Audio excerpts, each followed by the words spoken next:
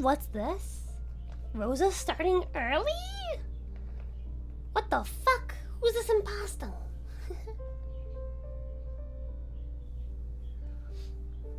Meowdy! Hi, Toki. Hold on, I need to reset my fucking thwacking again. I'm thwacking.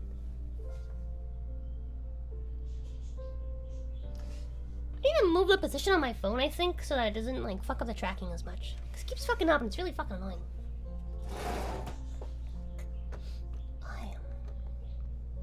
How's it going, fellas? I have a less clickety-clackety keyboard than I did last time I did one of these, so...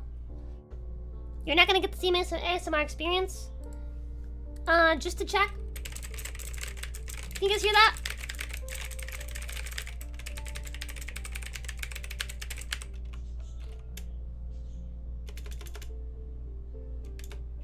Oh, you guys can hear it still? Perfect. Lovely.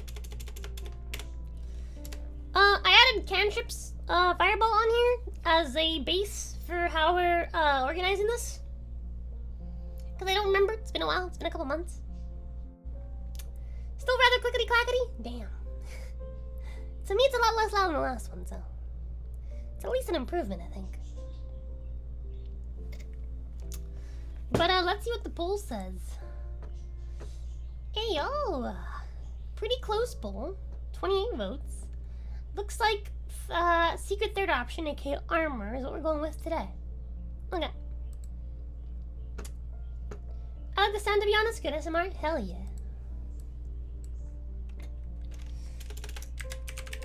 Armour. Okay. Oh.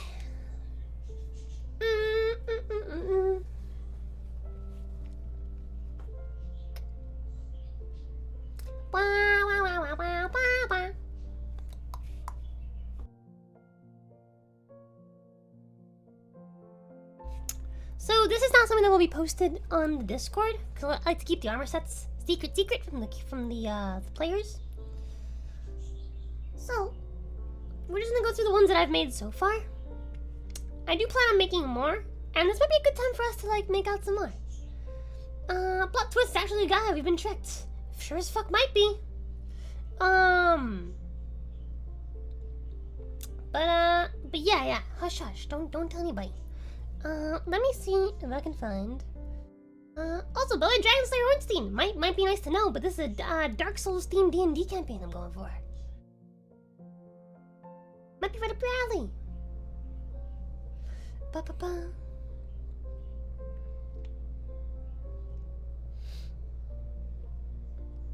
Let me see if I can find the original notes I had on my phone, so I can transcribe them onto the Google Doc, and then from there we can see what we do. Expect lots of deaths of Dark Souls? Maybe. Maybe not. I'm very lenient. I like to make sure things are balanced. I also don't like killing players, so we shall see.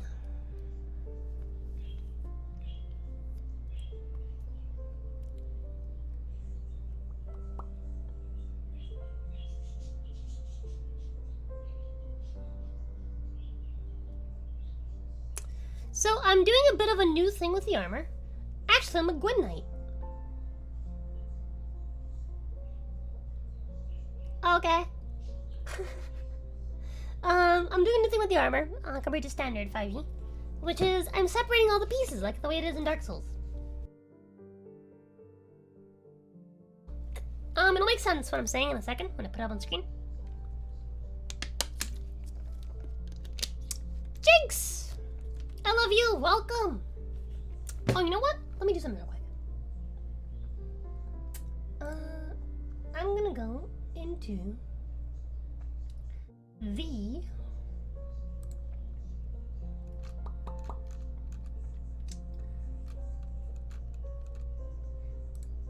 into the streaming right now chat. So Jinx, Toki, if either of you want to come on and talk while I work on this, you are more than welcome to.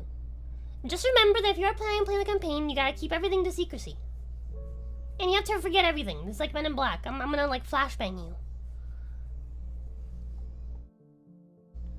If you're gonna be in chat anyway, might as well chat. Chat. What game? Okay, so, Janice Ehrenstein, I am making a custom D&D campaign. With the theme of Dark Souls, basically.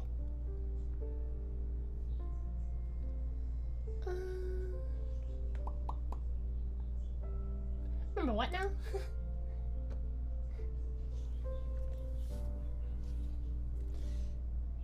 Piecemeal armor system sounds fun. Yep. It's really fun. I'm also adding lots of custom armors. So the way I'm doing it is that each armor set comes in 4 pieces, and so you can mix match them however you want. But if you wear the whole set, you get a bonus. So like that, there's a reason to wear the whole set. You're not just always hunting for the best stats, but getting set bonuses is nice. Of course, you can break set bonuses to put on like special equipment, which might give you different bonuses and stuff like that. So we'll see. Something working out for you, but it can be fun. Figuring out balance without a couple of test schemes can be a pain. I've DM'd a lot, so I can typically balance on the fly worst case scenario. So I'm never too like freaked out about it. What? Hello, is that Toker? Yeah, it's Toker. Oh hell yeah! Alright. I'll vibe in here in case you want to ask me any questions. Oh fuck yeah! Give me your. By the way, you're sworn to secrecy. Yeah, I swore myself to secrecy as soon as I heard. Perfect. Give me your Fugi. Man, I guess I could do that. We're gonna have a little bunny on screen, guys. Everybody say hi to Toki. Toki Velveteen, one of my bestest friends. Only for now, until you find something else better. He's a stuffed bunny. I stuff him regularly. With your big fat... Insert your favorite large object. He is very quiet and echoey. I know just why. Check now. Talk. Test, check, back, boom, bam, bang, bing. Bing chilling. Been chilling. He might be slightly echoey because of my mic. My headset is open back. But let me know. He's good? Lovely. I'm good. Lovely. No, you suck. No, fuck you. I hate you so much. Give me your Vugi. I did! Oh, you did? Yeah! Okay. I forgot that you also did the clown face. Yeah, I saw that too, and I was like, ah, man. Why did I do this? This is so disgraceful to my artist. Feels like sacrilege.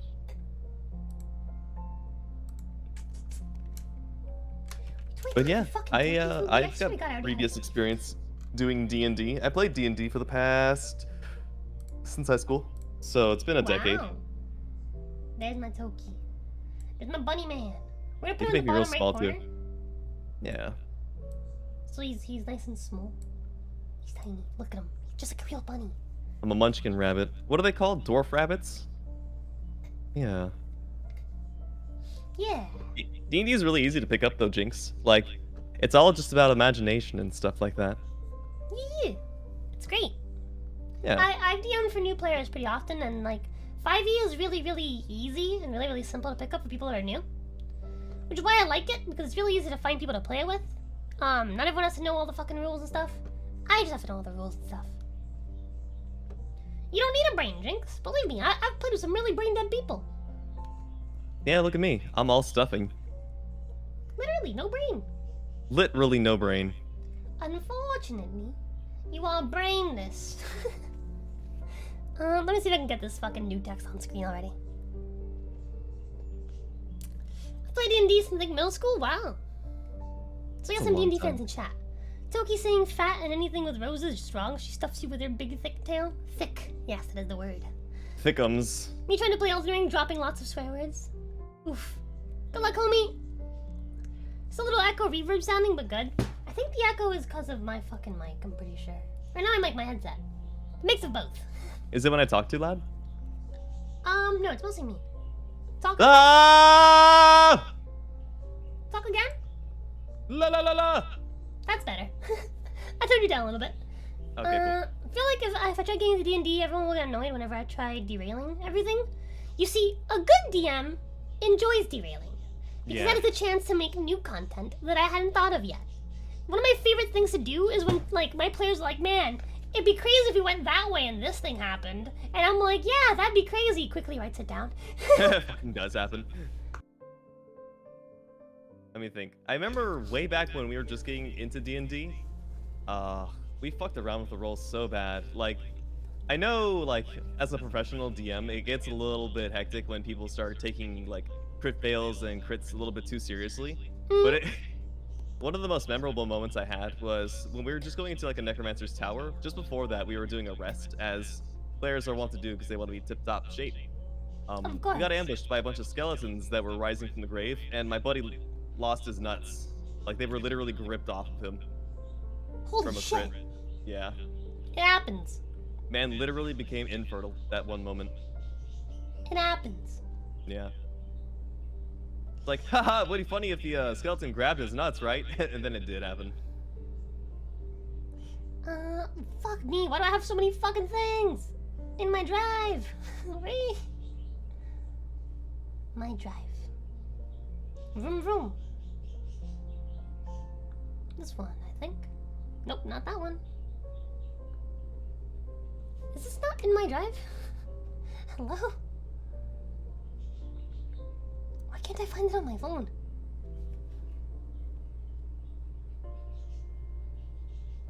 Yeah, it's just a social game, basically. You can make it whatever you want it to be. The rules are just for the storytelling. Yep. Which, by the way, I bend regularly. Yeah. I will be the first person to say, like, as a DM, you have to be okay with fluffing rules. It's definitely a style of DMing, yeah.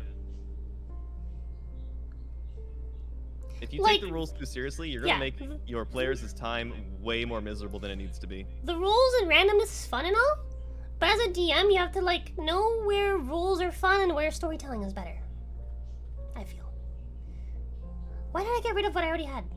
I'm a fool. Damn mongrel. Everything's in, like, massive fucking text. Okay, we're gonna undo that. Can I undo that? How do I undo things? First day on the job, huh, ROZA? I don't do this often. I don't do this often. Hey. Undo. Undo. There you go. That's not it. Undo. Undo. Undo. Undo. Undo. Undo. Undo. Undo. Undo. Undo. Undo. Undo. I really like the comment that Ed just posted. Mother, feed me. I never paid taxes. Daddy said bye-bye when I was born. My friends became anime characters. I'm a tax fraud. I haven't breathed since 2008. Have you heard of insane people like me?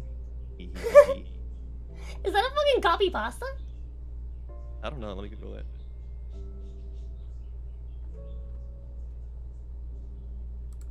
Nope. Nope. That's custom. Wow. That's custom. I feel fucking honored. Koa commits tax fraud? Why am I surprised?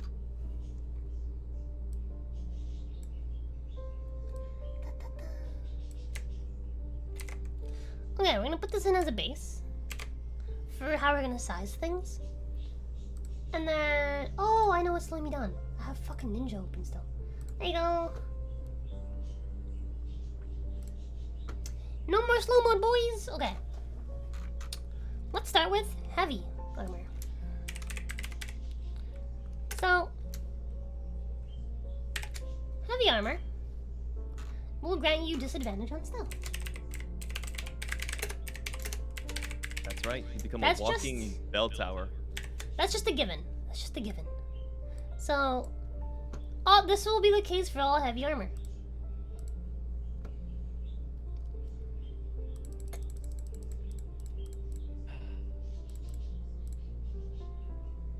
$25's good. Okay. First, we're gonna look at the plate archetype.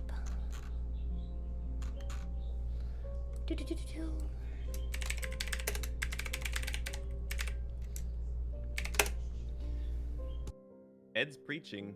Don't diss him, Koa. He's telling the truth. He is the preacher in the choir. Hi, Koa! How's it going? What's up?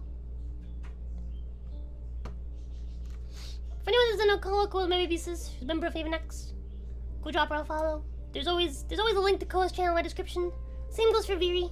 I love them both very much. They both have way bigger tits than ROZA, so they're worth a follow. I'm being bullied! Okay.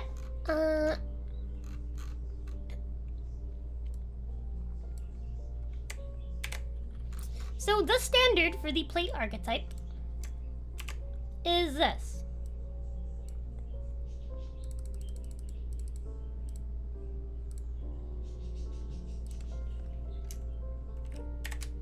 It's 21 AC, and it requires 18 strength to carry. This is because of the way that I'm doing the stat system. It's a little bit different than standard, I guess. Hello? Hello? Hey. Hey. Why are you doing the thing? Stop it. Sorry. Stop I'll that. do more. Not you. You're doing it right. But, okay, so Toki, as you know in standard D&D, you have, like, a set of armor, and that's it. Yeah. Typically, if, like, a normal set of plate armor will have 18, AC. Yeah. For a standard set. In this game, the average for plate armor is gonna be 21. That's a lot of armor. Yes. It also requires 18 strength instead of 15 to not be, like, slowed down. Yeah. That's because the cap is 30 instead of 20 for levels. For and you can speed? No, for levels. And Oh, you can for level levels. up about twice as fast. Wait, I this have is a 5e? whole yes. It's heavily modified 5e. Oh, okay. I thought you were talking about vanilla 5e. I'm like, No. he's the max. What are you talking about, you crazy No. girl? Yeah, it's 30 here. So you Who's can the make those nerd? stats That's up to ROZA. 30. That's ROZA COATL. That's me. I'm the big nerd. Oh wait, you mean the other nerd, the one's in the corner? That's Toki. Toki Velveteen. I'm a stuffed rabbit. Yes, that's Toki. Also, Jinx, if you can, do me a solid, if you're still here, and drop a link to Toki's Twitch, please. Thank ya. Please do it. Do it. He loves it.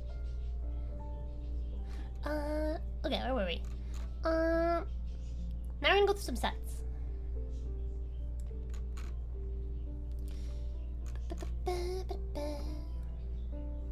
So, let's see. Don't need this info anymore. Scroll up. Alright, let's start here. So, Goodbye, God, it's such tiny text. Whee! Me trying my damnedest to fucking... Wait, can I zoom in? Girl, this your first time on the job? I don't use computers! I don't!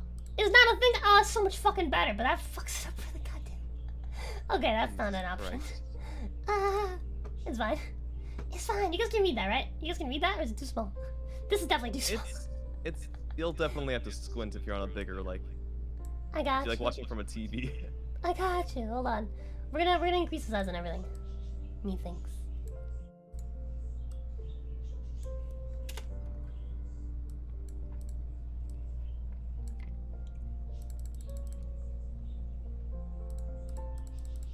You know, speaking of modules, like talking about 5e, one of the other types of modules that I wanted to play was like one of those really like eldritch ones. What are they called? With like Cthulhu and shit. I can't remember the really like basic bitch one. The popular one? Call of Yeah. Cthulhu? Yeah, Call of Cthulhu or any like derivative of it would be really fun to play because I like how human it is. Like real shit can go down real fast. Like people Yeah. die within a couple of rolls. It doesn't take like 30 combat rolls to decide if you ever hit the damn thing or not.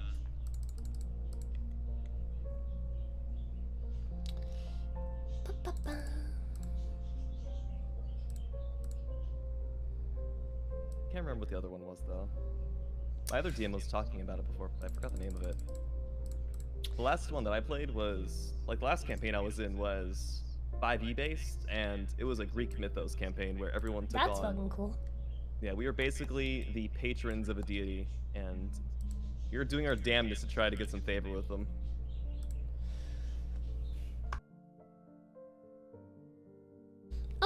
So, our first set of armor that we see, I think I have these listed from like best to worst or something like that. I can't remember. But it goes down. The ones we have here are sets from Dark Souls that I converted into the system. So, up first we got the Rock Warrior set. You guys can guess what this is. But if you have the full set, it gives you a total of 24 AC. And requires 29 strength to carry. How do you acquire 29 strength? Huh? How do you get up to 29 strength? I know the level There's a cap's leveling 30, system. but... Yeah, it's a level cap. Leveling Do system. you get like attribute points per level? No. So instead of getting the option of 2 attribute points or a whatchamacallit? Feat? My brain. Yeah, or a feat. You have the option of getting 2 attribute points and a feat, or 4 attribute points. Oh, okay. I think that was what it was. I can't remember exactly, but I'm pretty sure it was that. I can go back and check, but you can level up pretty quick in the system. Something along those lines, I think is what it was. But but yeah, so you guys can see kind of like the stat spread here.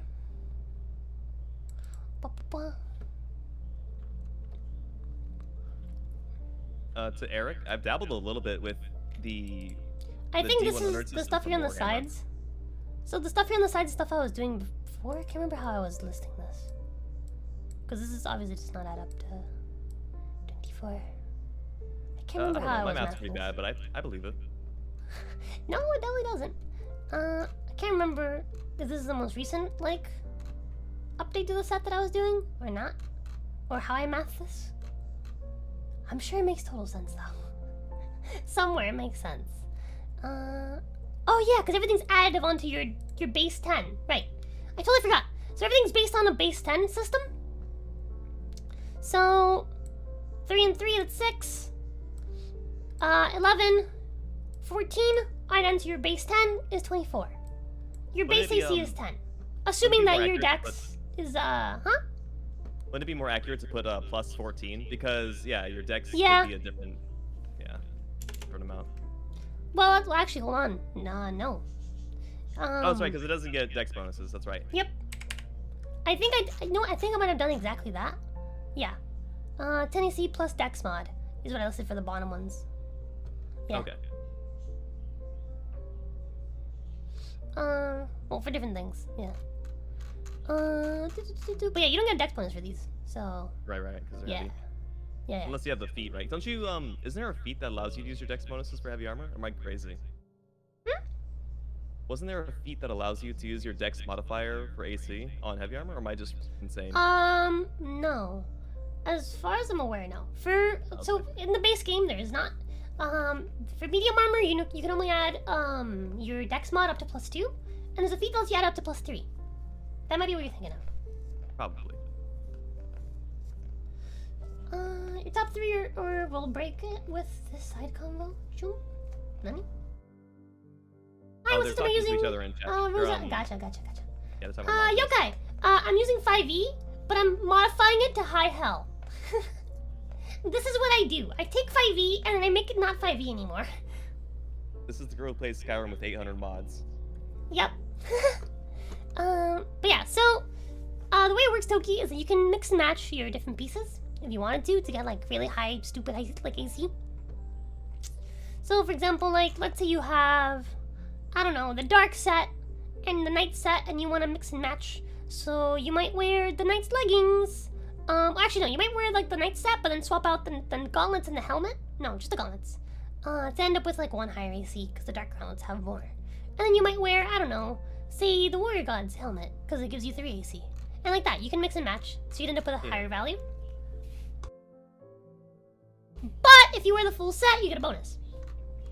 So for example, the Rock Warrior set gives you a set bonus that you take 10 less damage from all sources. That's pretty fucking strong. Very strong. In case it's not obvious, this is a reference to Havel's armor. Oh, it is Havel's armor, okay. Fucking Dark Souls nerd. And then continuing on. Boop, boop, boop, boop. Boop, boop, boop. Okay, well, I mean this 25, 20, 20. Okay, I see now. Trying to like pinpoint accuracy with my mouse. It's hard because I'm dumb. And I can't Is it like really small for you? It's fucking tiny for me. Okay.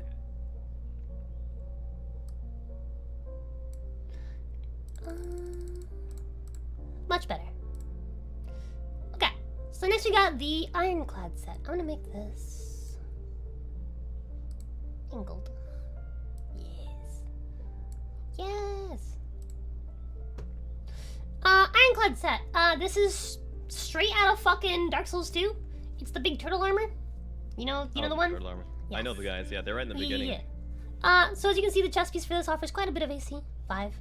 The entire set offers a total AC I think is equal to the top one. Yeah, 24. Requires less strength because it doesn't have the minus 10 damage bonus. But if you wear the full set, you get to nullify crits. Nullifying crits is kind of nullifying crits towards attack rolls, right? Yeah. Okay. You'll still get hit. Sure It just won't be a crit. Yeah. So you won't take double damage from... Oh yeah, the way I do crits is I don't double the dice, I double the damage. Because it ends up more lethal that way. You love killing people, I see. I very rarely kill players. I mean, if you give them like a nice set like this, it'll be definitely harder to kill them. So you gotta try your best to. Exactly.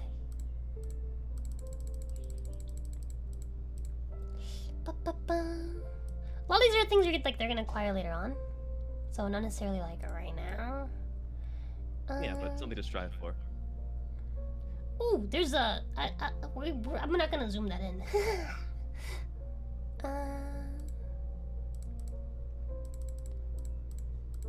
If chat wants to zoom into a little, like, tidbit there, they can, but I'm not gonna.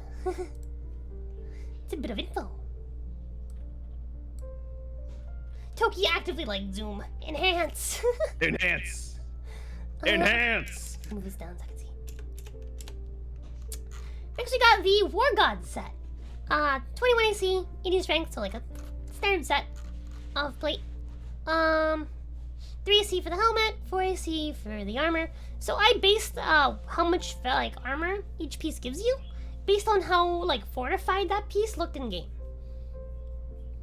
Does that make sense? To me? Yeah. No. Explain it again. So, if a piece of armor, for example, let's say like heavy armor. A good example is a dark set. The dark set's like all big, like chunky bone armor, except for the mask. The mask it's just a fucking mask. So I give the mask really low AC compared to the rest of the set. Right. See? Whereas this is like a more balanced set. So this is based off of Faram's armor. Don't know that character. It's okay. Spells the name? Faram. F-A-R-R-A-M. I will be a war god! Says Jacob. Hi, Jacob! So Jacob's a good friend of mine, Toki. This campaign was originally being made for him and my group of friends. Alrighty. You want them to pop in the call? Nah. Okay. Okay. I love him, but no. Okay. So what this bonus does, if you wear the full set, is that you gain a bonus action attack when wielding a two-handed weapon. Fucking strong. Hell yeah. Especially with like a legendary weapon.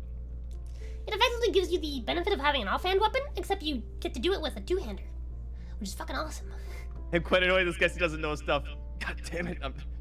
Guys are tough to please. I'm quite annoyed that this guest doesn't know his stuff. Yeah, I know, right? But it's okay, it's okay. That's a good thing. That's a good thing. For anyone that doesn't, like, anyone that wants more context on, like, what the story is gonna be, let me drop the socials. Kill me, Rosa. What happened, Jinx? What happened? Jinx, why? No. We must protect Jinx. I'm also not this guy. Unga bunga boys. But yeah, so in the Discord, I have a section for D&D, where I've dropped the lore for the world. It basically takes place during the end of like the Age of Fire, the War of Fire. So before Dark Souls 1 takes place, but it's in the land of Dark Souls 2, and I created lore for it since there is none. Or there's very little lore. The lore is basically like, oh, this land's been like fucking restarted like 3 or 4 fucking times. So I just brought it back. Next we got the Black Iron Set. I can't remember how I was doing this. Okay, I remember now. There you go. Enhance! Enhance! Oh, I don't know what I did! I fixed it. I fixed it though. I fixed it. I'm so smart. Do you know about the all-powerful Control Z command? No. Really? I don't know what that does. Control Z allows you to undo Holy any shit! mistakes that you just made. Thank you. Yeah. God, I love a high C. Hell yeah! So Black Iron Set, this is, fuck, what's his name? Starts with a T. COATL. You guys know the guy. He's the guy that uses the big sword. But anyway, what this set does is it gives you resistance versus fire damage from all sources. This is pretty good. Huh? Isn't there like what? There's resistance and then there's immunity. Resistance just halves damage, right? Yep, half damage. Yeah. Hell yeah, the black swordsman, yes. But yeah, next we got the dark set, which is, if any of you remember, this is the edgy bone boy set.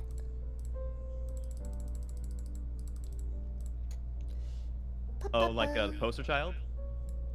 Poster child for Dark Souls? Is he the poster child for Dark Souls? Like the the Black Knight enemies, right? No. No? Who's this? These are the like masked bone boys. Masked Bone Boys. The boys that use the dark hand. Toki doesn't know his I know who you're talking about, Google Sure seriously. you do. Sure you do. I'm gonna move you a little bit because you're kind of blocking the information.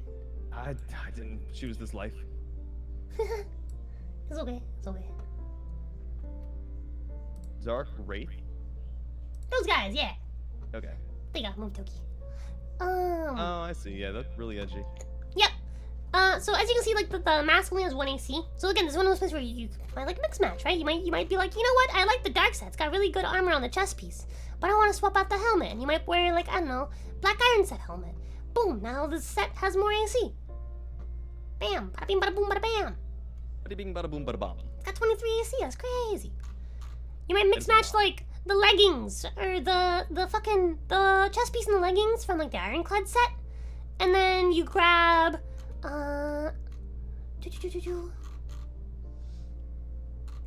everything else has about the same AC.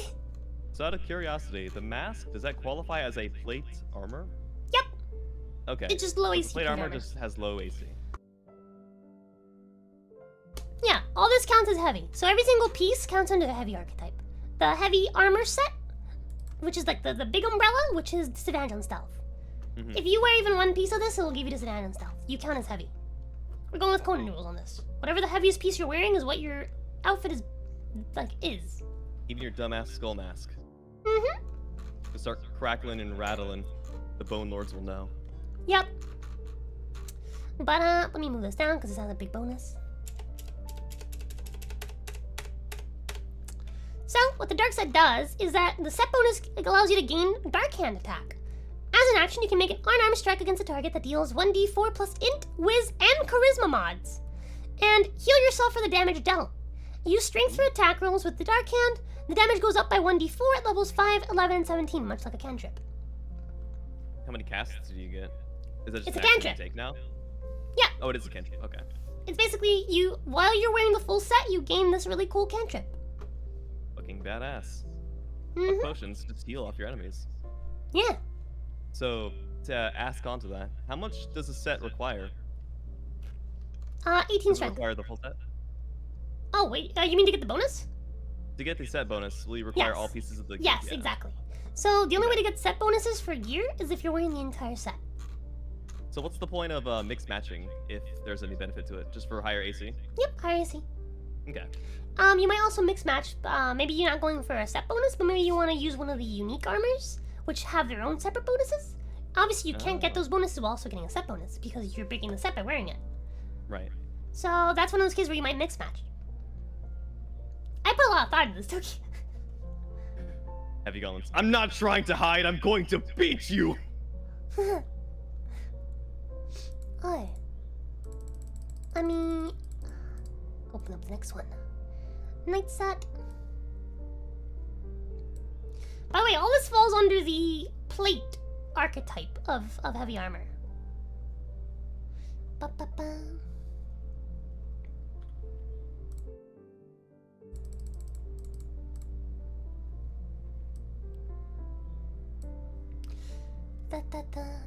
Actually, let me increase both. Actually, no, I'll just increase them for now. So, the night set. Pretty simple. This is like the standard basic plate armor. Gives you +1 bonus to saves if you're wearing the full set. Nice and simple. Pretty simple. Yep. And then there's the elite night set. Which is just like, it's a nicer version of the standard night set. Did I miss? I really fucking missed this. Wow. Ephraim, are you okay? I'm a failure. Holy shit! Ephraim, thank you for the $50. I appreciate you so much, homie! Absolute Chad in chat. Wow. Thank ya! You're much appreciated. No words? Nothing to say? Speak to me, friend. Yes, hello, I'm Ephraim. Is it Ephraim or Ephraim? How does I pronounce? It's Ephraim. Pretty sure it's Ephraim. I've called him Ephraim this whole time. Wait, oh, he's been here for a minute. Oh shit, I'm sorry. I'm not even looking at chat. I called him out valid. personally. That's valid. But yeah, He's my friend. Oh, he's your friend. Yeah. Hello, Toki's friend. Honestly, I considered him a bro because like me and him are very similar in terms of like streaming style. I like him a lot. Oh, he also streams. Yeah. I will be sure to follow you later. No, he's a shit-ass catboy. Don't follow him. I like catboys. They're my favorite to tag. Okay. So, for the Elite Night set, the bonus is... okay, so the same armor as the standard Night set, just has a better bonus. +2 to saves. Pretty simple. Pieces are interchangeable, because obviously they're the same set, basically. I thought that shit read staves. I thought it said staves at first. I was like, oh, is this like a staff set? What's a stave? I don't know, I'm just dyslexic, don't mind me. Alright, so next we got the Splint archetype. Made this size 35 and 20. Okay.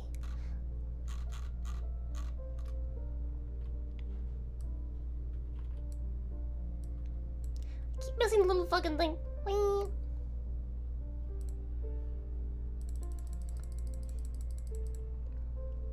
Splint mail. When you can't decide if you want to go big or if you need to go home.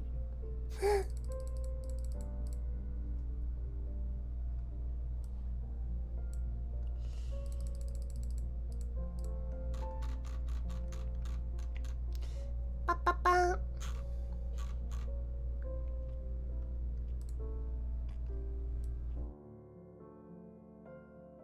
Okay. Another reason why I wanted to do set bonuses, I feel like one of the biggest problems with D&D armor, is that there's no real reason to use the weaker types of heavy armor. Like, think about that.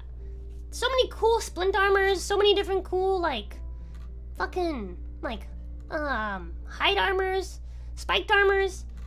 Nobody fucking wears them because there's no reason to.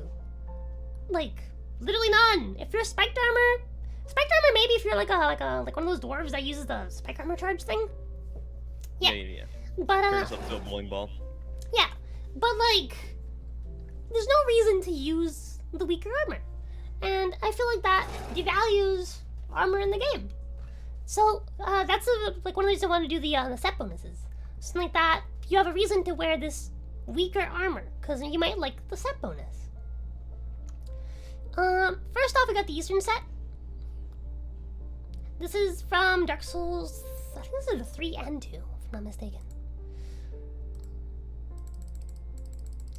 Ba-ba-ba. You fact checking? Oh no, you're just. I thought you were about to fact check where it came from.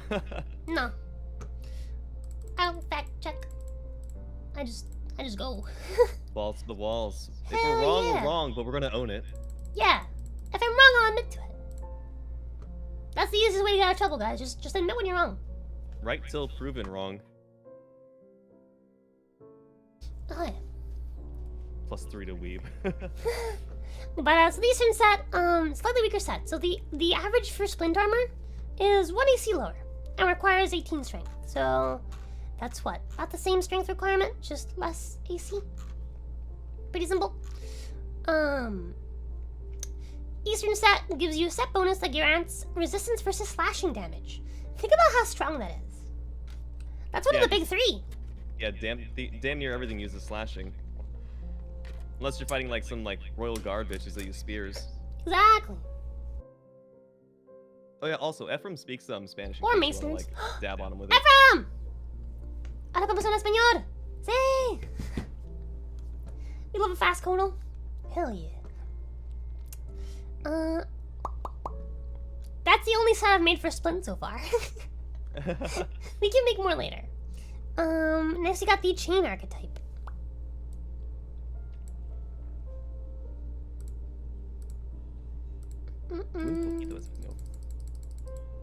Really? I Un thought poquito? could've No sworn- fluent? Ah. I saw in your bio once you had some Spanish in there. Or referred to Spanish, so I thought you were In my defense, I once upon a time when I was younger and was starting to learn Japanese, I added Japanese as one of my languages on PlayStation because I knew how to introduce myself, and that's it. That's as good as it gets, baby. Fuck yeah! I also know how to say the weather's good. I still know how to say the weather's good. Thank you, Ado desu. That's not what I would have said. Oh. Actually, No, I think correction. it's I know how to it's say probably wrong. specifically, the weather's good, isn't it? Thank you, desu. That's it, yeah. Yeah. Uh, I was asking. The way I said it was literally asking to the weather, "How are you doing?" oh, I also know how to tell people that I speak very little Japanese and ask them if they know English. Oh, yeah. And then you if don't they know, right? if they say no, then I run away. That's fair, yeah. Slither away. That's all I really need to get by, right? The weather fine, a little hot. Yeah, exactly. My landlord turned up the heater, so it's been a little warm in my room. Alright, next we got our first Chain Archetype set. So Chain Archetype, once again, 1 AC lower, but a slightly lower strength requirement. It's only 16. A lot less metal on you. There's a lot of holes in it. It's not as heavy. Chain's still fucking heavy, but it's not as heavy. First is the basic bitch chain set. Gives you +3 to dex saves. That's fucking Also very crazy. good if you're like an acrobatic Especially if guy. you're... Think about it. If you're wearing fucking heavy armor, you're like... You know... This helps. This is nice. Because Yeah, you're going probably up not a anywhere, dex guy. You're probably not a Yeah. dex guy. And so this helps a lot. Up next we got the Sunset. Can you guess what this is from, Toki? The sunset. If I was to wager a guess as to where the sunset might have come from, I don't know. I think Chad would know better than I do. I'm clearly not very smart with souls. It's not like the meme has existed for decades. Wait, what meme? What am I saying? I don't know what I'm talking about. That's right! It's Ornstein's armor! Yeah, Ornstein. What the fuck? No, I'm kidding. Obviously, Solaris set. Yes! Tough Fights! It's fucking beautiful. I love that so much. That's so good! Alright. This gives you the ability to grant inspiration to another creature once per long rest. You know what inspiration is, Toki? We used inspirations before once, but I don't recall very well now. Inspiration is basically grants, Oh no, I do remember. It's when you can if you have a really bad roll, you can fucking say, fuck that roll, do it again, right? Yep, basically. Yeah. what inspiration does is it allows you to reroll. It gives you what's it called? There's a word for it. I don't remember my Dark Souls, my D&D terms. Starts with an S. You're probably right. What's it called? It's like a second chance. Shit. Advantage. It gives you advantage on your attack. Oh, advantage. Or what? your action, yes. Oh, it's an scapegoat. No. So you can use inspiration. As a player, you can only hold one inspiration at a time. As a DM, I can give inspiration whenever the fuck I feel like it. But this allows a player to give another creature inspiration once per long rest. So it's an on-hand advantage that you can pull whenever you need it. A fate point, basically. Yes, thank you, Christopher. That's basically the same thing, yeah. And I thought that was a good one, because, like, that's what Solaire does. He inspires the boys. Yeah. So, okay, yeah, there really it is. cool. There it is. The little emoji. Yep. And the cool thing with inspiration is you have it until you lose it. So technically, you can spend multiple nights just giving your friends inspiration and then save it for, like, something big. When you need it. But then you're I down, never because thought then, about it like that. but then you're also probably wasting inspiration, because if you don't use it, I can't give you more. Okay, next we're gonna go into medium armor, which is our next big thing. Big. Is that Barney? Well, sort of. I was sort of trying to do Vinny Vinesauce's speed, except I can't do it as well as he can.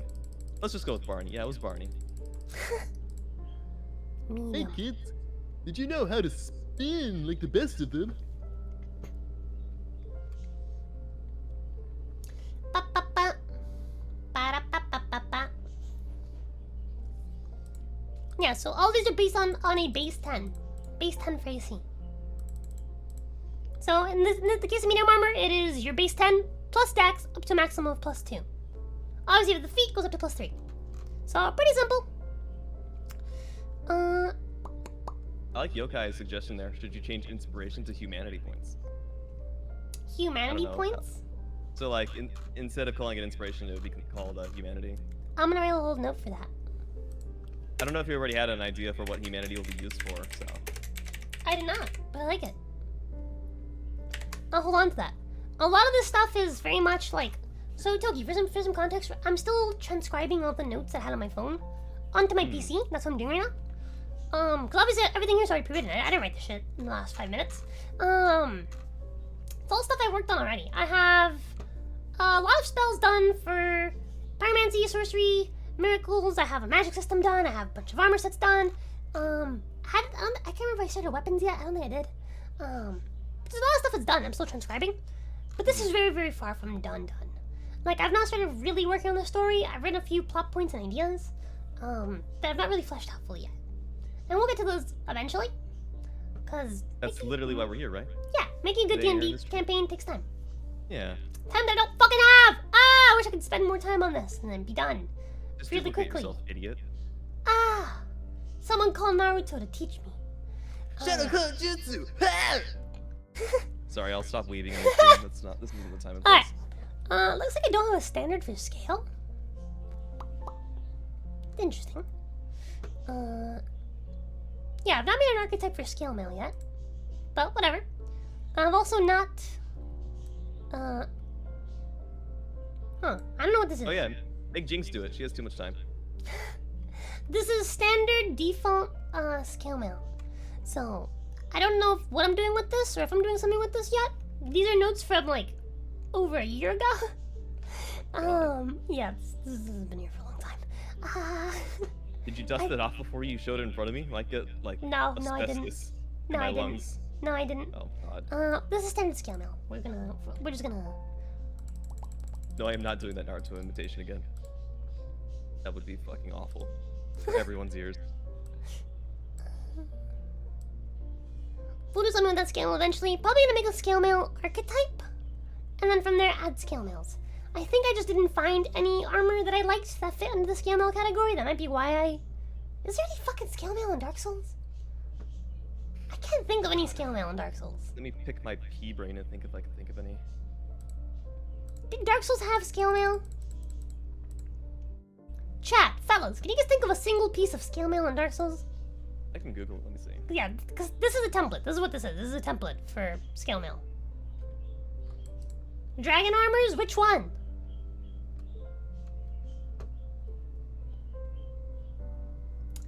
The only way to play the Souls is naked. Let me look at dragon armors. You're very correct. That is indeed the wrong spelling of scale mail. I wonder where I Scale wrote mail. this. Yo, Scalies? Any Scalies in the chat? You are We very, got one very posting correct. right now. Hi.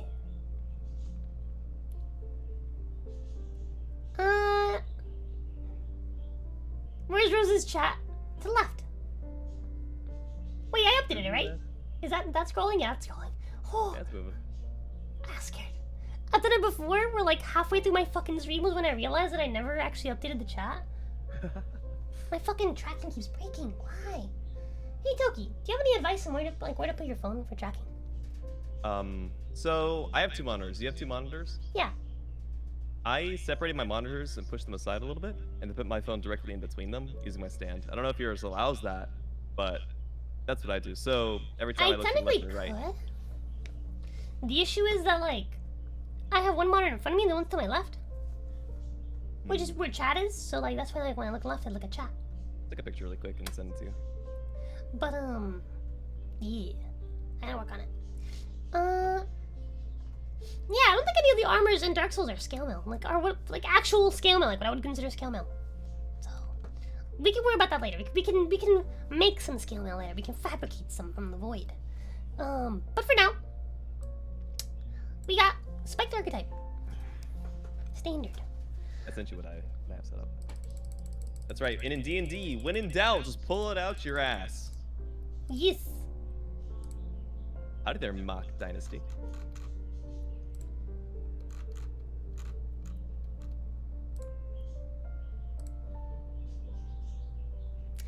I don't like that doesn't fit. Makes me sad. Makes me really sad. I feel like I've disgraced my family by having it not fit. Whatever. I'll survive. Hey, yo, new sub. Hey, yo, Sound CJ of- Miles, welcome. Huh? The sound of cheeks clapping gives a penalty to stealth. Oh, Colonel. Yeah. Etc., etc.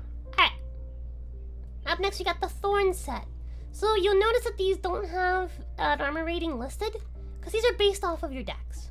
So there's no point in having like a base armor rating listed.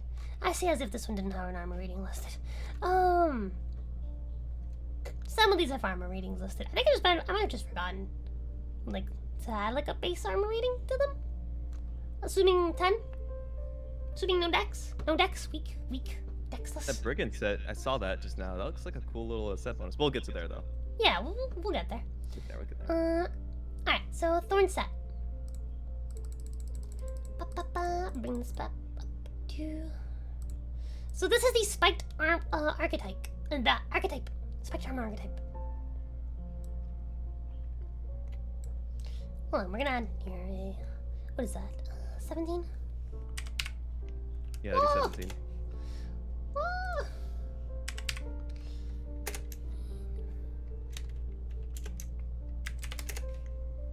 You are so coordinated tonight. Thanks. I'm fucking amazing, I know. What was I doing for the previous ones? Oh, it's strength requirements. Yeah, these don't have strength requirements.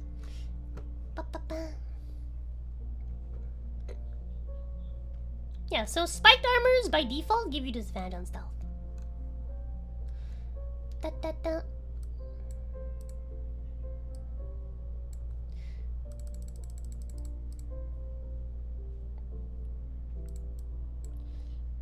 Boop.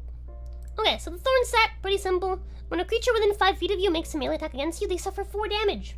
That's it. Pretty simple. They take 4 damage every time. Doesn't get better than that. Nope. Next is the Aura Set. Which I'm pretty fucking proud of what I came up for this. grants automatic invisibility versus frightened creatures. That's kind of neat. There's a lot of playstyles you can do with that. So, this is a reference to a very, very specific set of armor in the game. Called the Aura Set. This is in Dark Souls 2. And so, the armor's lore basically meant that cowards couldn't see the armor. Oh, cool. And there was a set of armor, like, in the game, that was basically the same set, but invisible. Like that, completely invisible, but it was like see-through. And so I decided to fit that into a way that makes it really useful in ours, in D&Ds, rather than it being, oh, you look like you're naked, which is what it does in the game. I was gonna say. This is pretty fucking cool. People that are afraid of you, people that are afraid can't see the armor. And so the armor hides you. So creatures that are frightened, you are invisible towards. Ugh, 5e. Yes, it is 5e, but it is heavily modified 5e, Sora. Extremely. Like, yeah, I've changed the entire magic system. We're currently going through the armor system. Yeah. But, I like 5e, Sora, because it's really, like, easy to get into for people that are new to D&D.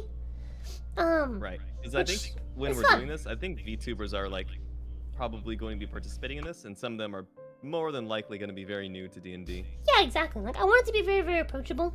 Like, very heavily complex D&D is fun and all, but I don't have the time of day to learn that system and to sit in my fucking, like, basement with all my nerd friends. And so I like that 5e is very accessible to people.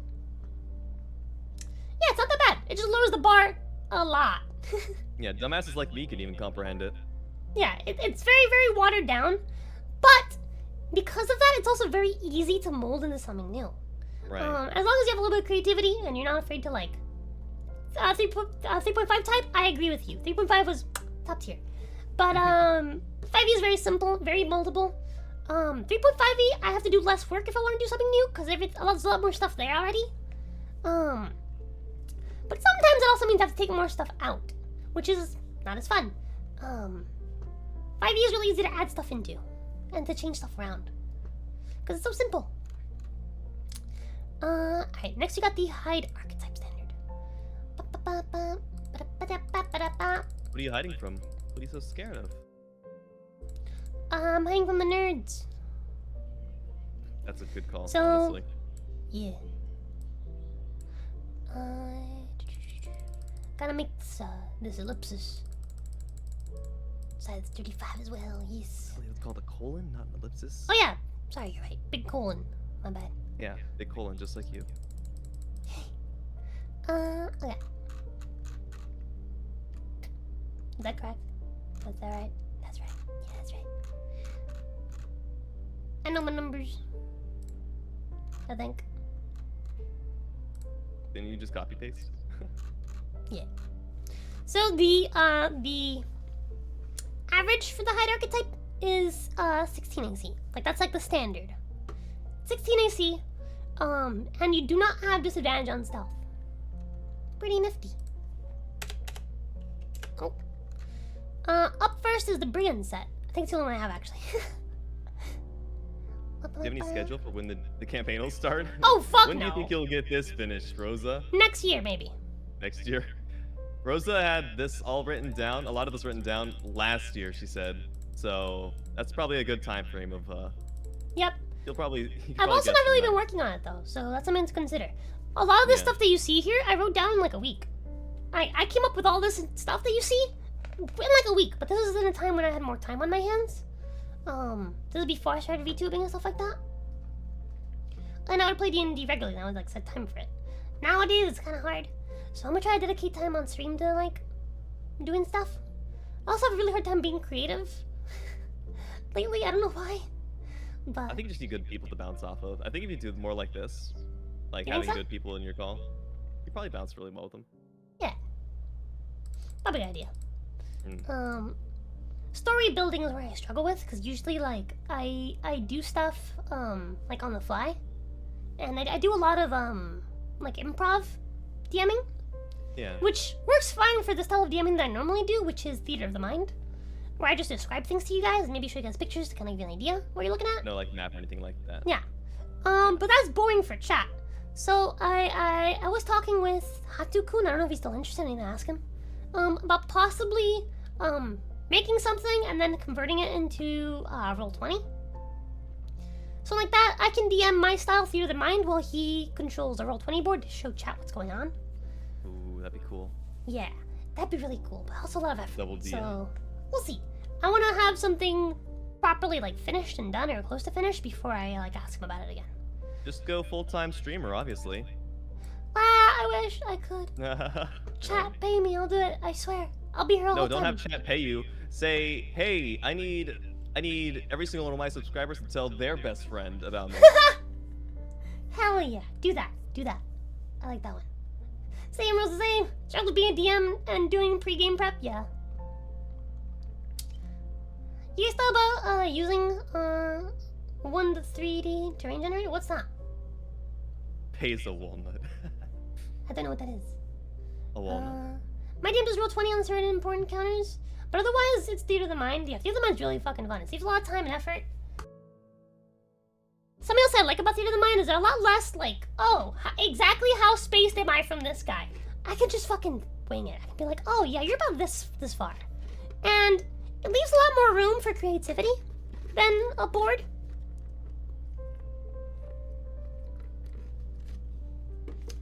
ROZA, you're friends with a couple of great DMs that run successful D&D streams. Arch and V. You could ask them if you need help. That's true. I could ask them. I punch Badman now. Yeah, exactly. Like, I very much like creative requests. Like, hey, can I do this creative thing? And I'll be like, yeah, sure. Roll this thing. Like, I once had a player ask me if they can do some really complex, like, attack on an enemy. And I was like, yeah, sure. Just add an acrobatics check on top of your attack. Like, do an acrobatics roll as well. Do your attack roll, right? But aside from that, do an acrobatics check, and we'll see what happens. And he just barely missed the mark on his acrobatics check.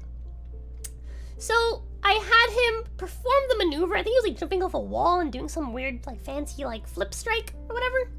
I had him succeed the strike, but he failed the landing, so he splatted, and he was down for, not down, but like he was what am I looking for? Prone? He's yeah, he was prone for the rest of the round.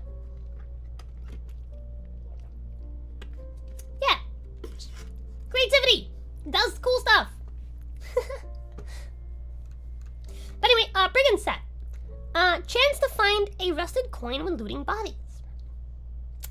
Pretty simple. You roll a d20, you succeed, you get a rusted coin. I believe it was like a nat 20. Rusted coin, let me see if I know what that is. It's one of the items that I converted already.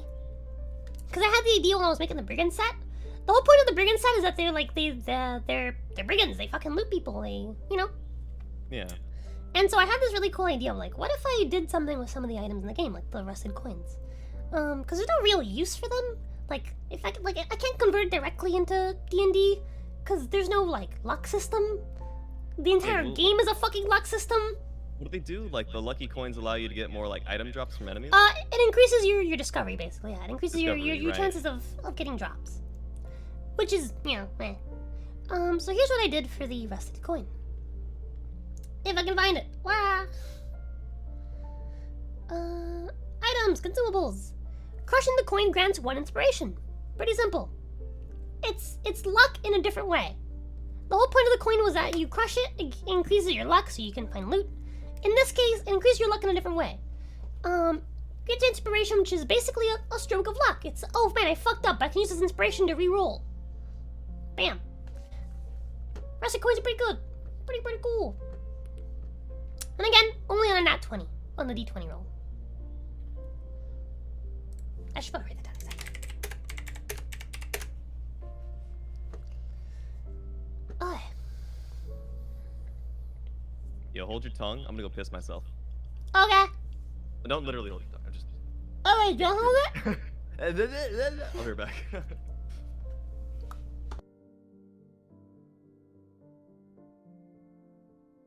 Bro, just play Space Marines? What is Space Marines?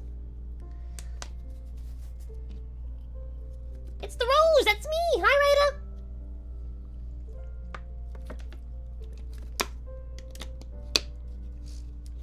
Ah, my nose.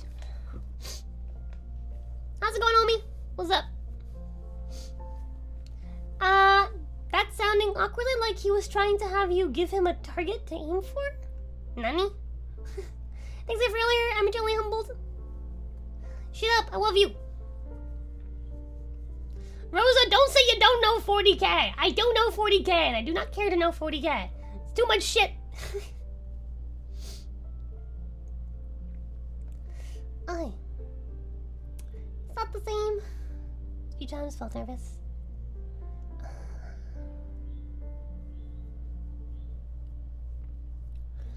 Ba-ba-ba. Gut checker has fled the battle. Ah. With you holding your tongue while he pissed. Ah. Yeah, that sounds weird. I don't know it's 40k either. Good. Unsub, not just playing. Ah, it's okay. I know what 40k is. I don't know all of them.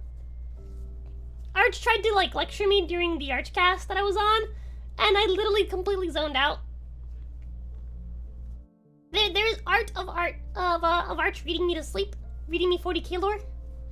That's that should be in the Bitcoin Bunch Discord.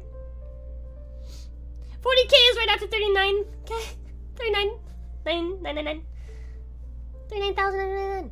What a mood. Betty P sitting down for asking any scalies in chat. Yo, Scaly's in chat, hello? Of course you got scalies in chat, they're fans of ROZA. Ew. Who the fuck would be a fan of ROZA COATL? 40k lore is massive, yeah, it's fucking huge. 40k is the number of subs ROZA's gonna have in like 3 weeks? No fucking way. I'd be surprised if I hit 10k in 3 weeks. Holy shit, we're almost at 10k. Ah, it just hit me. Yo, real? What are we at? What are we at? It just hit me that we're a quarter of the way to 40k. 40k doesn't sound like it's that far away anymore. Holy shit. That's fucking wild. I think we're at 9,800. Last I checked. Scalies in chat? Banned. Wait, no, Jinx, but your fans are also Scalies, you fucking fish. Fucking fish breath. Alright, let's continue. Next we got light armor.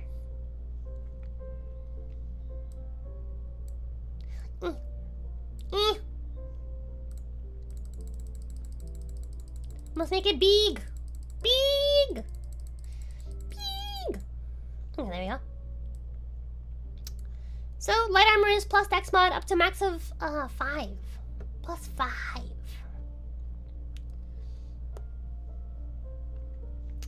Ba-ba-ba. Ba-ba-ba. 5? Why did I make it 5? Huh. I think by default it's 10. Why I made it 5?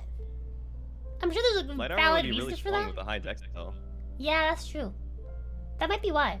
Because like some of like Yeah. the heavier sets are kind of like, that's pretty good, but it's a good chunk of Because what, AC. the Havel set is 24 AC, and then this one, if you were to have, let's say your dex mod was plus 10, you Yeah, would have 27 AC with a full set of that.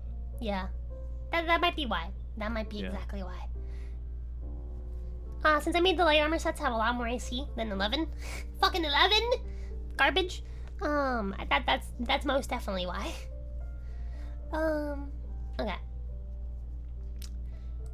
Oh my god, I just thought about that. Seeing what Christopher just said in chat, that RPG stream can make big money. What if, what if chat with donations can contribute to a story of a D&D game?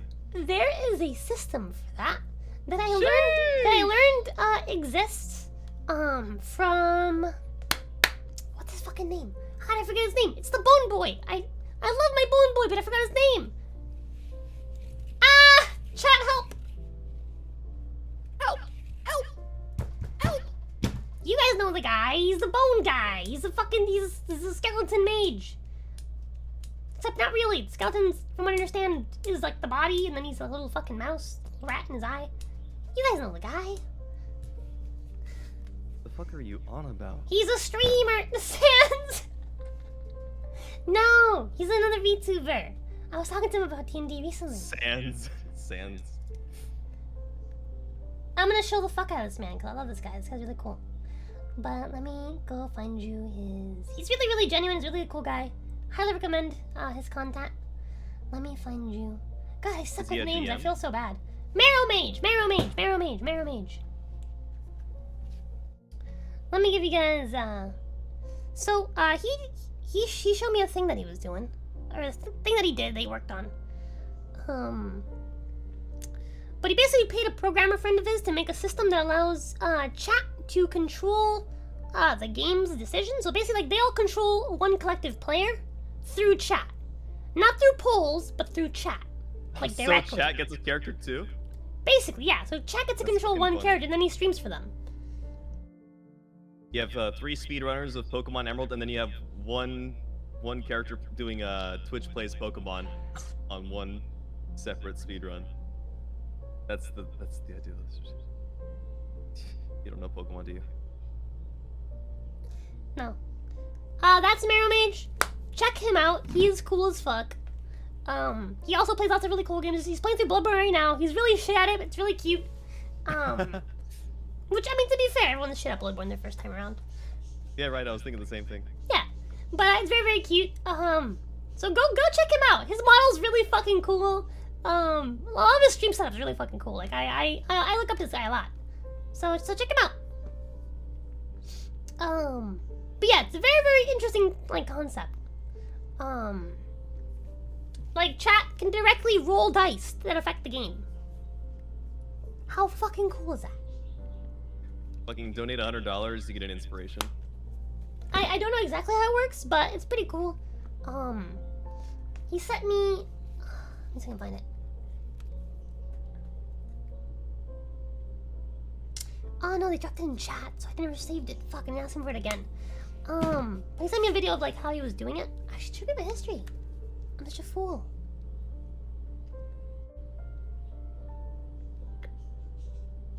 That was one of the dono goals during his like donathon or whatever it was he was doing. So I hope he does it again because it's really, really cool.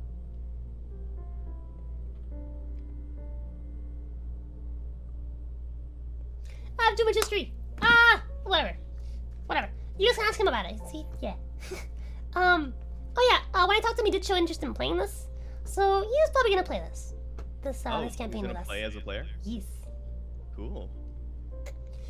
Okay, let's continue. Up next, we got the studded leather archetype.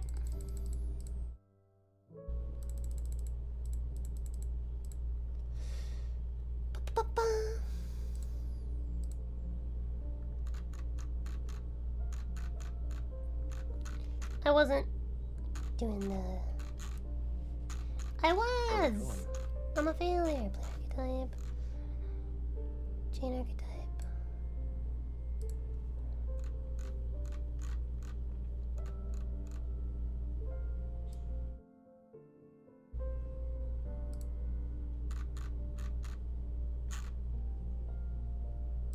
You good? I'm just fixing stuff. Yeah. Okay. I'm just organizing, so I'm a failure.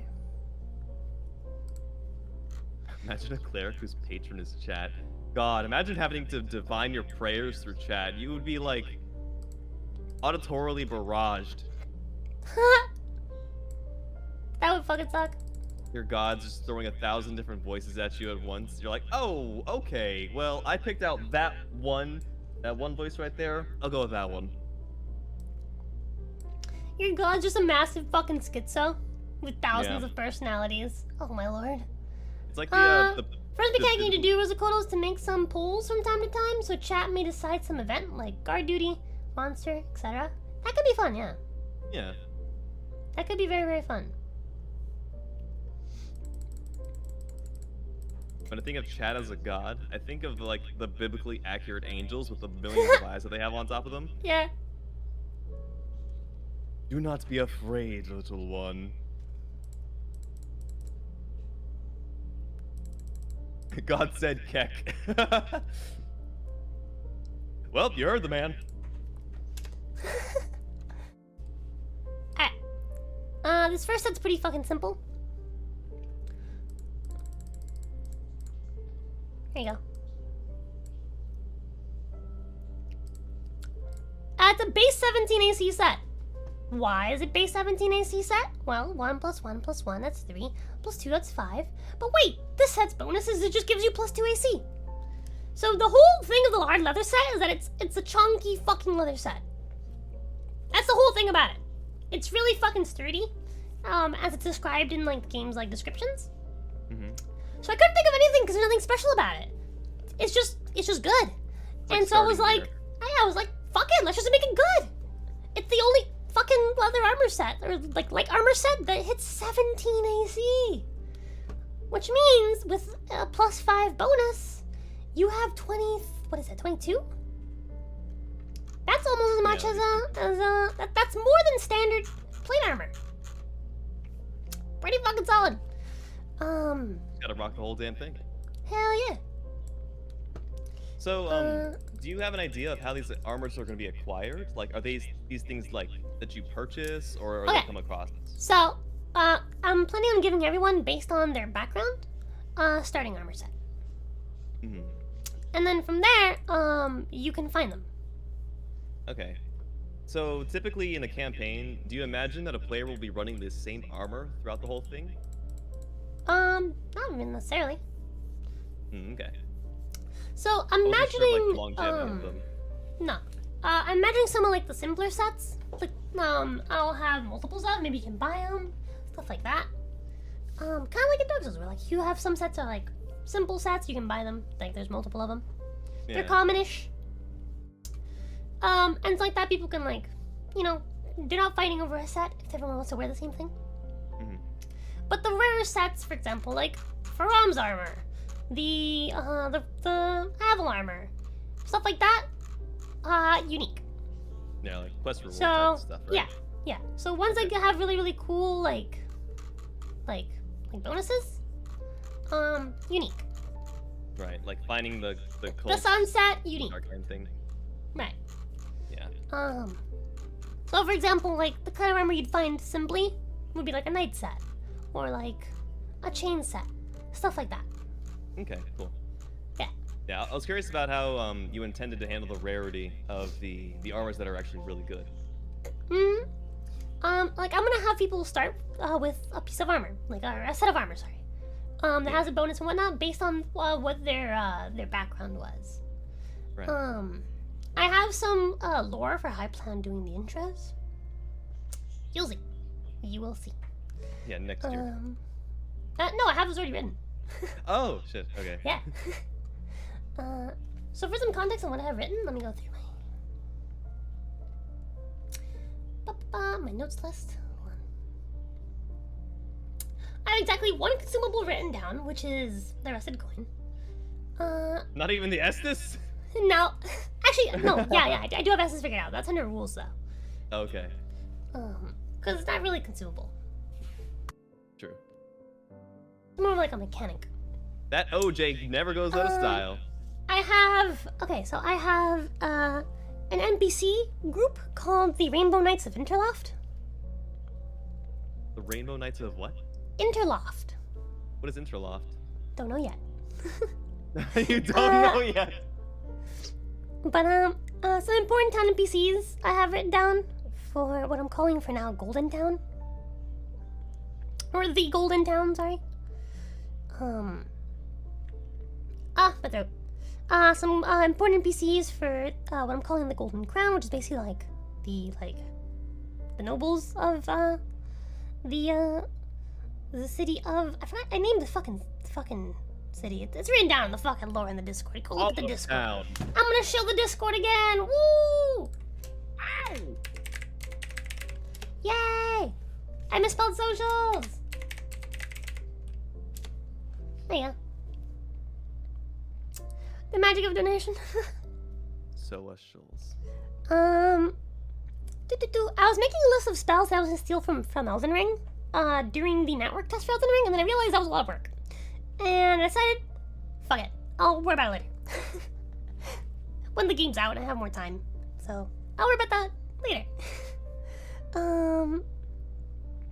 The yellow White Town. I have a section of spells that are specifically for weapon abilities. So like spells that I thought were really cool, but not so much as a a sorcery spell, like a casting spell. But spells I thought would be really cool as like a weapon ability. So I added those into their own specific note. I have a list of sorceries, pyromancies, miracles. I have spells that I set aside as possibilities for potential bosses. I have a leveling guide for souls, for how many souls it will require to level. I can't remember how I came up with this list. I think I did it by cross-referencing souls to XP. And so I think that was what I did. I don't remember exactly, but I'll figure that out later. The way that it works is that it costs this many souls to level up, and it'll get progressively more expensive. And so it's not that you have to reach these souls, it's that you have to spend these souls, and you have to consume souls in order to level up. I might change that system because of the way that I originally intended this for a small group of people that I know are going to show up every time. Because of the way that I'm changing, like the playthrough, it's going to be open, so I'm going to be playing it like maybe once a month or so. And if people can't make it, that's fine. As long as we have at least 2 people, we can play. That's how I kind of like do my campaigns. So people can just hop in and out as they want, and they're still going to be caught up. I want to do it milestone-based-ish.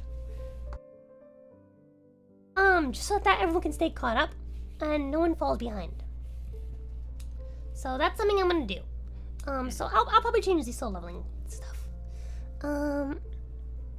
Yes. To be honest, it all sounds very, like, faithful to the series itself. Yes. There's also an NPC called, Sektap. That's his name. Sektap. Sounds Egyptian. Yes. I don't have much written down for him other than he's gonna wear a patch that symbolizes a spider, like an eye patch. Yes.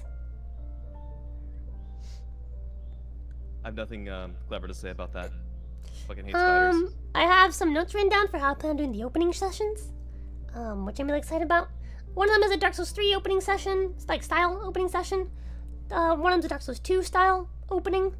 And the last one is a custom opening that I made, and they'll lead you to the same place.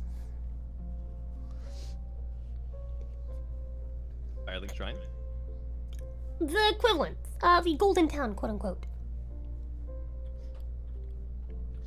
The Golden Town's basically gonna be like, it's like a little like town that's underneath the massive castle.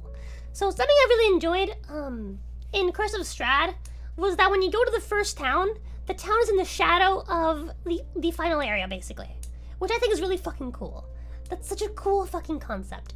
So that's kind of what I'm doing here. So this little town is basically like the town outside of the main big castle, where all the big boys are.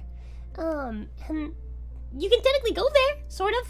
But I'm playing a system similar to Dark Souls 2, where like the King's Ring comes into play, where you need to have a certain ring in order to like, you know, go through certain doors. Oh, that's right. Yeah, when you go into the past. Again, this takes place in the same world as Dark Souls 2. Right. So that's why I'm incorporating that.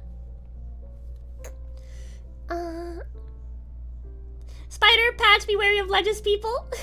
Jacob putting 2 and 2 together. Hey, friend.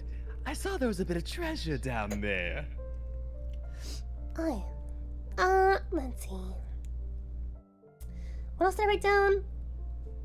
Yes. I wrote down some ideas for a Bloodborne themed area. Which I will go into later. But it plays into the idea of like the Ashen Mist Hearts that allow you to go into people's dreams. And so I like the idea that that's a whole theme of Bloodborne, that it's all like a dream, right? And so I had some idea for like a Bloodborne themed area that takes place in like a dream world. Checking the jump here messages. I have our Moonlight Sword, and where it is, our Moonlight Greatsword, of course, there has to be one. So, That is full of finger butthole. I've made lore around the Moonlight Greatsword and connected it to tons of other lore in the story that isn't super duper explained. I tried to keep it as faithful to the Dark Souls lore as possible, while also having my own fun spin on stuff, because why not? I I very much dug around the existing Dark Souls lore as much as I could. You read every item description, right? Otherwise, you won't get the full lore. Nah, I watch fucking videos. The fucking 3-hour video essays? Yeah, I watch videos and I read fucking Reddit posts. Of people deep diving the lore. I wrote down some location names. Boop, boop, boop. What else I got? Ah yes, some NPCs.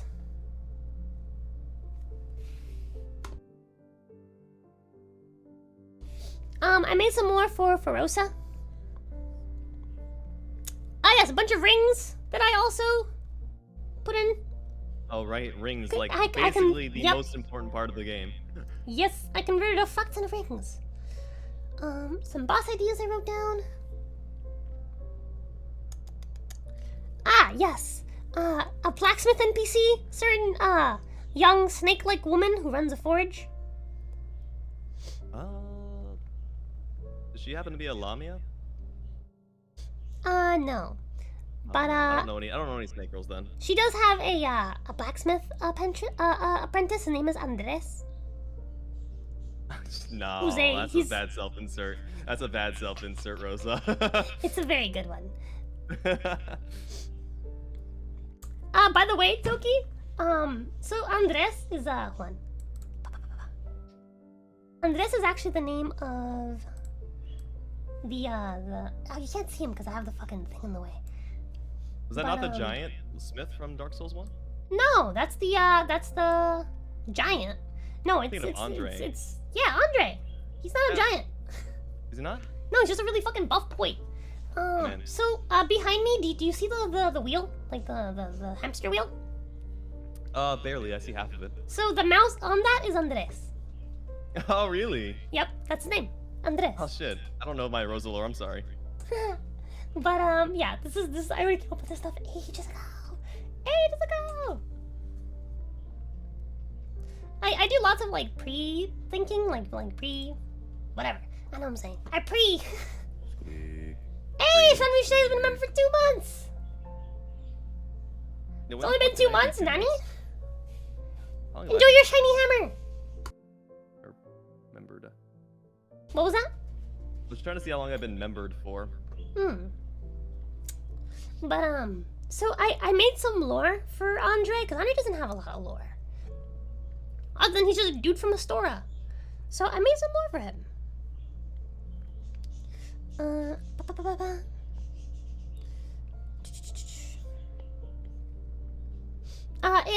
In this world, Andre, or Andres, sorry, Andres.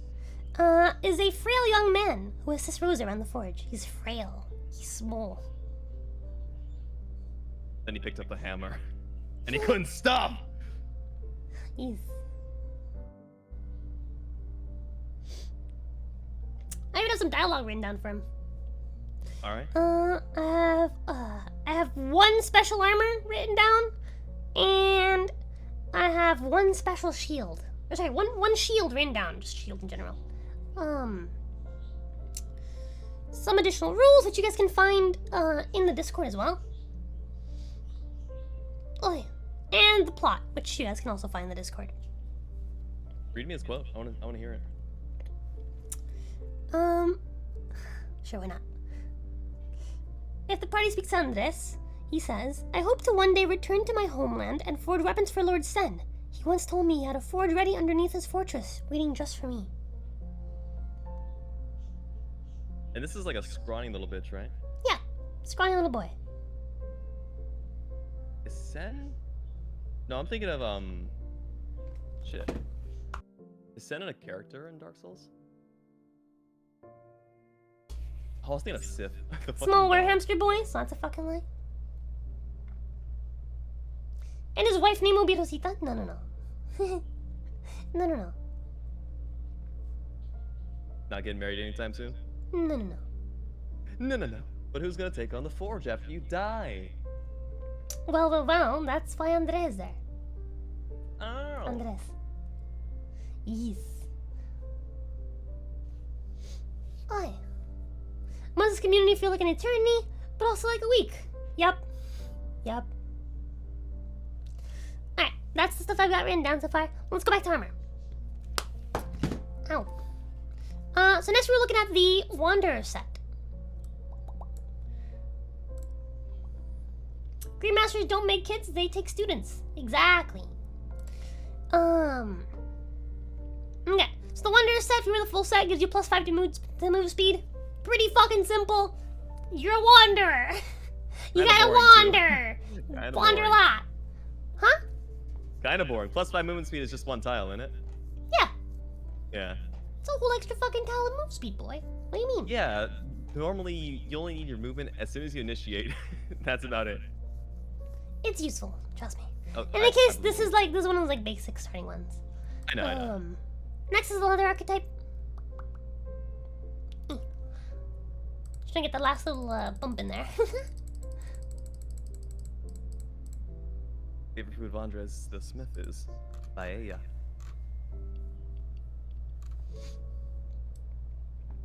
Oh, I'm knocking it. Man, whenever I play D&D, I usually played like a paladin or like a cleric with heavy armor. So usually I'm face tanking for the team. So I didn't get to do a lot of the clever like tactical retreats or anything like that. I usually just sat there and ate shit. Don't expect you to remember the exact lore reasons why I gave these things these bonuses. But believe me when I say that every single one of these bonuses are based off of the like armor's description somehow.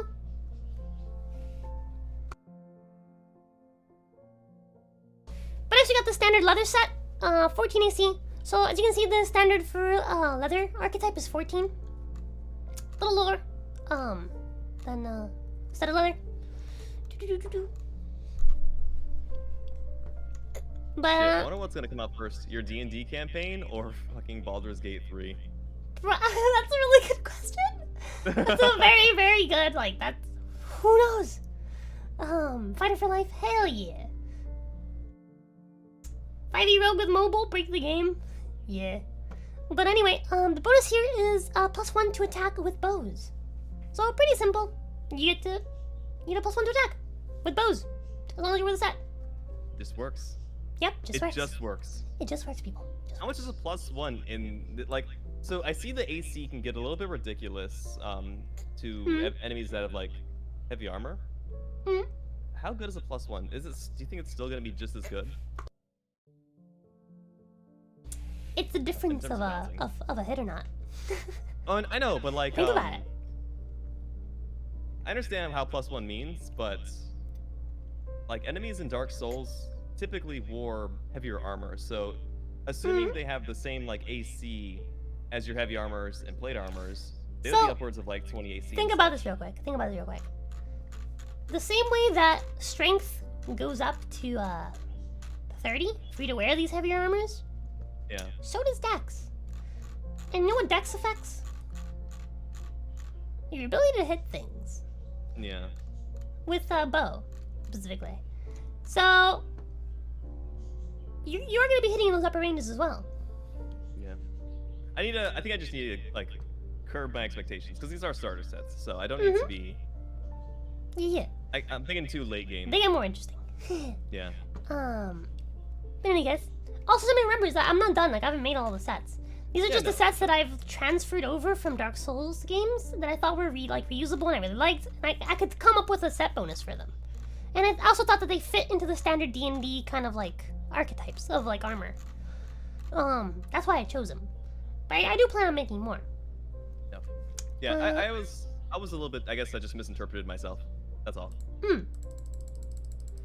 Because I was thinking maybe like since we're doing a modded version, I was wondering if a +1 is still as valuable as it was in like a base 5e game, you know? It's probably not as valuable considering how much bigger the numbers are blown up.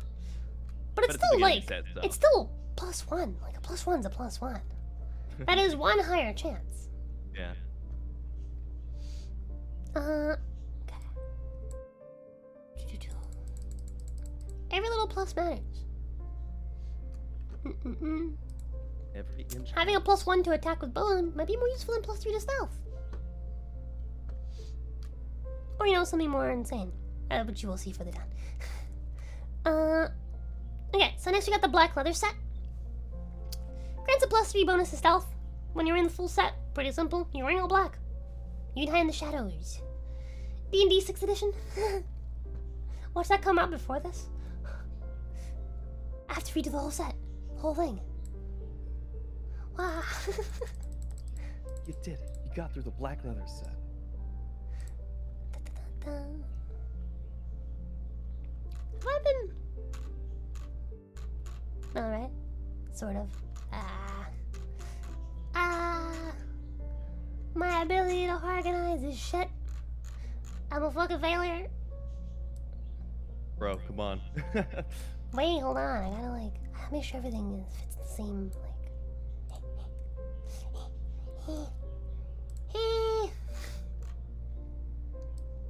This is what we do here, Toki.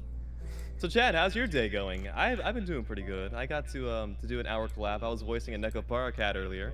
Oh yeah, how'd that go? Well, the host's laptop fucking was practically killing itself, so we called the yeah, it collab off. happens. She was Damn. She tries to run off a laptop, and the thing is like a Nokia phone in terms of power. Oof. It could barely hold PNGs. Oof. Yeah. That's rough. It happens. Next, boys, we got the Assassin set. So the set bonus for this is that it grants advantage on attack rolls against any creature that hasn't taken a turn in combat yet.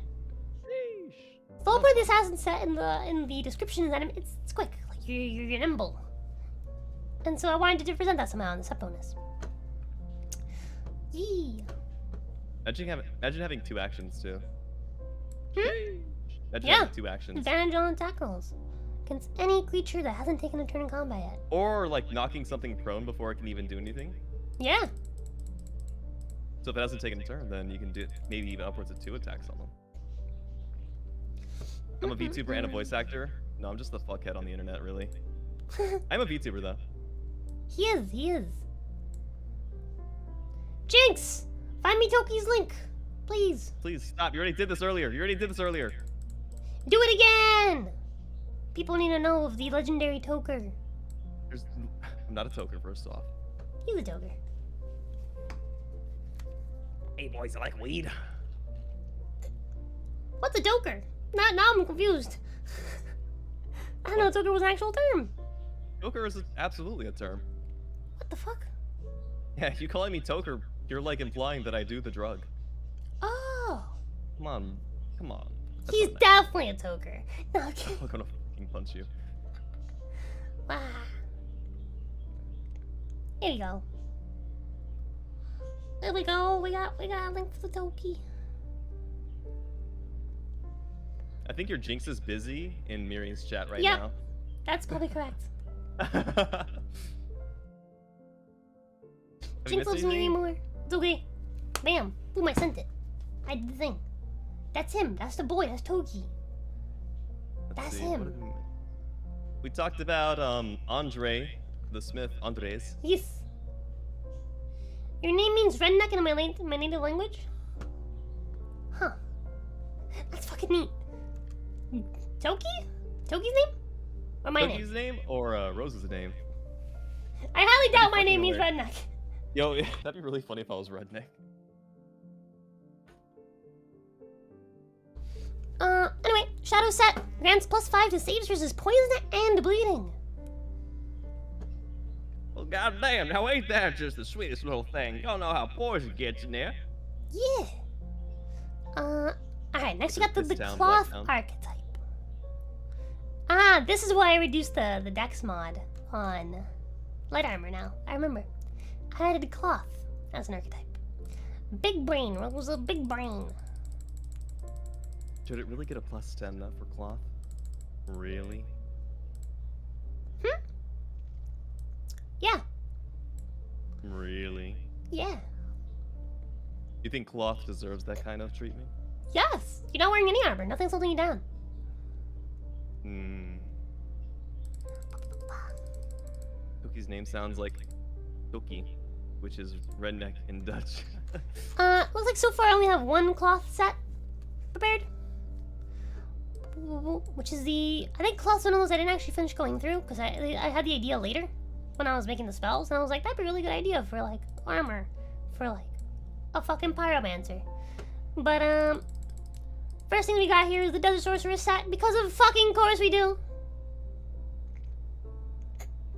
Is that the sexy one? Let me look it up. Yes, yes it is. I'm glad you asked.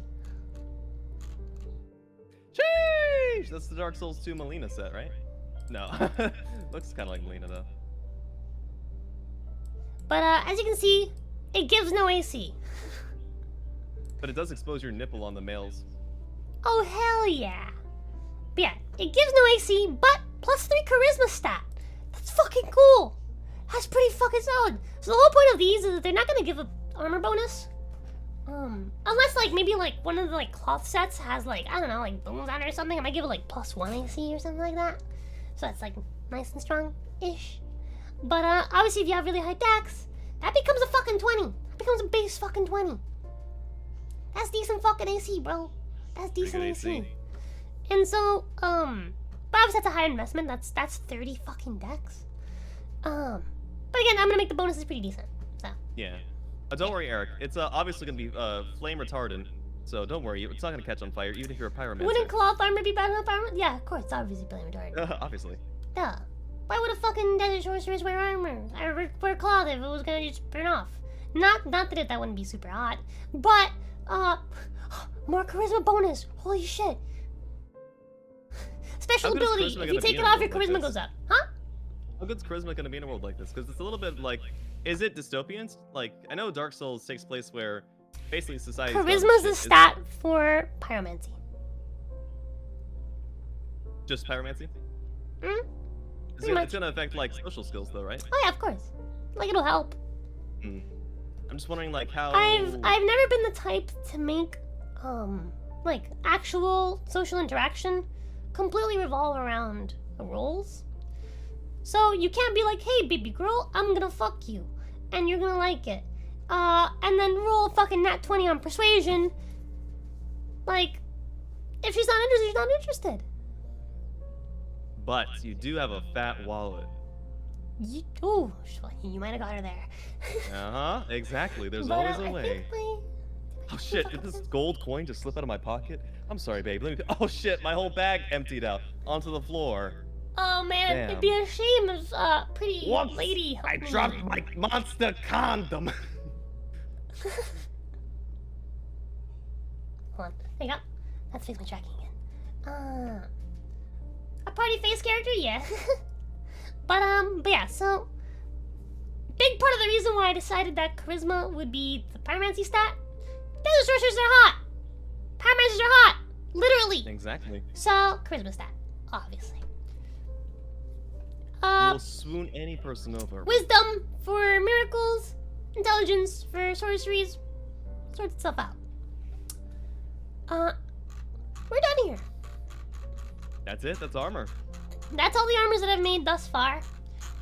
I do plan on making more, but that's a subject for another stream. I can make new stuff once I have all the old stuff I already have written down on my computer. Cause that's what I'm kind of doing right now. I'm still moving notes over, while also introducing you guys to the stuff I'm doing. So, hot pyromancer wearing scale mail armor. Hot scale mail, quote unquote. But that's armor. Again, this file will not be made public because I plan on giving you the player's armor as I go. I do like how you translated it though. I think it was really creative. What? The set bonuses for the different sets. I think you did a really good job of balancing them. Yeah. Yeah, I'm pretty proud of it. I put a lot of effort into this stuff. When I like take like a system and I add stuff to it, I don't like to just like half-ass it. So I try really, really hard to like make sure everything feels like it's as genuine to the system that I'm taking from. So like in this case, Dark Souls, the theme that I'm taking from. I want to make it as genuine to that theme as possible, while still being properly balanced. Yeah, like you can look at the set and you'll be like, oh yeah, the set bonus definitely makes sense with what I'm getting here. Yeah, exactly. Yeah. The set bonuses make sense. They are lore related to the reason. So, for example,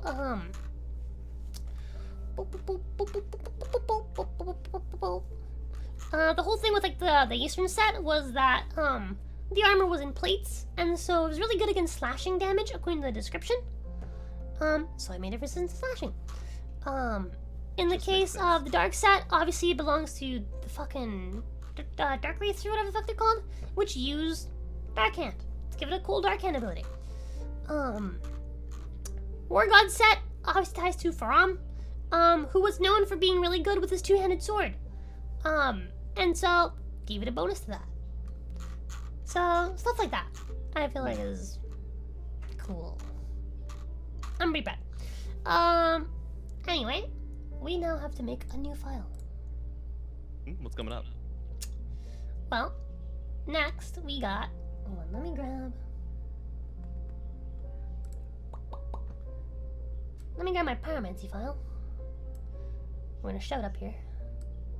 No, this isn't what I wanted.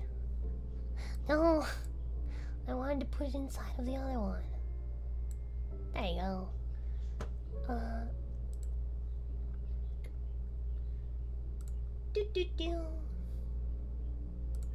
And once again, we're gonna use it as a base for our new one. Like that, I know like what size I'm making everything and stuff.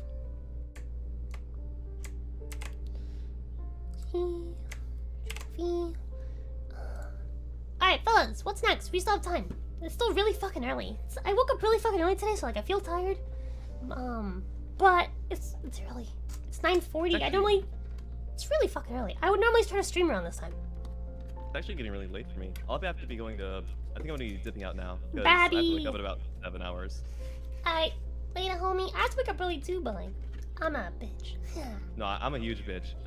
Love you. Take care. What the fuck? Homies don't love each other like that. It's called being homosexual, bitch. Fucking take it. Ah, fine. Love you too. I'll talk to you later. Later. Hey, okay. Now Toki's gone, we can talk shit. Now.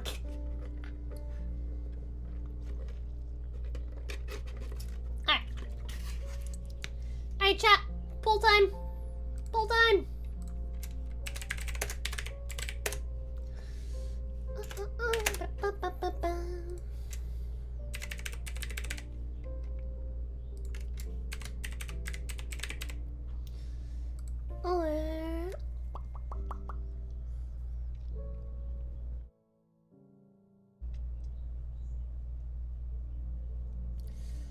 Let's see, what else do I have that I can share? Rings.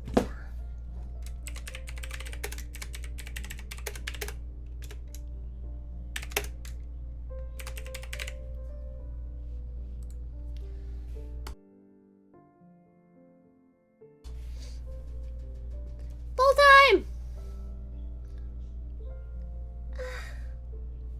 Why does my fucking thing keep breaking? I fucking hate that my phone keeps doing that. I don't know why it does that.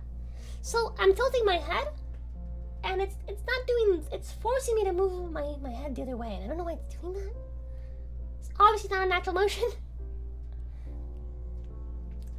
And the only way to fix it is by The only way to fix it is by restarting my tracking. But I don't know why it does that to begin with. I think it's because of how much I turn in place. Like how much I move around, I think is a big part of it. That's my theory.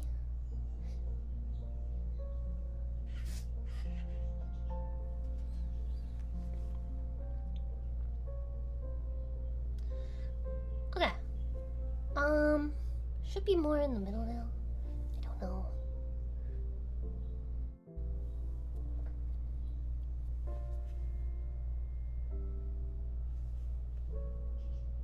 That's better. I'm in the middle anyway, so might as well. Obviously not natural motion. Yeah, she does it so naturally. Nah! See them rings? Y'all wanna see rings? From 11 votes, so far looks like rings. Still pretty close stuff with miracles, so I'm gonna wait. There's 20 of you in chat. I better see 20 votes. I better see 20 votes. I think there's 20 of you. I checked earlier. Much earlier. And before you all left. Yeah, that's 22 of you. I'll close it at 15. Give peeps a chance. Peeps haven't voted on the poll. Okay. In the meanwhile, this is a just chatting, fellas. So how are you guys doing? How have you guys been? You've all clearly seen what I've been up to. I've been playing fucking Conan. I'm excited to play more of. Cute, you fucking overhyped typewriter.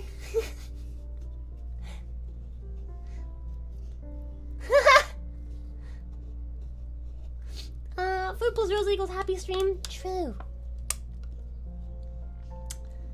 I have my aesthetic. How is you, ROZA? I'm chilling. Having the worst day. Also hi. Fuck.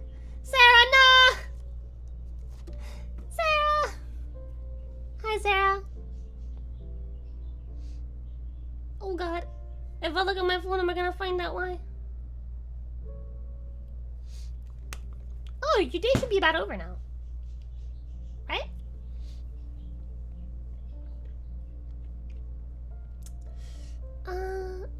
Pretty good. Just moved the last of my stuff out of my old apartment. And got to pet 3 cats on the way. Fuck yeah! We love touching puss. Consenting puss. Yep. Having a good day. Doing good. Working on an Elden Ring video draft.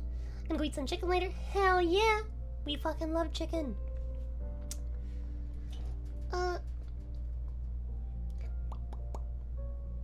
Doing good eating chicken? You're eating good checkers chicken!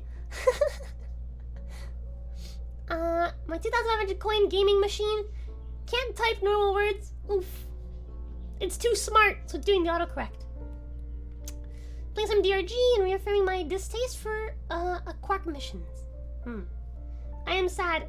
I am sorry, Electric Angel. Why do you mean you have 3 cats? What do you mean, ROZA? You get no bitches. I swear to God. I swear to God, Jinx. Don't tell them my secrets. They need to think I'm cool. My boss is a jerk and made me work all day? Damn, that fucking sucks. Wow. That sucks so much. I can't believe your boss would do that.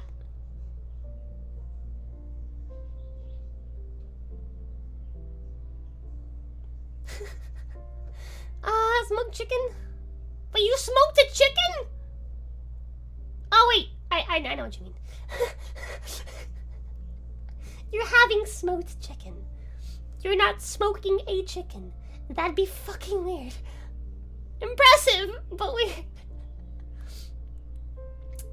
Turns out I'm also moving. That's why I'm busy putting stuff in the car in between breaks today. Driving tomorrow. I feel that. But do you get overtime pay? She probably doesn't.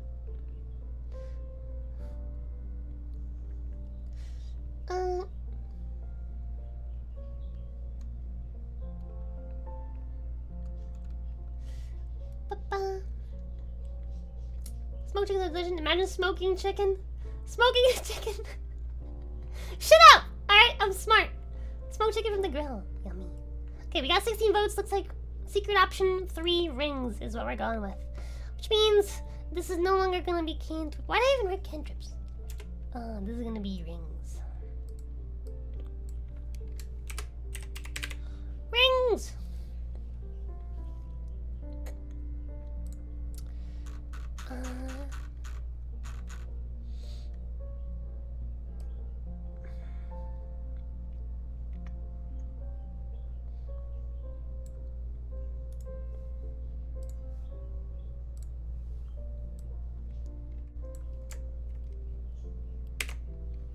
Okay, rings gonna be more like a list than anything else. Which means we can increase the size a bit. Let's do, say, 30. And 25.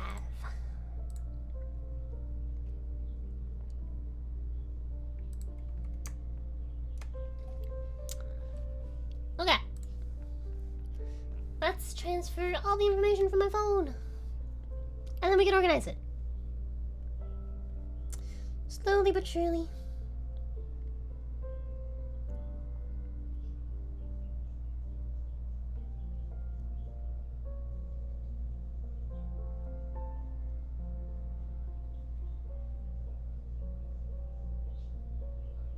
So many rings! I forgot how many of these we fucking had! Oh fuck, we're gonna be here for a minute.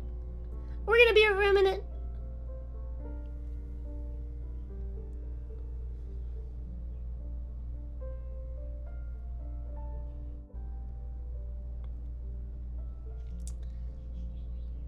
Ba ba ba.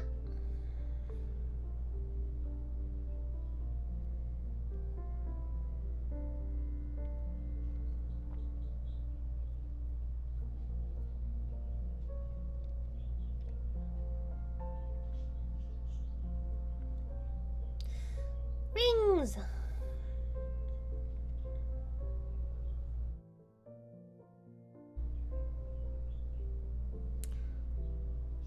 Boom. Alright, let's go. We don't need this anymore. Start here.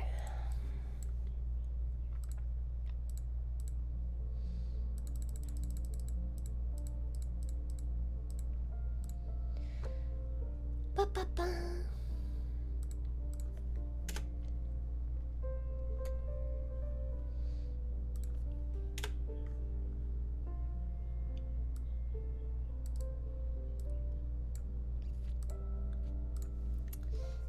First off, we got the life ring, boys.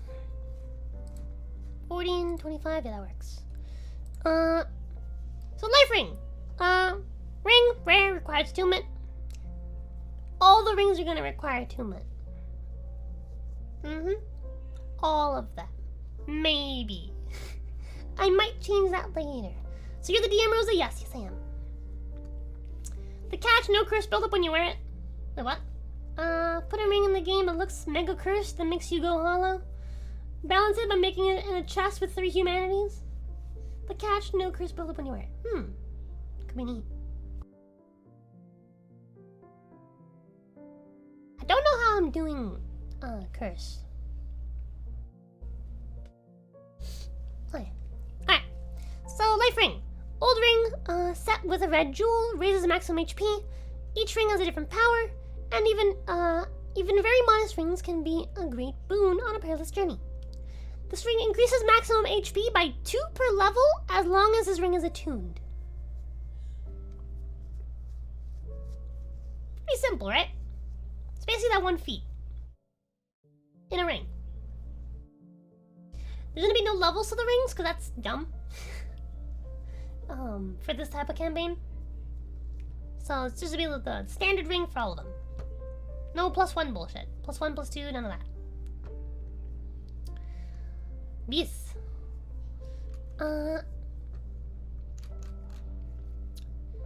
Next we got the steel protection. Let's give this one of them's. And let's give this one of these.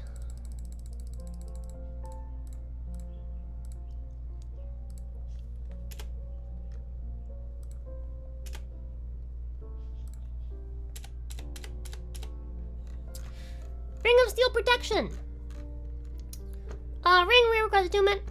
Ring of the Night King of ancient legend, said to increase physical damage absorption. The Night King was said to be lined with steel on the inside, such that even the talons of mighty dragons did him little harm. Wearing this ring grants the wearer temporary resistance to piercing, bludgeoning, and slashing. This effect can be activated using a bonus action and lasts for a minute. It may be used again after a short rest. Over its lifetime, the ring can only absorb 1,000 points of damage before it breaks, and must either be repaired by a masterwork craftsman or discarded.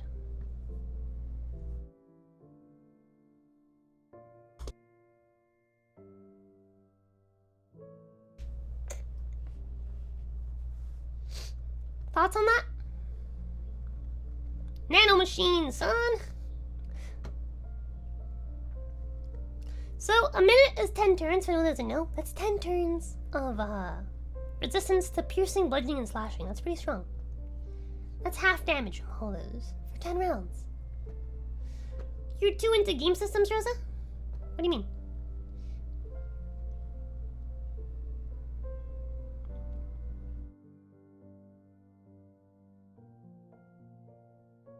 Life ring and sword ring, extra health and damage, Chad mode forever? Yes. What's on to my GF in Ohio? Ooh. Yeah, it's basically the Tuffy, yeah. The health ring. A little bit of extra bookkeeping from that ring. And the time frame is long enough, I would probably just hope my DM forgot about the damage limit feature. Damage limit feature is something I might ignore, just because bookkeeping's annoying. I can't remember why I added this, or if I even added this. That might be just like something from the wiki I pulled by accident. I don't know. I'm presumed that I left it there for a reason, though. 1,000's a very small amount for it to be from the wiki, so I don't think it's from the wiki. I think I found the ring to be kind of strong. I think that's why I did it. How you put in the green stamina ring? We're gonna find out. We're gonna find out. I don't remember. I wrote a lot of this like over a year ago, so please remember that. Yeah, over a year ago. Fuck.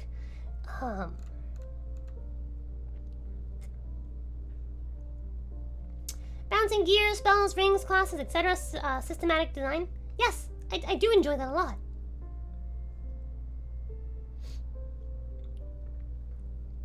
I'm a very, very big fan of doing that sort of thing. Maybe gives temp HP, each encounter instead of 1k absorb. That's not a bad idea. Seal protection. Have you give temp HP? That's not bad.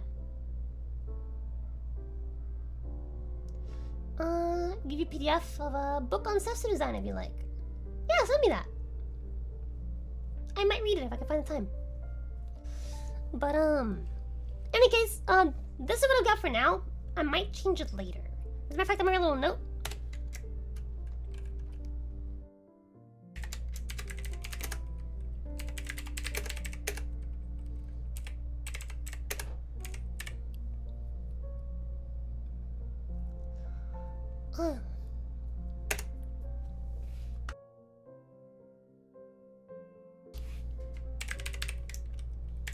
Cat.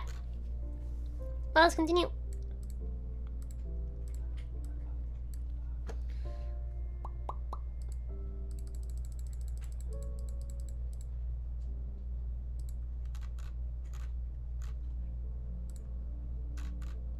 Yeah, that's right.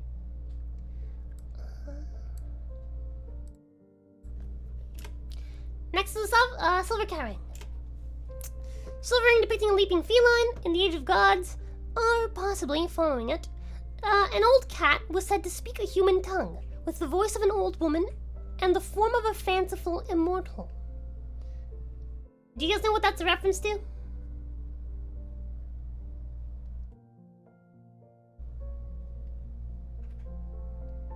I think it's pretty obvious what it's a reference to. I'm pretty sure I didn't write that. Anyway, when you take damage from falling, that damage is halved. Pretty fucking simple. Not hard to understand. That sort of ring.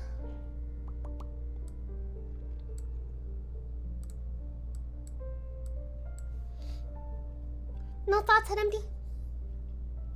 The one cat from 2? Yeah.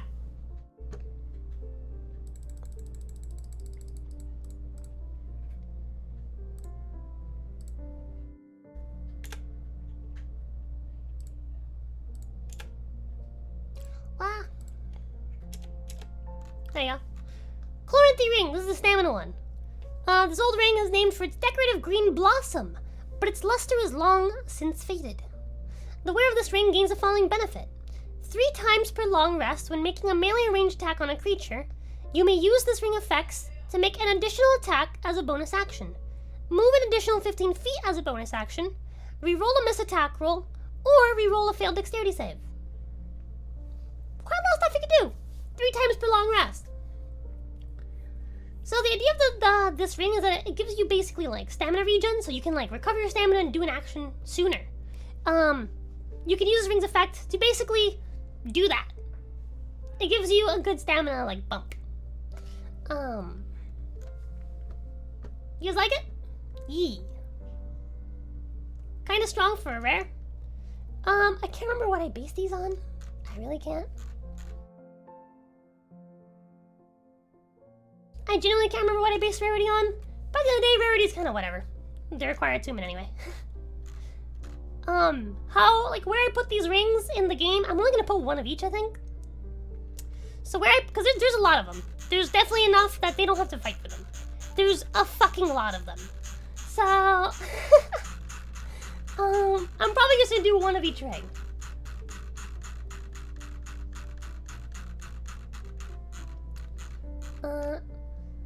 Would it be better to limit its use, its time between uses rather than one a day?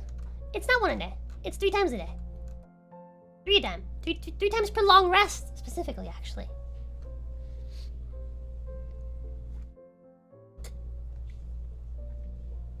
Similar to the haze spell? Yeah.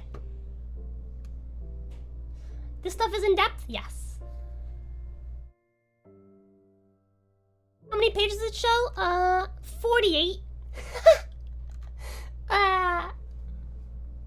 As I increase the size of text, that will go up. Because I'm basically fitting a ring per fucking page right now.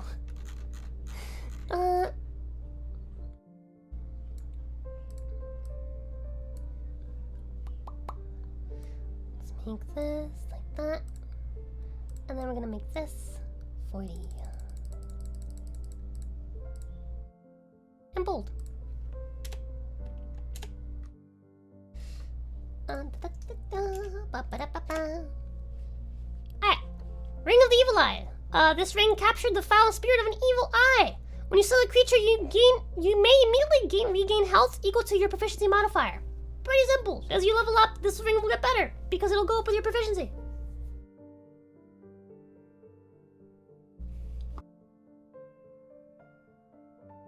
The green ring is gonna fall off at higher levels? Maybe.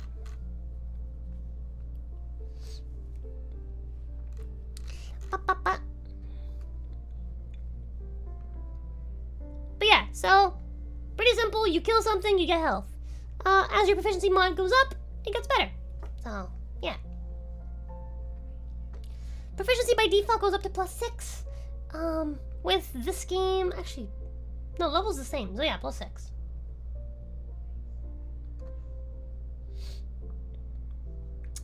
When attached for a martial art with your attacks is less valuable than when you're starting out. I mean, hey, it's not for everybody. Not everyone's gonna make use of this ring or find this ring useful. Not every piece of equipment has to appease to every single class.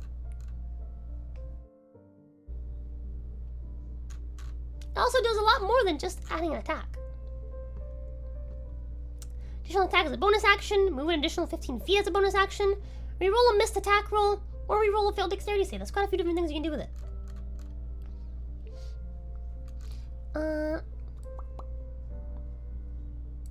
Only one ring per person, right? No. The way that I do attunement is that, attunement is based on your proficiency mod. Rather than being a set 3, the set 3 is fucking boring. And there's no sense of progression. It's kind of useless early on anyway, because you're not finding a lot of good equipment. Having having attunement slots be based on proficiency is really cool, because you start off with less, but you end up with double. It's pretty neat. It'll cause a changing tactics at higher levels, yeah. Oh yeah, definitely, 100%. Can't go wrong with utility, that's true too. But yeah, so you start off with 1, which is pretty good for starting levels. Even if you do find lots of good gear early on, you have to split it amongst your party. And then as you level up and your proficiency goes up, you can wear more shit. So, yeah. End my suffering, please. Hello? What are you suffering from?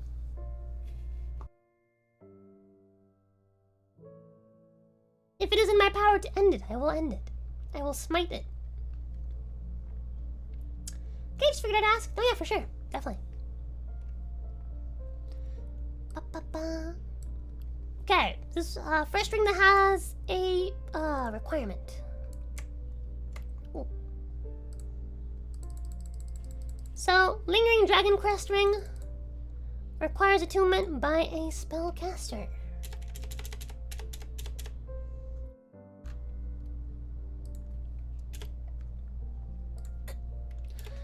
Lingering Dragon symbolizes the true nature of the consummate sorcerer. When attuned, you gain the following benefits. When you cast a spell which requires concentration while currently maintaining concentration on their spell effect, concentration of the original spell is maintained by this ring for an additional 2 rounds. That's pretty fucking cool. Next, spell effects which do not require concentration and have spell durations of 1 round or more last twice as long. I spell long. Twice as long as their original duration.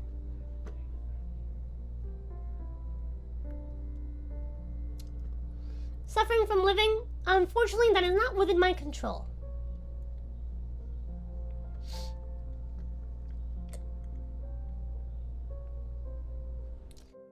You can't breathe, I recommend opening your lungs. Take it slow. But yeah, do not spam chat, because I will... Okay. That's a timeout. I am not your therapist. Go see a therapist. Anyway, okay. So, thoughts on that? Let me see. Nice rings for casters? Yes.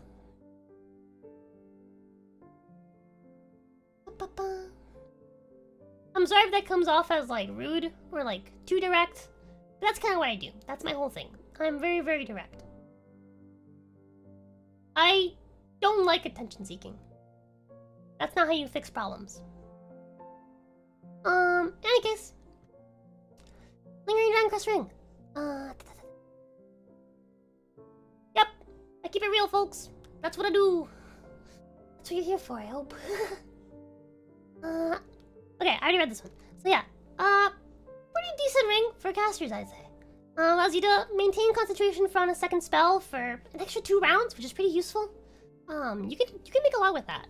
Adds a level of complexity to like spells that have concentration, where normally you'd just be able to just do one. You can now combo some spells for a couple rounds. And then also spells that don't have concentration will now last for spells duration of 1 round or more, last twice as long. So unless it will have no effect on like instant spells, but spells that have durations will last longer, which is nice. That could be some insane fucking duration for some spells too. Alright. Next we got the Slumbering Dragon Crest Ring. That was the Lingering, this is the Slumbering. Once again, spellcaster only.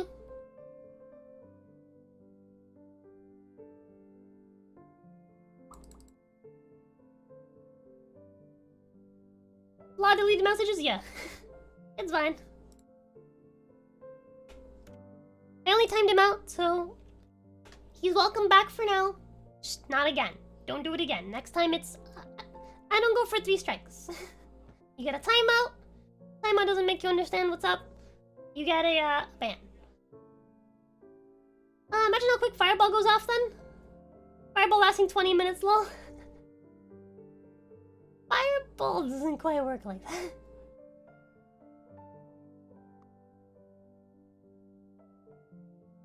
Okay.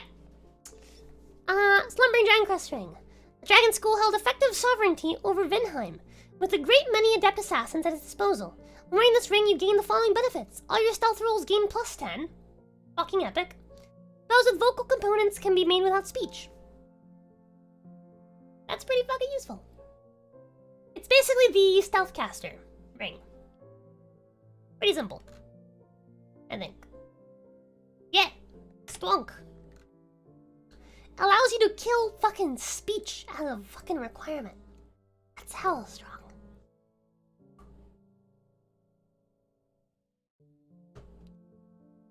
Some of these rings will be stronger than others, so keep that in mind.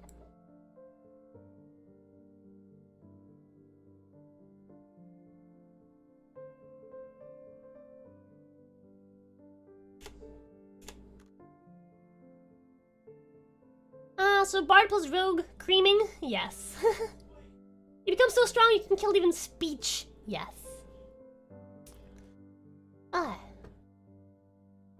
Young Dragon Ring. Seal depicts an everlasting dragon. A young dragon presages the great length of the journey to mastery. When casting spells which deal force, psychic, or cold damage, typically that will fall under sorcery.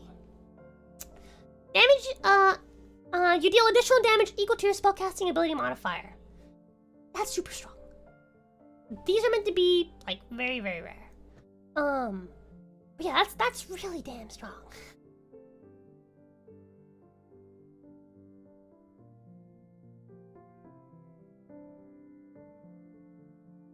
Enough to make a fighter stealthy or a rogue a ghost? Yeah.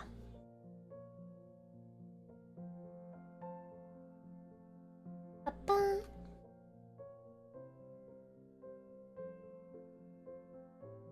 Yeah, so this is like, these are like the rings for like sorcerers. These are sorcerer rings.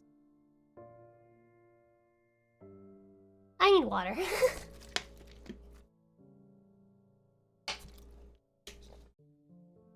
Oh yeah, it'd be fucking hella strong for spells that do multiple hits. Yep. Hell yeah. There's a wizard class who can swap damage types of spells, I believe. Yes. Something I need to mention is that the way I'm doing sorcery is very unique. Doesn't really fit the default class system. You can get the bonuses, but spellcasting is gonna be a little bit different. You're not gonna acquire spells the same way that you would in the base game. I kind of went over that when I was going over like pyromancies, one of my previous streams. But the rules for spellcasting are changed. I did revamp spellcasting. It's not as free, I guess. You'll see. I did it in the name of balancing, so we'll see what you guys think. It's okay. I don't expect you guys to see everything. But yeah, like obviously, like as we go along, like I'll go over more stuff. I can showcase more stuff to you guys. Stuff like that. A lot of it is in the Discord, which I'm once again going to show the Discord. Please come by, check it out. Ah, my throat. Okay. Bellowing Dragon Crest Ring. Let me.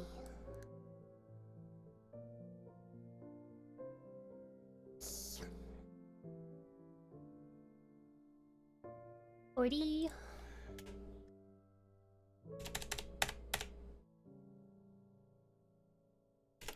seal depicts an everlasting dragon. A bellowing dragon symbolizes the true nature of a consummate sorcerer. When you cast a spell which deals force, psychic, or cold damage, again, sorcery pretty much, add damage modifier equal to your spellcasting modifier plus proficiency bonus. You have to add more damage on that bitch. Do hella damage, bro. Blow shit the fuck up! That's what I want to see. I like making characters strong because that allows me to make stronger enemies. It allows me to be really, really creative with how strong enemies can be if characters are also strong. So,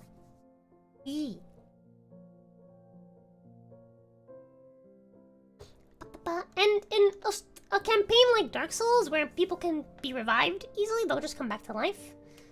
Dying is kind of the whole shtick of it. I don't have to worry as much about balancing, because if I do go overboard, it's just a fucking tough boss. Just come back later. Does bellowing plus young stack? No. No, they do not. I should probably make that clear, but I think it's kind of obvious. Did the same effect. So, they're not gonna stack. You don't get to add your spellcasting ability modifier twice. That'd be excessive. No. Bellowing basically just overdoes what the young one does. No one button delete builds? No, that'd be fucking OP.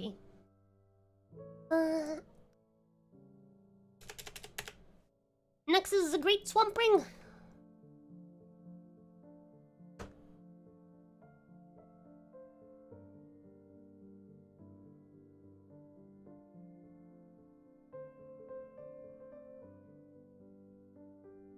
Great Swamp Ring. Once again, two-man bycaster. Ring said to be chiseled from the bone of a flame salamander by blighted pyromancers living in the Great Swamp. These salamanders are the descendants of demons, born of the Chaos Flame, which pyromancy is also said to have originated, supposedly. When casting spells which deal fire, acid, or poison, pyromancies, You deal additional damage equal to your spellcasting ability modifier. Same rings, but for pyromancy, basically. Witch's ring is the same thing, just better.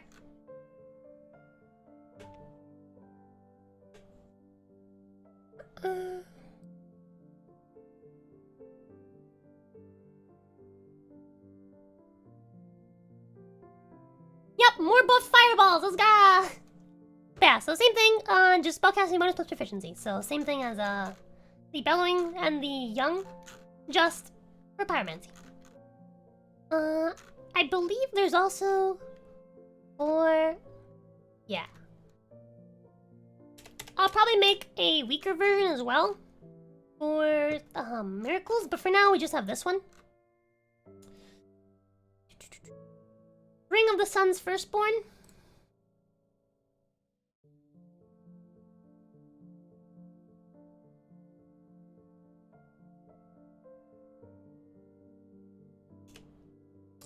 Sun's Firstborn was once a god of war until he was stripped of his stature as punishment for his foolishness. No wonder his very name has slipped from the annals of history.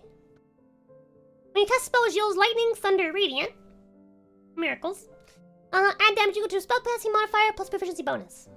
So, there you go. Chain lightning buff! Woo! Alright. Next we got the fucking stone plate rings. Let's go. We're getting through these at decent pace, which is good.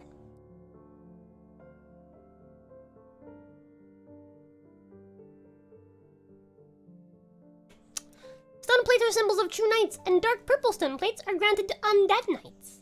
When wearing this ring, you have +5 and advantage on saving throws against spells cast against you. What? So much against! Against spells cast against you that deal dark damage, and you resist 5 dark damage from all sources. So basically, -5 dark damage from anywhere, you take less damage. Is there a Sunlight Blade miracle? I don't remember, because I wrote the miracles forever ago, and I haven't transcribed those yet. I don't think I'm gonna have enough time to transcribe another list.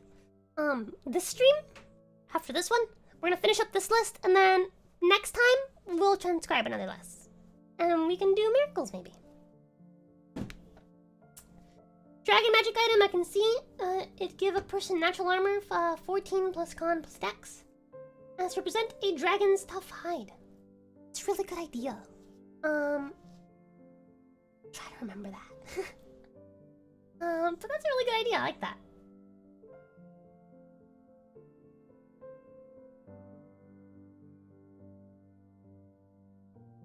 I'm gonna write that down. And I'm gonna paste it down into armor.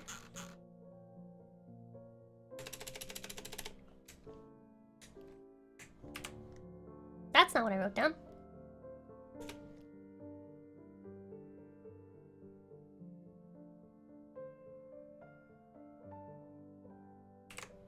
There you go.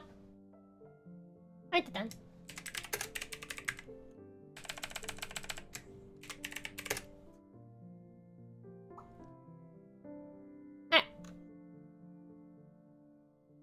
Write that down. Yeah.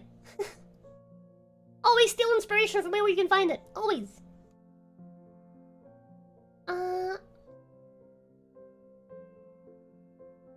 Oh yeah, 100%. This is something that will not work with armor. 100%.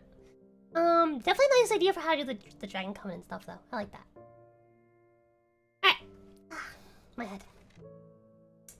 Okay, stone plate rings are pretty simple. They basically do the same thing as that one I just mentioned, just for the different elements. So we got a flame stone plate ring. Whoa!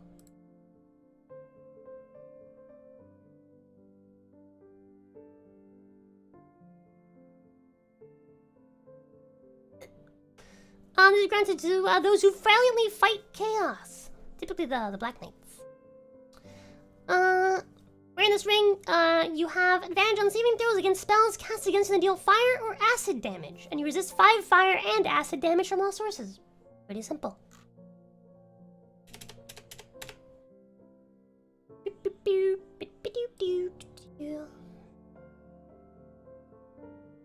Baka baka baka.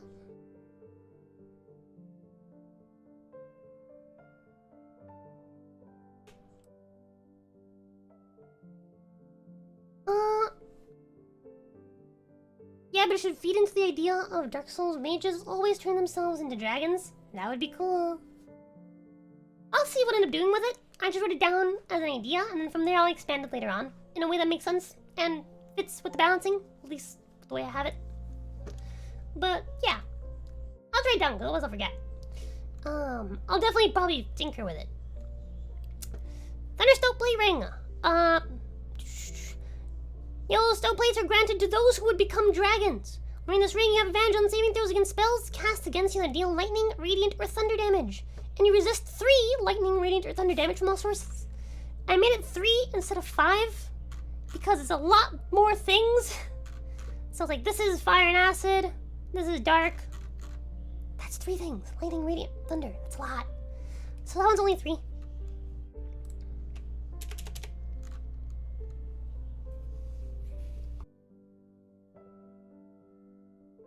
I also feel like they're gonna be common types of damage, so.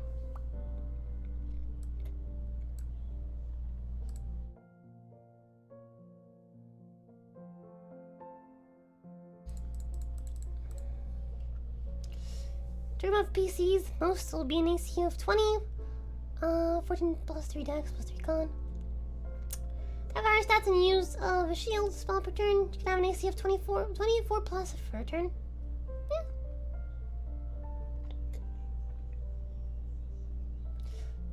Let's have these kinds of items in regular D&D 5e instead of the usual Ring of Boredom and Tedium plus 2. Yeah.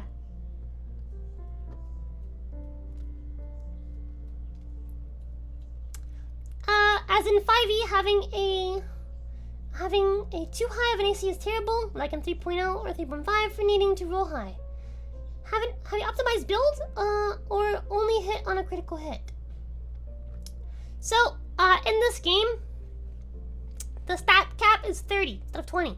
So your to hits are going to be higher in general. So don't sweat it too much. Magic Stoneplate Ring. Blue Stoneplate granted Royal Palace cards. This grants advantage on spell cast against you that deal force, psychic, or cold damage. You resist 3 damage from each of those sources. Next we got the Speckled Stoneplate. For those of you that want to say fuck you to everything. At the same time. Sort of.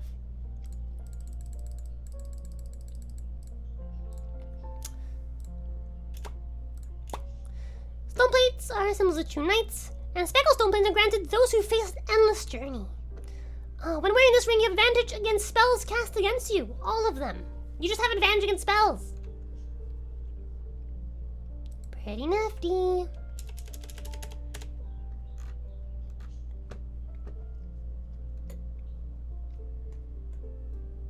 That description is strong. Which one? The speckled?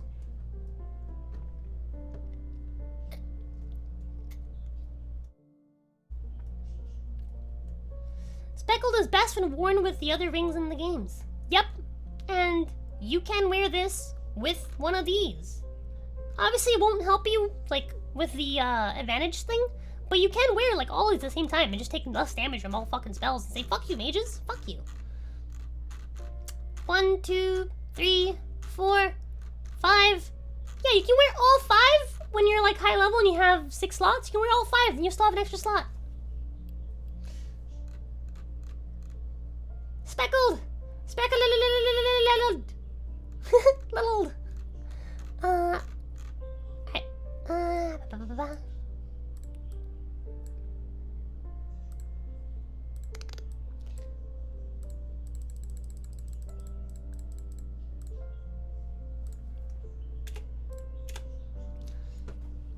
Imagine a warrior by wearing those? Yeah, just like, hey, fuck you, nerds! It's a bully the nerds build! Yeah.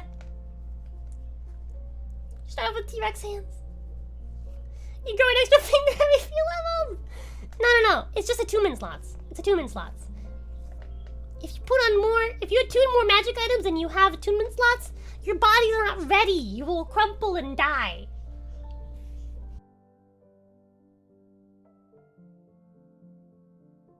Oh, yeah. These are literally the rings that you need to make the fucking Infinity Gauntlet. Poison Bite Ring! The crafting of these rings is forbidden, perhaps owing to a fear of malleable stone. Clerics, however, dabble freely in the art. When wearing this ring, you resist 5 poison damage from all sources and have a +5 on all saves versus poison. Pretty simple.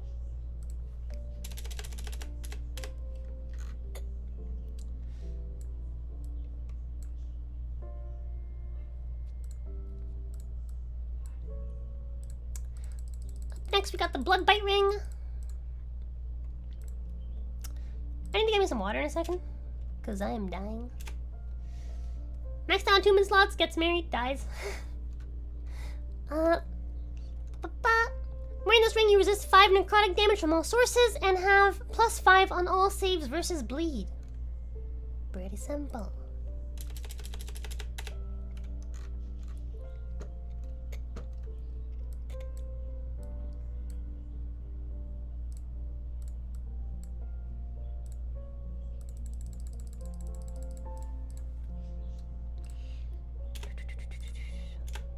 Wearing this ring, you have +5, what? +5 what? I didn't finish this one. An advantage on all saves versus petrification.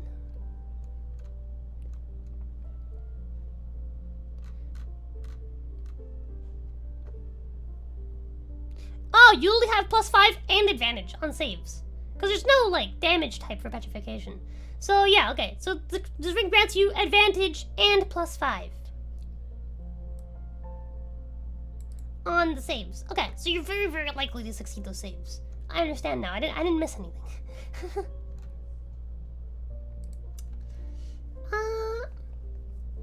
Hello, Certified Q Footstool. Welcome.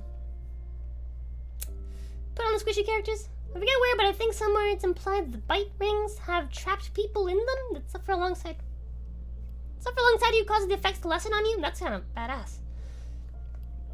If needing Undead Dragon, their element would be the necrotic type in 5e. Terms for a magic item for a Undead Dragon type. I would probably do dark. Maybe, we'll see. I did add dark as a damage type, where normally previously didn't exist. Anything that would be considered quote-unquote dark would be a necrotic. But I separated necrotic and dark. Necrotic is like blood and shit.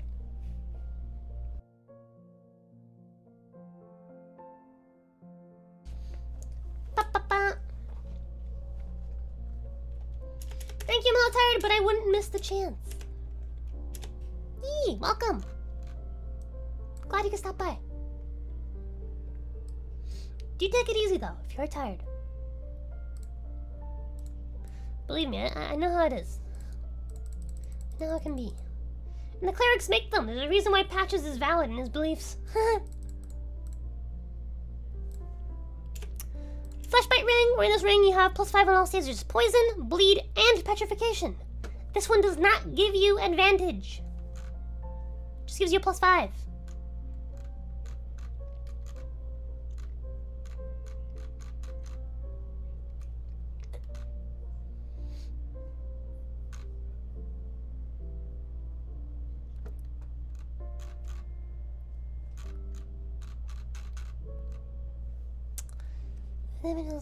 +5, yeah, so these ones give you +5. Ashnell gives you the +5 and advantage. And then Fleshbite just gives you +5 on everything. But you're a workaholic though, Rosa, that's very true. That is very, very true. I have a problem. Okay.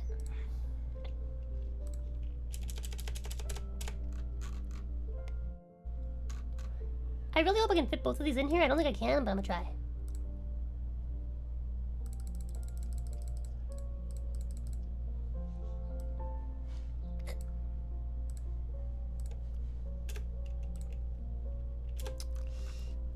Lloyd's Shield Ring depicts All-Father Lloyd's Shield of Cast.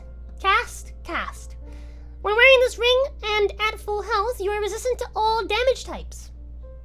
pretty fucking simple. You take fucking half damage from everything if you're at full health. So your first hit, not as bad. What class you love playing the most? Warlocks. They're the most, like, you can do the most with them. Very, very fun to like, multi-class as well. Because, like, you can multi-class a Warlock into fucking anything. Warlock can be a fucking bow guy, can be a sword guy, can be a fucking anything. And everything's based off charisma, so nothing's stopping you from just taking over the fucking world. It's fucking beautiful. If you want to really go heavy into spells, because Warlock spellcasting is kind of meh. If you want to go heavy into spells, you just multi-class into Sorcerer. Boom! Major arsenal. It's fucking great. Just take a few levels so you can get more spell slots. You're done. You're good. You're set for life. Usually Sorcerer, yeah, Sorcerer's really good.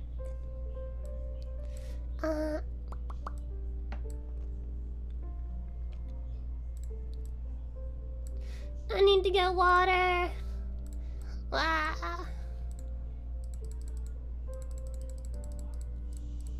I've been talking all day. I can fit 2 rings into 1 page! Let's go! Finally! I done did it.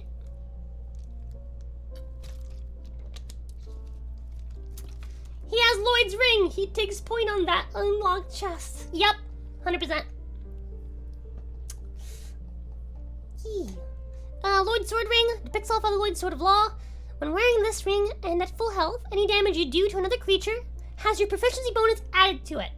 I was gonna do double damage, but it occurred to me this would be a fucking assassination ring. This would be a problem in my game. So instead I made a proficiency bonus added. Not as overpowered.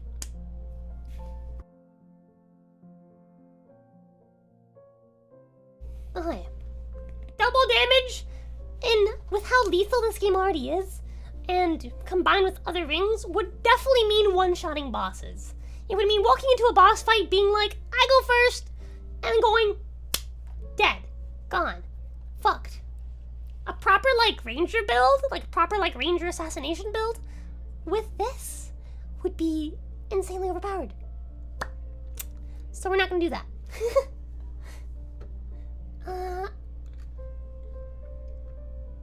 Lol, easy collab, yeah, can you fucking imagine? But anyway, over in the opposite end of the spectrum, we got the Tearstone rings. I'm not gonna be able to fit both, because they're actually kind of complex. What? What's missing here?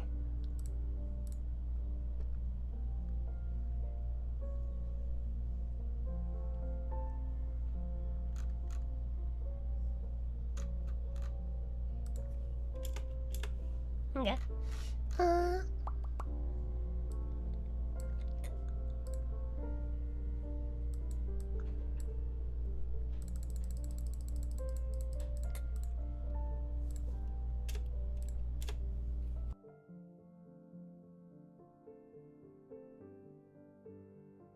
If Lloyd's was doubling, then bellowing, plus Lloyd's equals delete. Yeah, exactly. Oh, I missed something. Pop. Blue Tearstone Ring.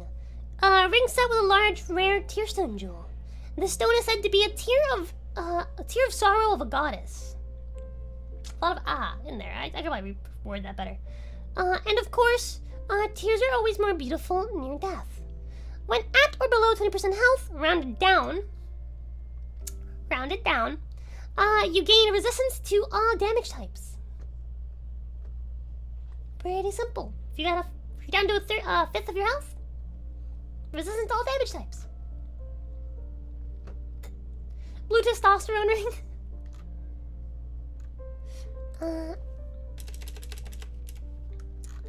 Up next, we got the red one. See, in this case, you're in danger. So I decided that this one is worth buffing to a more stronger degree.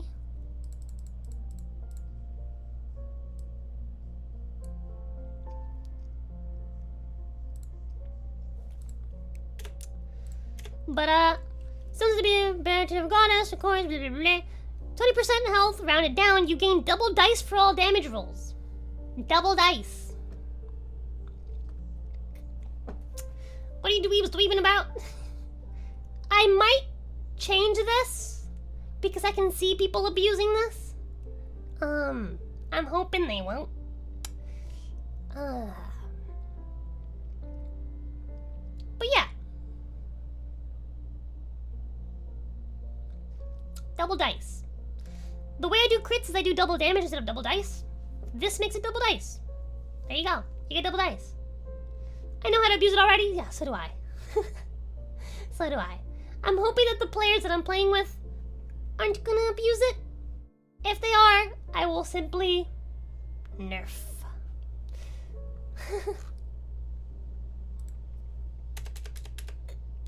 Passing through, seeing if any geeks need a wedgie. Hey! Fuck off, we're nerding here.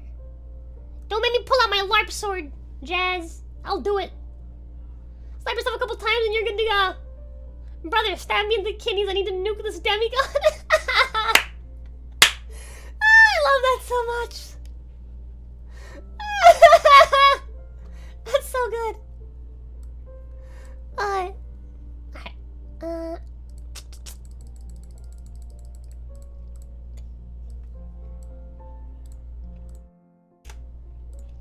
Frenzied Left Eye. Bewitched Ring. Knights who peer into the black orb are lured into battles of death, transformed into frenzied beasts. For each successive melee attack after 2 attacks made against a creature, so 3rd attack on, you regain health equal to your proficiency bonus. Pretty simple.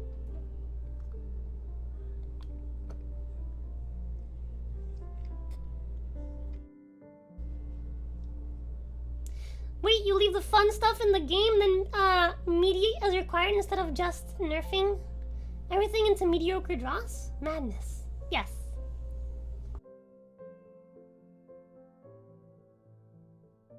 Yes, I fix things as required. Crazy. I have this thinking suspicion that considering that the system is turn-based, and it's not like they're just walking around nuking things, this person using this thing could go into a fight and then go last, and then get absolutely fucking bodied. So, the situation where it's overpowered might not come up that often, you know?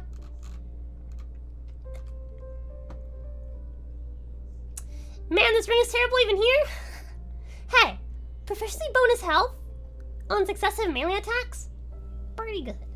That's not bad at all. If I made it after every attack, it would kind of suck. I'm sorry, it'd be a little bit overpowered because you'd just keep healing a lot. But it's after every melee attack, after 2 attacks. So your 3rd attack on, you're getting health back. What that means is it's mostly usable by people that have multi-attack, obviously. The purpose is that it keeps you in the fight. If the items are this strong, I fear for the players facing 2 dogs. But yeah, so let me give you an example, right? Someone using, let's say a fighter, right? A fighter goes up to 4 fucking attacks. So at max level, you're looking at like +6, +6, +6 health. Something to note. If the same creature is not attacked again for a full round, you should attack another creature, the healing effect, or you should attack another creature, the healing effect ends. So, something else to note is that if you focus on the same target, even if it's another round later, all of your attacks count. You know what I'm saying? So if you go, like, if you're just hard focusing on a target, every single attack will heal you.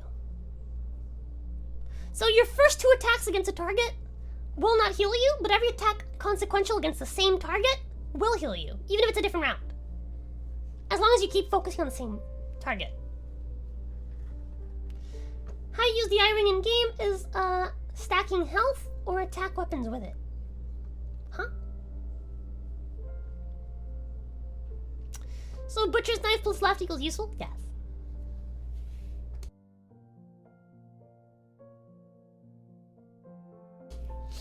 Oh. Good for a tank with many attacks or a monk with high AC? Yes. Up next, Frenzied Right Eye.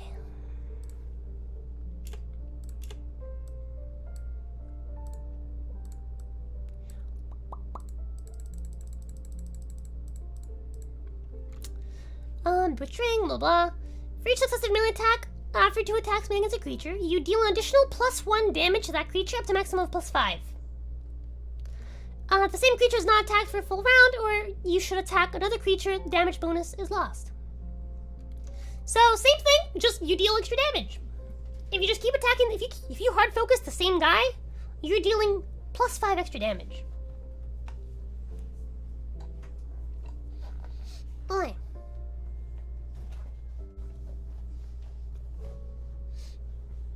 A fighter can make 6 attacks in a turn, 4 from the class, 1 from action surge, 1 from haste, depending on pre-buffs on them. It could kill a BBEG, depending on their build. By God. Fucking fighters. Oh, this is the fun one.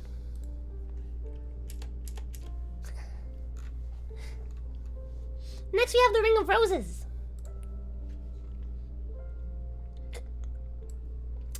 Ring around the rosies, pocket full of posies. Husha, husha, we all fall down. Okay. A ring symbolizing a black rose with red snakes for vines. Legend says that this ring belonged to an ancient devil that rose from the flame of chaos, and lived in peace among the people under a beautifully forged disguise. The wearer of this ring is bestowed with a beauty and might much like that of the devil. You gain the following benefits. Your strength and charisma scores increase by +4, and you gain an additional 20 maximum hit points.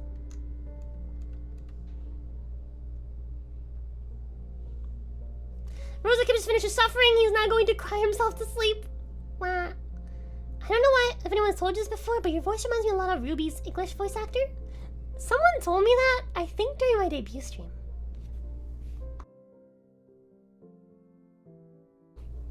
Oh yeah.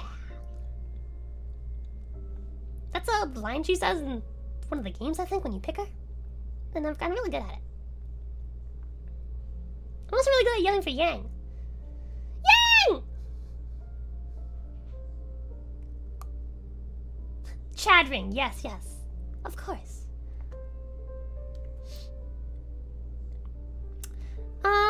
At some of the groups I play in, some of the GMs I had, they banned me from playing some classes. That's dumb. As I break some classes to make them OP, such as Rogue, Monk, Sorcerer for a DPS build. See, here's the thing. As a DM, I like to min-max builds, but I never get the chance to fucking play. So, I make them NPCs. I do the same thing, homie, so don't sweat it. Those DMs are shit. If they were good DMs, they would balance the game appropriately. Not you. They don't have to nerf you, they just have to balance the game better. Gibbs finally finished the horrible Tell Me Why. Oh, poor guy. But as you guys can see, this is rewarded by Blacksmith Rosa upon bringing her all the smithing coals. Yes, the Ring of Roses.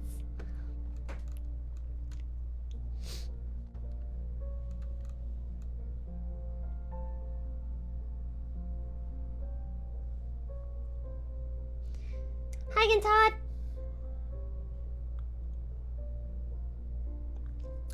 Put on the Ring of Strong and Handsome, yes. In last game we had some OP builds, but we were pit against equally OP enemies, as you should.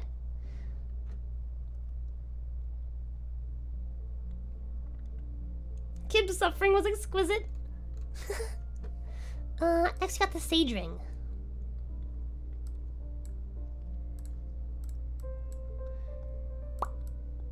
Stop it.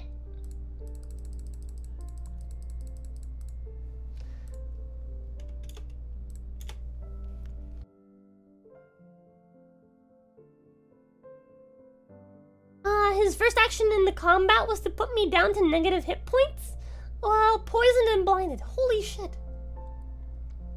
Yes, Ring of Chadness. Munchkins versus GM. Yes. Ah yes, good old min-max Munchkin. I fucking love his builds. They're so good. They're so good. Dude's great. I hope I can one day, like, collab with him. Does he still make videos? I haven't, like, watched anything in a while. Anyway, Sage Ring. Ring of the Preacher Twins, known more commonly as the Crystal Sages. When worn, you gain the Spell Driver feat. Spell Driver, you are no longer limited to only one non-cantrip spell per turn. When you cast a spell or a cantrip with a casting time of 1 action, you can cast another spell of 2nd level or lower as a bonus action. That's pretty pog, y'all.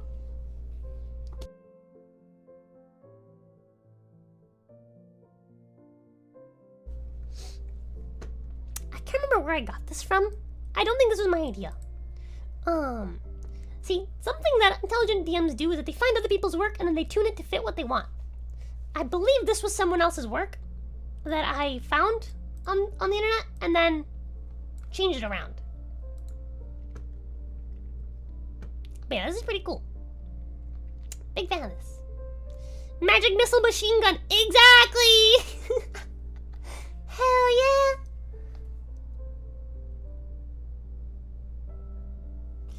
Second level as a bonus sounds like the passive that Matt from Critical Role gave the party. What the fuck?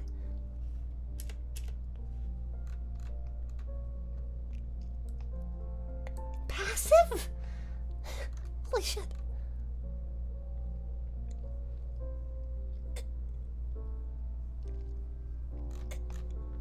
Dragon Scale Ring.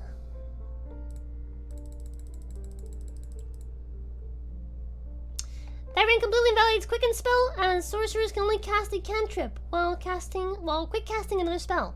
That is true.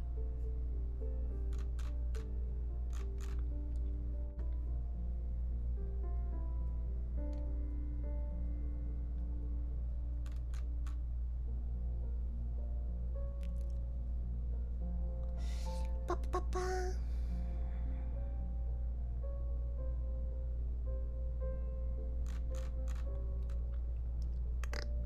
Let's see.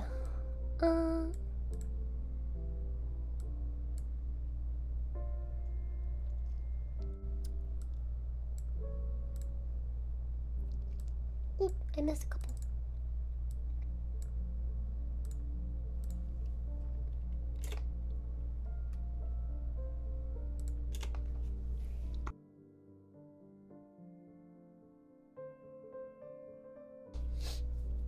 Bye. No, Quicken Spell takes your bonus action as well, Rob. Gutchucker has a good point. I might rebalance that.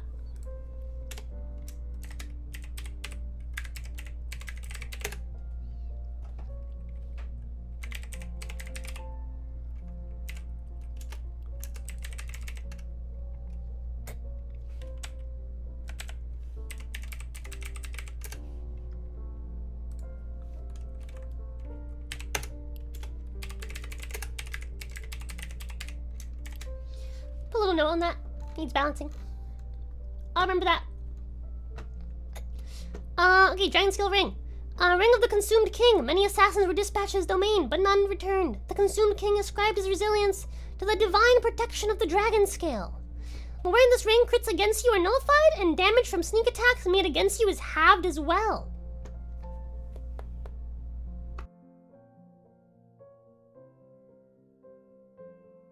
D&D nerd! Shut up, Reggie. That's what it is. Oh. Silence!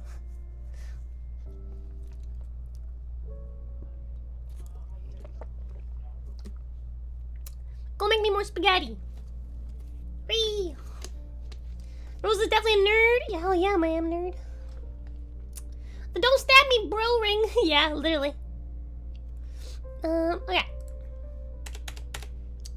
Next we have the Devourer's Ruby.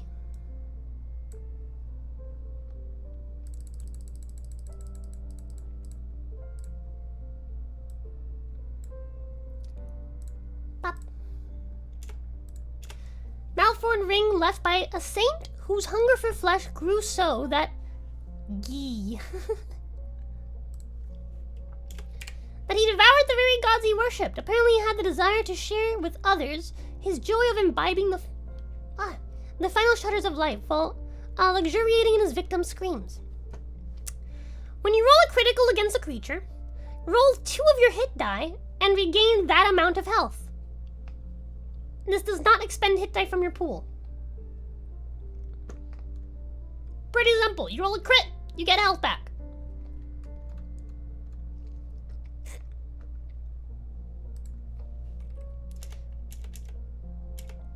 Suddenly reminded of the Book of Unlawful Carnal Knowledge for D&D. Sounds like something someone in Devore would have. It is! It literally is! Not even the good tabletop RPG? What, you mean the fucking 40k ones? Me. Wonder if you just, bump it up to being an artifact? That might be a good idea. We're all nerds here, yeah. D&D and aim to do math, what a wonderful way to enjoy both at the same time! Make a Vor setting next?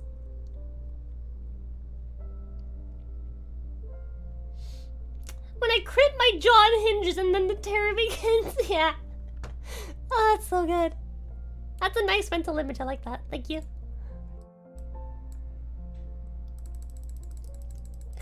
Well, you see, Mr. DM, the roll on the dice is 20.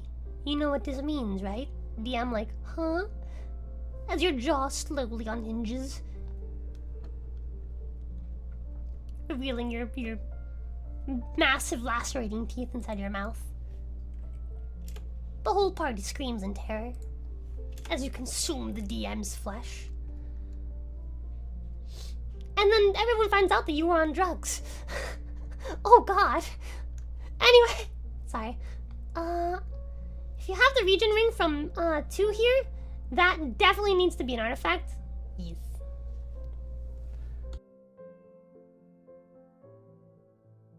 I don't know if it's in here, but it probably is. Devour Sapphire. Malform ring left by a saint who's blah blah blah blah blah. When you roll a critical against a creature, you restore a spell slot of your lowest level if you are missing any. Hear me out. Hear me out, right? You cast a 9th level spell slot, then you roll a crit, and then you cast another 9th level spell slot. Epic. You can do it. I'm allowing it. You heard it. You heard it here, folks. I said it live. It works that way. It works that way. You're high level, you cast a 9th level spell. It's the only spell slot you're missing. It's the only spell slot you're missing. You get yourself a crit. Another 9th level spell. Let's go. Smack noise. Hell yeah. I like letting people do cool shit. I enjoy it. Cast Wish. I wish to score a crit. But at that point, you waste your 9th level spell. You're just doing it over and over again. Wait a minute. Oh my god. I might not permit that. God might say no, fuck you. Gives you... Wait, do you word it like that? Joao, do you word it like that? Because if you word it like that, God will allow you to score a crit, but it will not be a crit success. Rolls attack, gets nat 1. Shit. This is not what I expected. You could gain it by not using your low-level spells? That's a bit of a trade-off anyway. Yeah, it is. It literally is, because you're not using your lowest spells. Huh? That is a trade-off.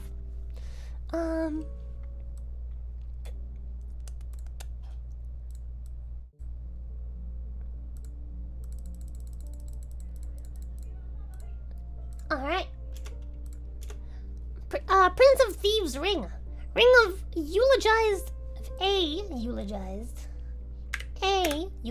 thief. The prince fought with the wind on his side and was a hero among the weak and poor. When wearing this ring, you gain a +1 to attack. +1 to attack. Wait, what? Okay, I see.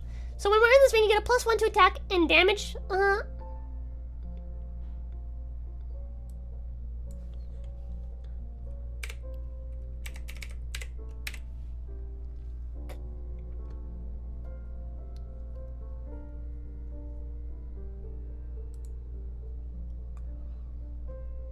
What?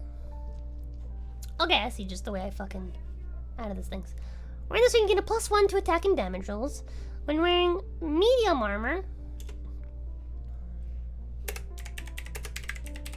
You gain +2 to attack and damage rolls.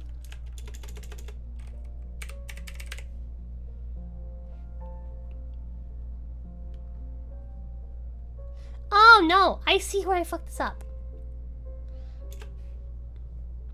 No, hold on. I'm misreading. I am misreading. I got ahead of myself.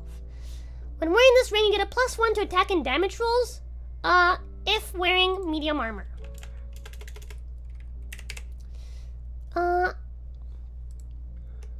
You gain a +2 to attack and damage rolls if wearing light armor.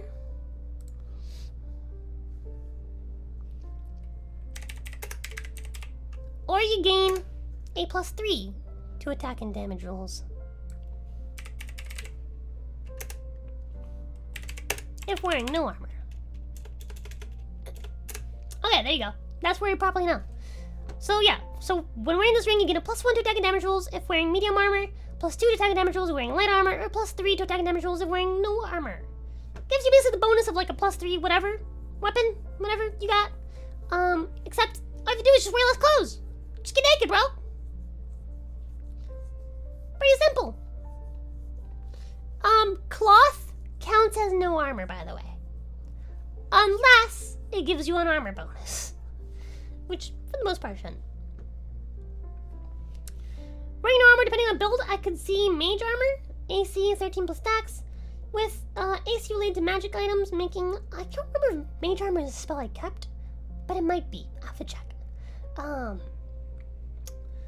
Making good use of Prince of Thieves ring. Yep, that.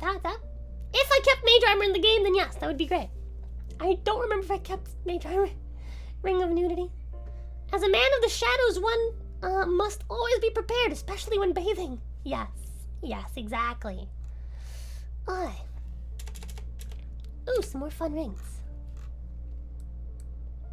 We got the Hawk ring.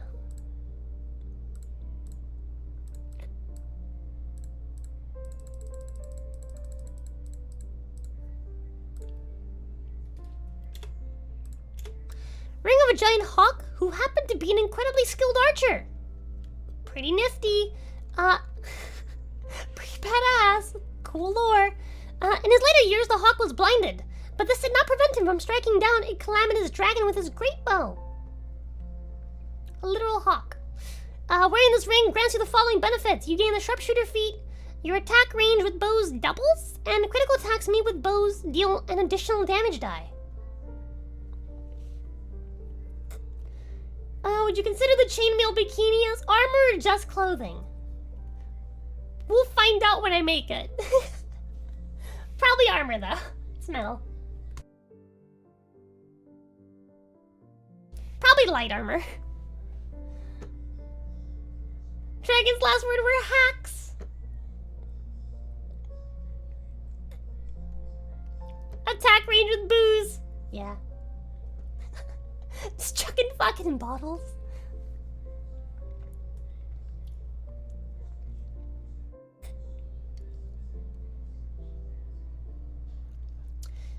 Maybe make a Thief Prince set that counts as no armor. That would be a really good idea. I like that idea. I might do that. As a matter of fact, we're gonna go to the armor section.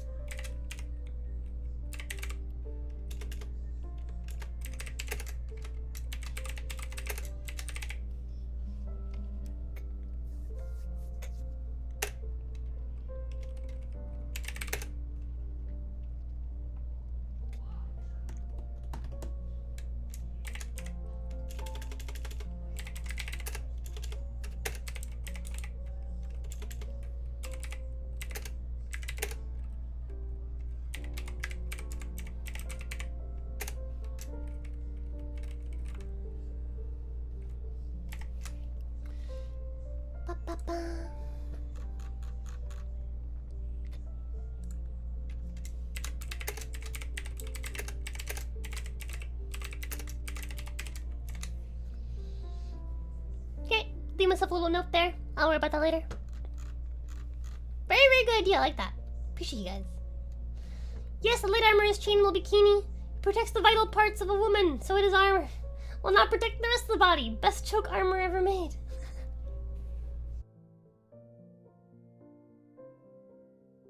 That's what it needs to do. It's sexy.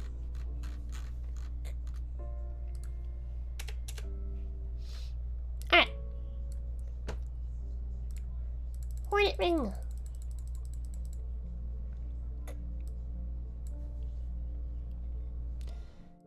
Ba-ba-ba. Ring of the blade-bearing hornet.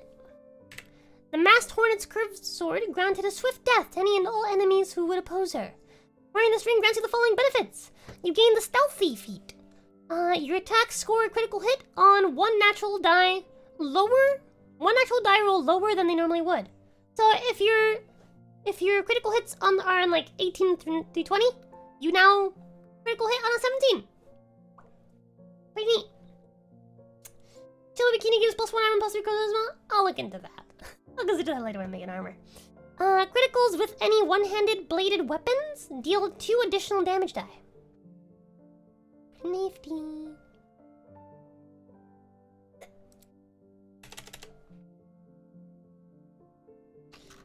Next is the Leo ring.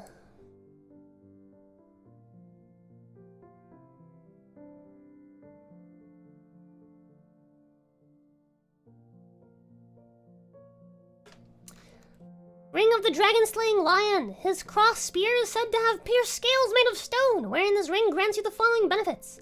You gain the polearm mastery feat. Damage with piercing weapons gain additional damage equal to your proficiency modifier. And criticals with any piercing polearms deal an additional damage die.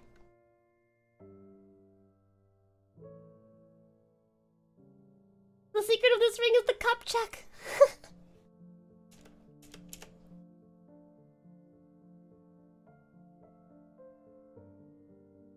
But yeah, the Prince Thief armor should be found a while after you get the ring. Yeah, probably. Or maybe even before. You never know.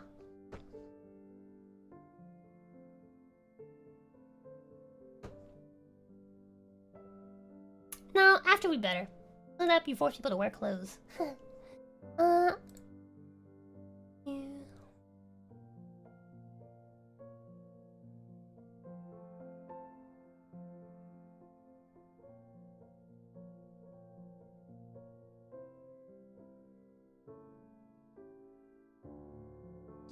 Next you have the wolf ring.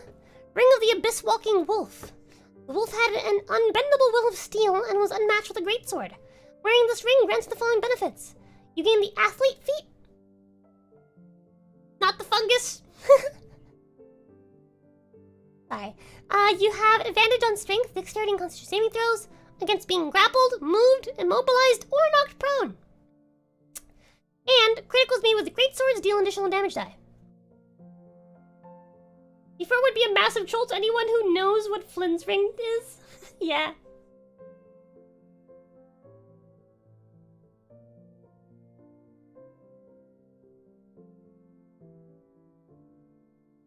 Main accessories in D&D, but when do we get a magical cod piece? I might get you one.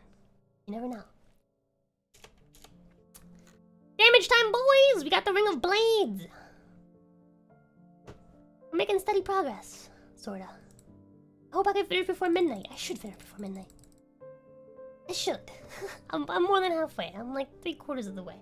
We got 53 pages.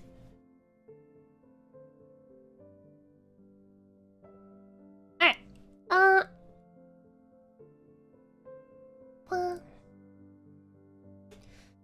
Ring of Blade. Modeled after a Mad Knight's weapon of choice. Increases physical attack. Wearing this ring grants you a bonus equal to your proficiency modifier to any bludgeoning, piercing, and slashing damage you deal. Pretty fucking simple. It gets better as you level up. Be sure to get some sleep, Snack. I will. Oh yeah, Polar Mastery GG. That's free damage per round right there. Fuck yeah, it is. Yeah, solid ring. Just, you know, it gets better as you level up. Gives you more damage on any hit with these types of damage. Pretty simple.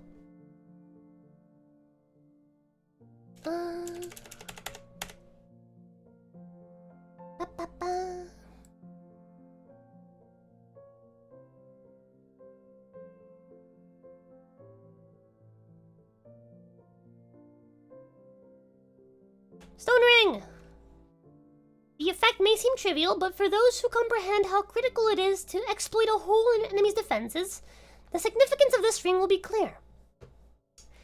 When you successfully land melee attacks against a large or smaller target, you may invoke a DC 14 Strength saving throw against them.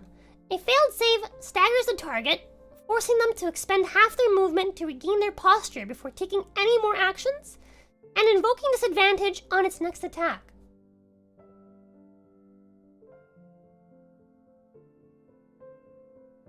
Exploit every hole, boys!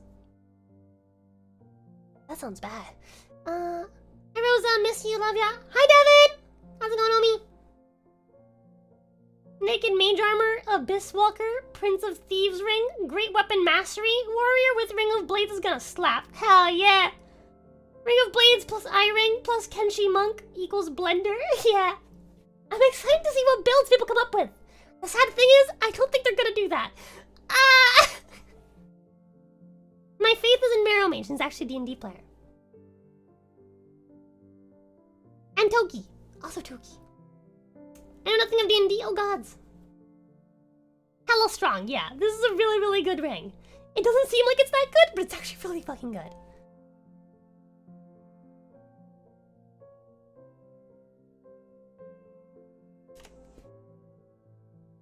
Right, next we got the Rock Warriors ring. And you guys are gonna appreciate this ring. The wider the gap between power gamer and actual player, the funnier. Yes, exactly! Facts. The them's be facts right there.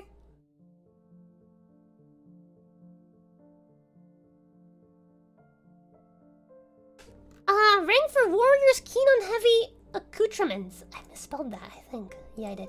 Let's see. The art of war has been a constant since ages past, and those who would follow in the Rock Warrior's footsteps are no fewer now than in his own day. When wearing this ring, you gain the following benefits. Your strength score is raised by +6. You are considered one size larger for the purpose of determining carrying capacity. You gain the Monkey Grip feat. Monkey Grip. You can wield heavy weapons which are not oversized, as if they were normal weapons, and normal weapons as if they were light.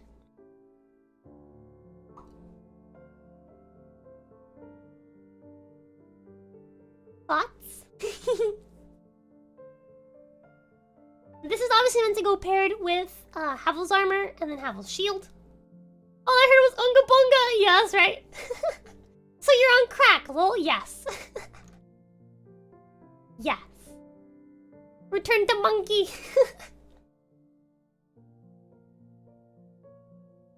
This is for the purpose of Havel builds and being able to wield big greatsword weapons in one hand. Do you mean oversized weapons as if they were normal? No. Heavy weapons. Not oversized, heavy weapons. There's a difference. Heavy weapons that are not oversized. Very, very specific difference. This is for the purpose, the reason why that distinction is important is because I do want to have weapons that are oversized and cannot be wielded in one hand. That's why. I want you guys to still be able to have two-handed weapons that are only two-handed weapons. That is why the distinction is very, very important.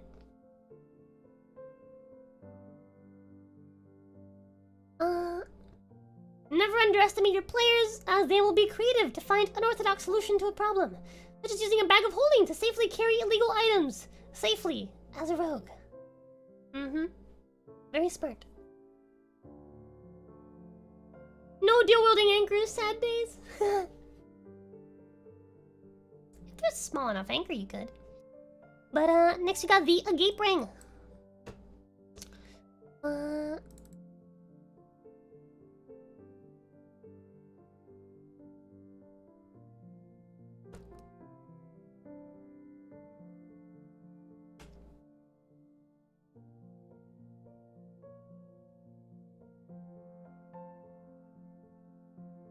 I think all of us know what the Agape Ring does. Ring affixed with an open vessel, the vessel insatiably absorbs souls in place of its wearer, who is left unaware even of their collection. All things are rooted in souls, but what drives our thirst for them? Abstinence from this elixir may be the truest homage to an enduring self. So,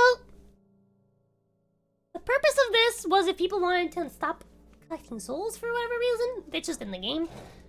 This is when I was still planning on doing the level system revolving souls. Like soul leveling. Which I still don't know if I'm gonna do. I want to do it, I'm just worried how it's gonna affect players that aren't there all the time. That only show up every now and again. That's why I'm being careful about it. So I'm still deciding how I'm gonna do leveling for that reason. For now, we'll keep it here. Knight's Ring.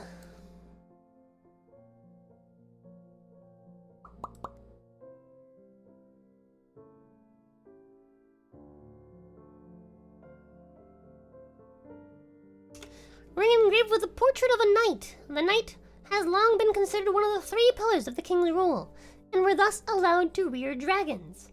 While wearing this ring, you gain +1 to your strength stat. Pretty fucking simple. Basic ass bitch ring. Gives you +1 strength. Nothing too crazy. Hunter's Ring. Same thing but for dex. Just some stat rings. Some basic ass stat rings. Not all the rings have to be cool. You can have some basic bitch stat rings. Because of course we do. Scholar Ring, I believe, is for intelligence.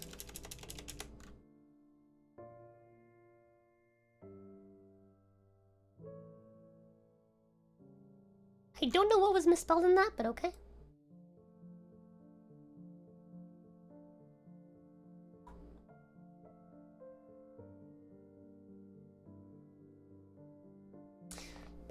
Priest Ring. By the way, I should probably read the one for the Hunter's Ring because it's separate. Hunters are from the fringes of the shadows. For generations, the rulers have relied especially upon the hunters to punish enemies in the ways that the king's 3 pillars cannot.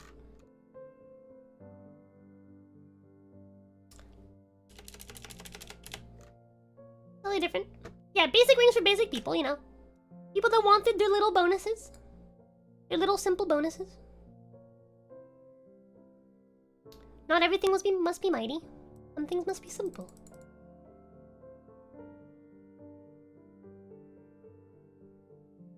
Alright. Back to actually interesting rings. Wow.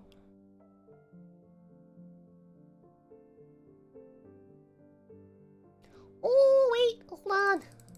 I did not mean to do this. Too much. Too much.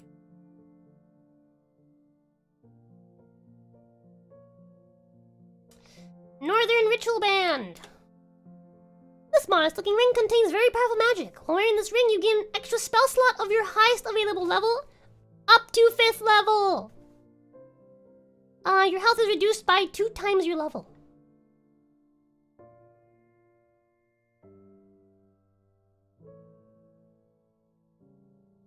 So, nerfs your HP.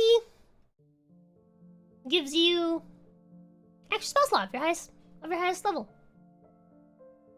Pretty simple. Pretty nifty. Pretty useful. This is a ring from Dark Souls 2. Memory serves. Might be able to fit both of these in here. We're gonna find out. We're gonna find out. I think I can. I think I can. I think I can.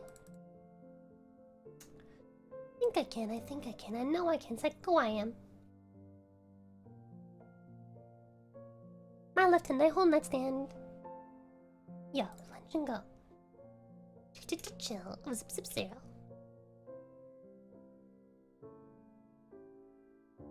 Okay, so the ritual band. Monster ring contains very powerful magical. While wearing this ring, you may attune 2 extra spells. Gives you 2 extra attunement slots. Spell attunement will be a thing. Spells will not work the way they used to work. You have to attune a certain number of spells.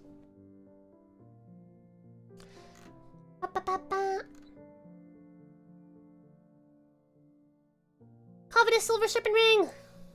Yay! Again, this ring goes under the idea that we're using the soul leveling system. So, this ring might be shafted into the void or changed in the future, depending on what I end up doing. Over depicting a snake that could have been, but never was a dragon. Greed is traditionally viewed as a vice, but only a fool lets that ruin a good opportunity.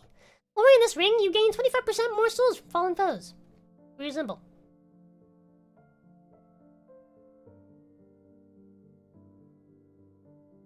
Simple rings for simps. Next, we got the Ring of Thorns. Was it trying to put a ring on it? Put a ring on what?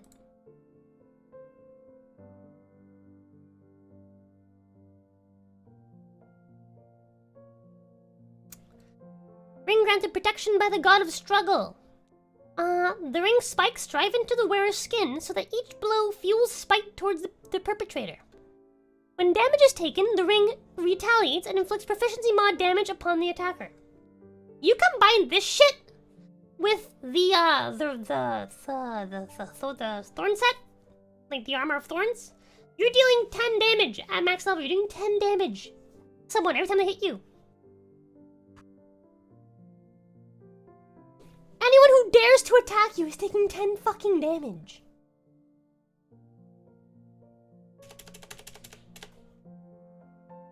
Alright, earlier we had the stone plate rings, now we have the clutch rings. Because of course we do.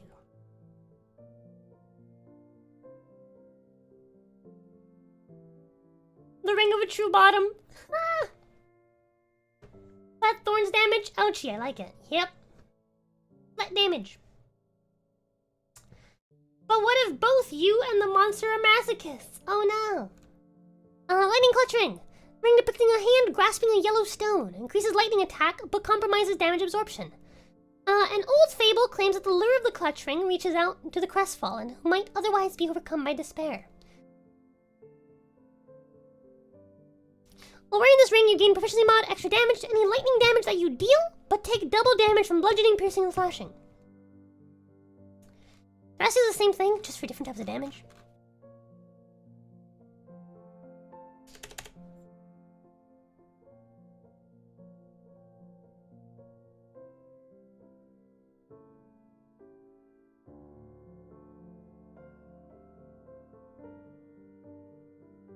So the sorcery one gives you extra damage to any force damage that you deal, but you take double damage from bludgeoning, piercing, and slashing.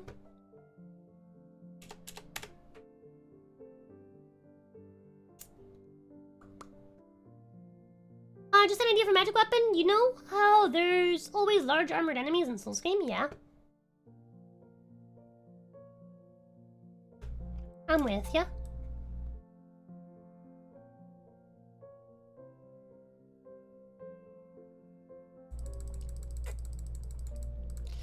Dark clutch ring deals extra dark damage, double damage from bludgeoning, piercing, slashing.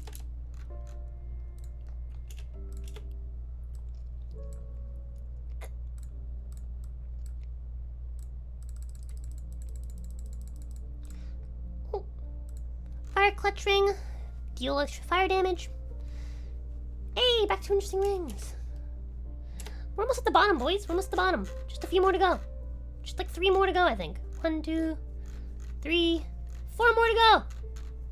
Woo!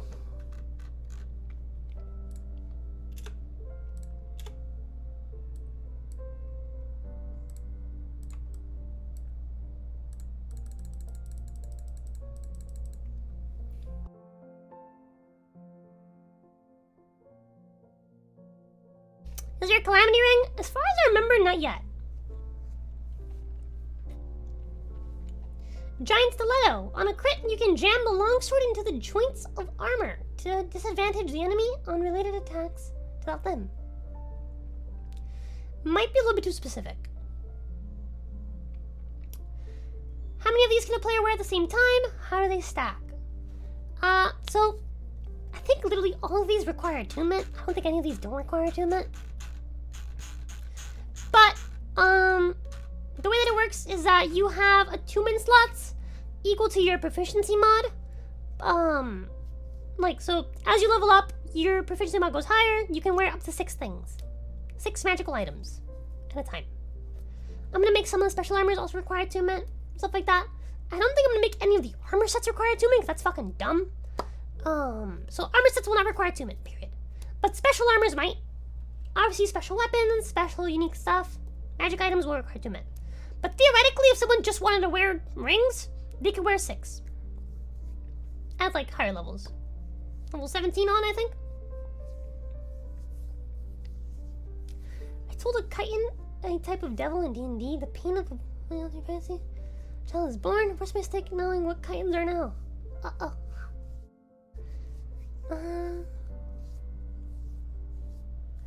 I'm guessing there's gonna be an area where that's the smallest guy is 2 feet taller than you, and the largest is the size of a smog. Honey? Sharp with T-Rex hands and you grow more fingers as you level up. Sure, that's exactly how it is. BRB making a pimp hand ring build. What? Alright, Ring of the Embedded. A prisoner is one who has staked everything on a belief. A proclivity most apparent in the greatest of champions. While wearing this ring, you gain +2 to strength, dex, and con, but take an extra 10 damage from all sources. Pretty decent. You're getting +2 to fuck ton of stats. 3 different fucking stats. They're all physical stats.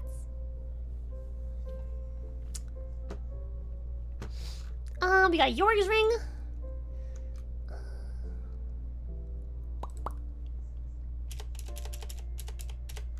This is a long ring. Whatever.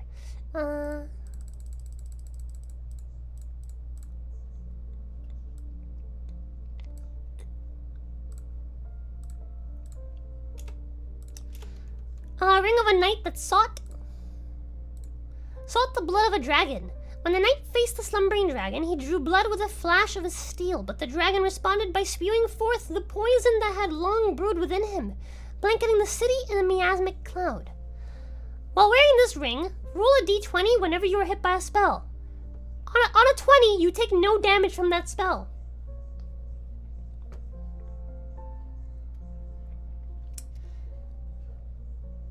Huh, you balanced Gundy's chain? Well done, yep. Ring sounds like the after effects of decades of steroid abuse. Chitin, think of Pinhead from Hellraiser. Pleasure is pain and pain is pleasure. Chitins are just weird and creepy for finding pain to be pleasurable.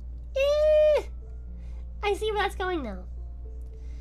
You can have you take double damage from stack 6 times? No. Maybe. Possibly. Maybe. Depends on the rings, but possibly, yes. Actually, now I think about it, Brandon Sanderson's Mistborn book basically had a blinged out pimp hand build for a character. Need to read those in there. So you're gambling with the ring? Yes. This is the gambler's ring. Yours ring is now on the bully nerds build. Yeah. Oi. Oh no! He managed to hit me, even though I have advantage versus spells. Time to roll a secret d20. You never know. That reminds me of a build I was doing once. It was a healer build. I was playing as a really tiny dex-based, not strength, druid cleric build focused on healing. I didn't damage people. That just wasn't a thing I did unless they really fucking deserved it, okay? I didn't do it. I walked around at my 15 fucking move speed because I wasn't strong enough to wear my fucking plate armor. I was wearing plate armor. And I wasn't strong enough to actually wear it, so I'd be walking around at half speed, just healing people. And the boss didn't like that I was doing that. So I would do this, and I also had Sanctuary on. So the boss would try to attack me to get rid of me. But first he has to get through Sanctuary, which was kind of difficult, because I had pretty decent fucking wisdom. And that wasn't fun for him. Once, I think it was like the 5th time he tried to attack me, he finally got past the Sanctuary to like actually hit me. And then I was like, okay, now roll to hit. Oh wait, no, the other way around, sorry. He finally rolled high enough to hit me with the 18 AC from plate mail. And then I was like, okay, Now make a wisdom save. And then he was like, oh. My DM had the boss give up. It was very, very fun. So enemies get these rings too, right? Just to piss off the characters. Maybe. I'm thinking I might have some of these rings be found on an enemy, so they have to deal with the fucking effects of the ring. That'd be really, really fun. I assume the enemy and boss get to wear these items, as it makes sense for them to be powerful to use them, yes. Darkwood Grain Ring. I think you guys know what this one does. In Dark Souls at least.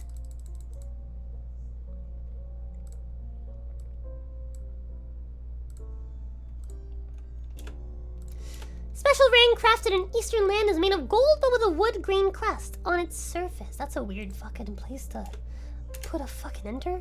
What the fuck? Hello? Anyway. Advantage. Agents of subterfuge in this faraway land are particularly fond of the dark gold wood grain, which grants them advantage on dexterity saves and acrobatics checks. Pretty simple. And lastly, we have the Ring of Sacrifice.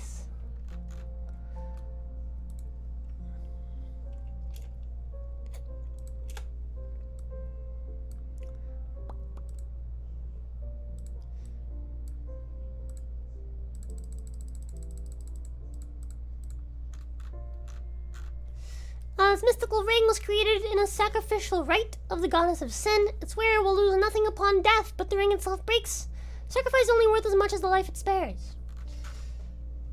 Again, that was playing on the idea that we're probably gonna do soul leveling, but we'll see how that goes. If we end up actually doing it. Corpse mimics, great idea. Give an idea to ROZA to use as to cause terror and fear to the players. Corpse mimics. I like that. I personally, when I do mimics, I don't do them very often, but when I do mimics, they're very rarely a chest. I've had mimics be doors, I've had mimics be chairs, I've had mimics be a load of things. I've had mimics be, not the chest, but the gold in a chest. Oh, beautiful. Beautiful. I remember one time I had a chest that was full of gold and there was a sword sticking out of it. The person was like, I want to grab the sword. They grabbed the sword and then the sword was the mimic's tongue. Beautiful. And then the actual gold was the actual mimic, not the chest. And so it just went chomp. The gold just climbed up around his arm. Good stuff. Good stuff.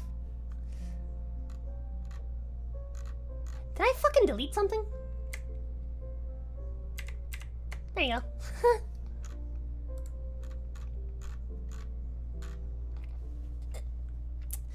Mimics are fun. It's always fun to hear the players say, I knocked on the door, and responding, the door knocks back hard.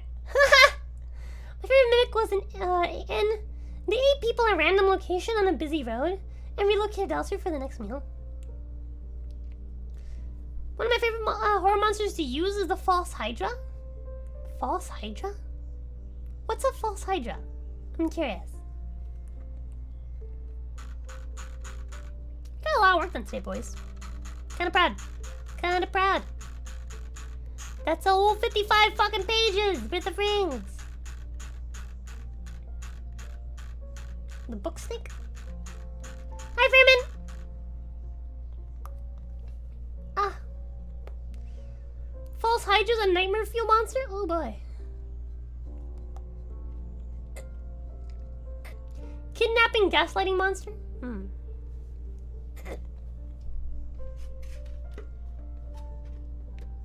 AJ Pickett here on YouTube explain the False Hydra good.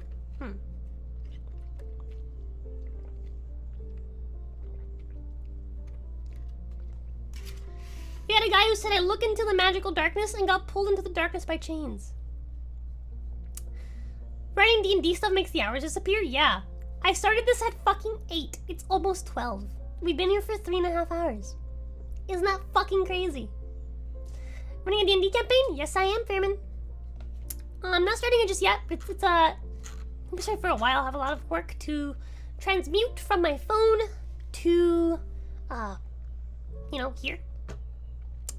So far I've got the armor, Need the rings, pyromancies. I need to make more stuff still for everything. We'll figure it out. It'll take time. But yeah, it's gonna be a Dark Souls themed campaign. Fairman, are you in my Discord?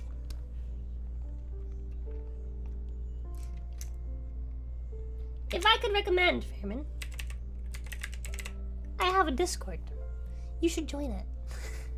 Sometimes I hang out in it and I chat and I chill.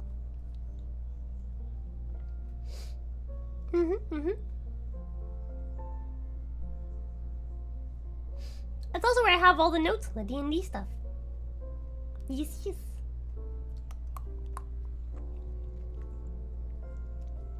Causes dread, not fear. What are some of your philosophies when you run a campaign yourself? Define philosophies. No, I am only on one Discord that's not a glorified group chat. Valid. Who's going to be your players? Haven't fully decided yet. I have a few people that are interested though. So we'll see. As we get closer to like the actual date that it's on, I'll look around. I'll ask the people that were interested originally, see if any of them are still down. I'm probably gonna keep it open to a lot of my friends, just because the way that I run campaigns, even if not everybody's there, we'll still play. So having a big pool of people to play with is good, because it increases the chances of there being at least 2 people, which is what I need in order to run. General rule of thumbs that you have about things, like how often do you go easy on your players versus TPK material? I go easy on them, 100%. For early levels, I am to the point where I'm a protective mother. I do not let them die, because I don't want them to lose their characters early on. Once they get to higher tier levels, that's when I start hitting them with the hard stuff, because now they're strong enough to take it. Overall, I'm trying to create a fun experience, not a painful, harsh experience. So, that's always my goal. I like giving players a chance to feel like they're powerful and stuff like that. My goal is not to be me versus them. My goal is to give them a fun journey and experience.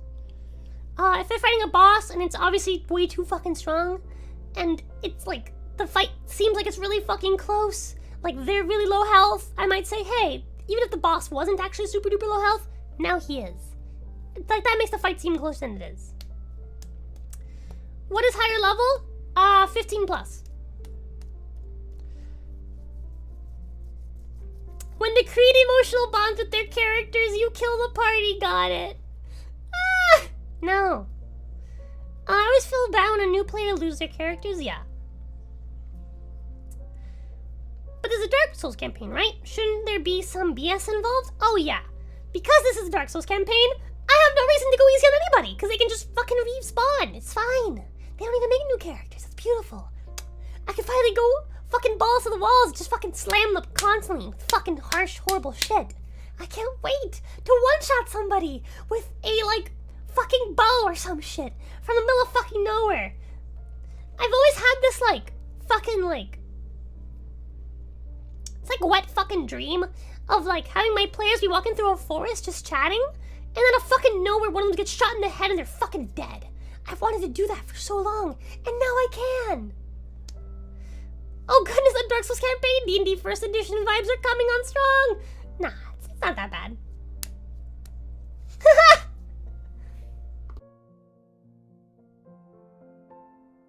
I've had stuff like that happen with players that got bored of their character and they told me that they wanted to have their character killed off so they can make a new one. And I've done stuff like that, but it's always been planned, you know? It's a lot more fun when it just fucking happens.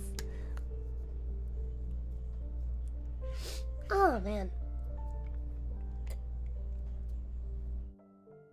Sounds like a Greepo giant boss to me. Hell yeah! Alright. One of my favorite scenes in anime is from an anime called Callidia Code. I'll never forget, I think it was episode 4 off the top of my head. At the very end, so this anime had like a weird like incest relationship between like the main character and his sister. And so his sister's about to confess to him at the end of episode 4. And like the main character's like kind of like an asshole. He's kind of like a like really dickish guy. They'll have like magical powers and stuff or whatever. And so his sister's like, I And then she gets fucking crushed by a giant fucking rock, and the episode ends. I fucking love shit like that. It came out of fucking nowhere. Whoa, what's this? Let's, hide that one.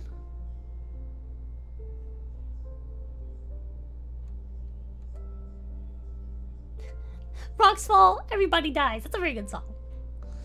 Had players wanted to try all the different classes, so me and him would come up with a new way to kill his characters for every session. Jesus fucking Christ, what is this? Fuck off.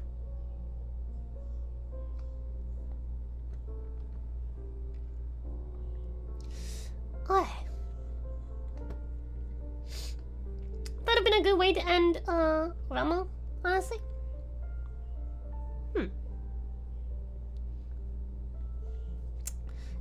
We're only level 4 and our DM had a gladiator unload on us, with a blunderbuss of the first round of combat. They do an extra 1d10 damage once per combat, and the bus does 2d10 base. Oof. Water is a very dangerous, tool in D&D when it comes to players. Yes, that is true. That is very, very true.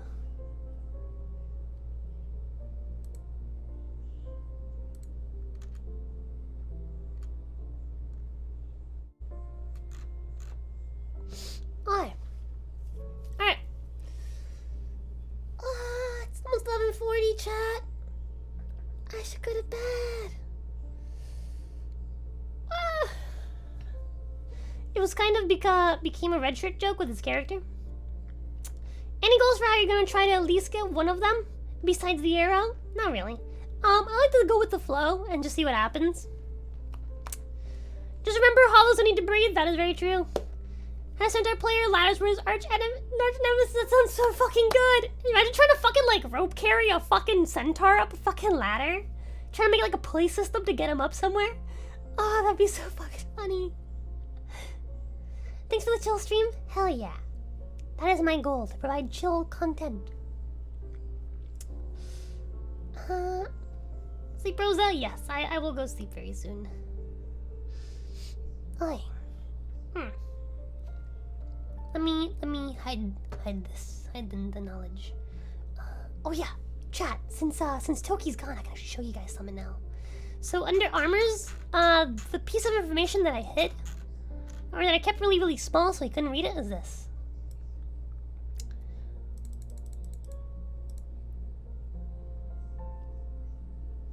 Can you guys read that?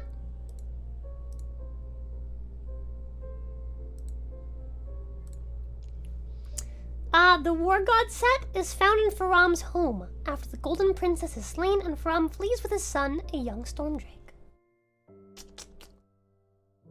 I made lore! So, I like the idea that I wrote some, like, background lore for, like, Faram's life and stuff like that.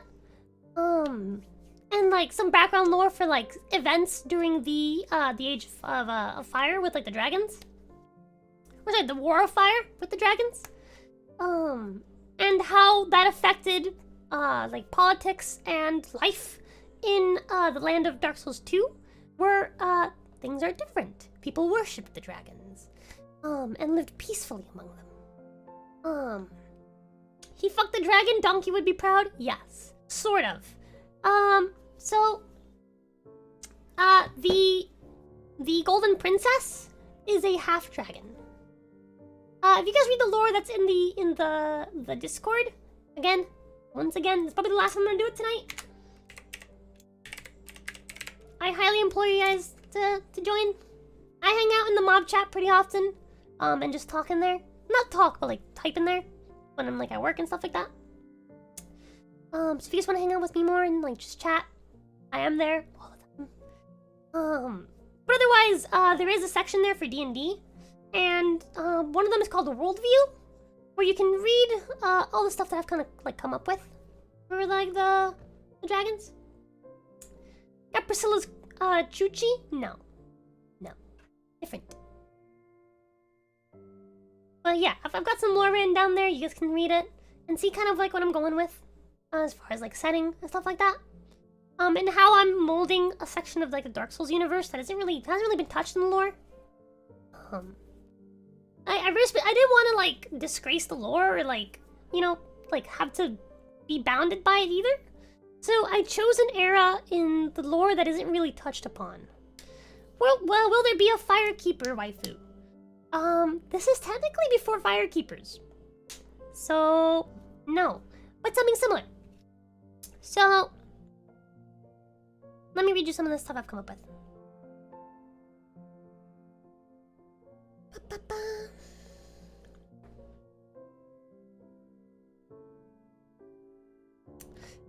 So I came up with the idea of guides. They're called guides, and what they do is that they guide essence, which is like effectively souls, quote unquote.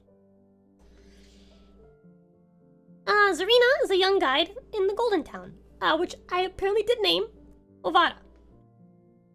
But also the prophesized golden vessel that the party is tasked with finding. She serves as the party's literal guide throughout their quest, but fails to serve as their essence guide, as she is unable to guide their essence and convert it into power. So she's unable to convert their souls into like levels, basically. When the party kills a major boss, they find that the boss's soul becomes absorbed into her being. She is a living soul vessel.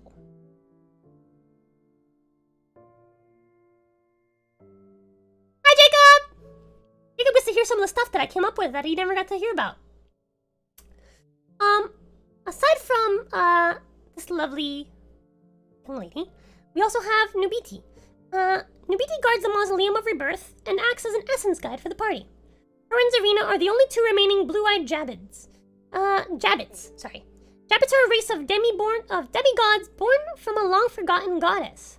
Among the Jabbits, those with blue eyes are special in the sense that they lack the physical prowess of the typical dark-eyed Jabbits, who serve as god soldiers.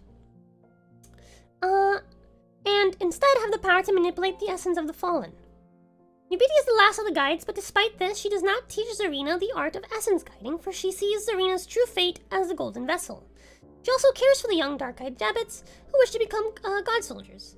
Despite being a blue-eyed Jabbit, Nubiti's ancient life has given her the time required to hone her body and soul into form rivaling the strength of her dark-eyed sisters. She's gonna turn herself into a burned chicken nugget, ain't she? She might. Do souls explode out there like a pinata if she dies? Guys, why are you trying to kill her? Stop trying to kill her.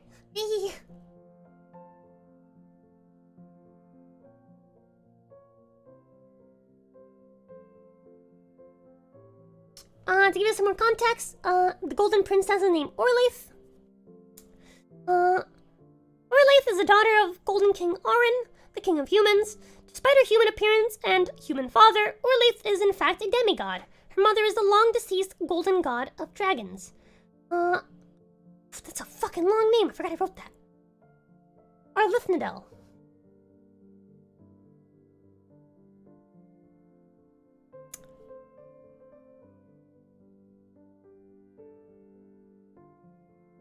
Hi. Orlaith is secretly in love with a war god from a distant country. Can you guess who? Whom she witnessed slay her mother. A war god in name, but a mere man in his heart. One who bared the strength to slay a god of dragons, and the humility to mourn for an enemy. Orlaith forgave him, and they formed a bond, but to his people, he became a traitor for allying with the dragon. Does that ring a bell?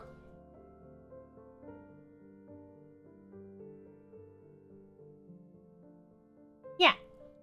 Again, I make little touches into stuff that is in the lore already, but not really expanded on. And so I wanted to expand it in a way that made sense and fit with the existing lore. The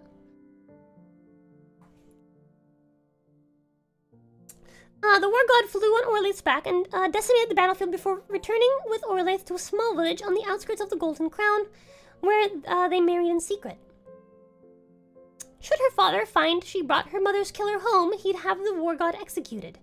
Orlaith makes a graceful pilgrimage on the same day every decade to visit her beloved.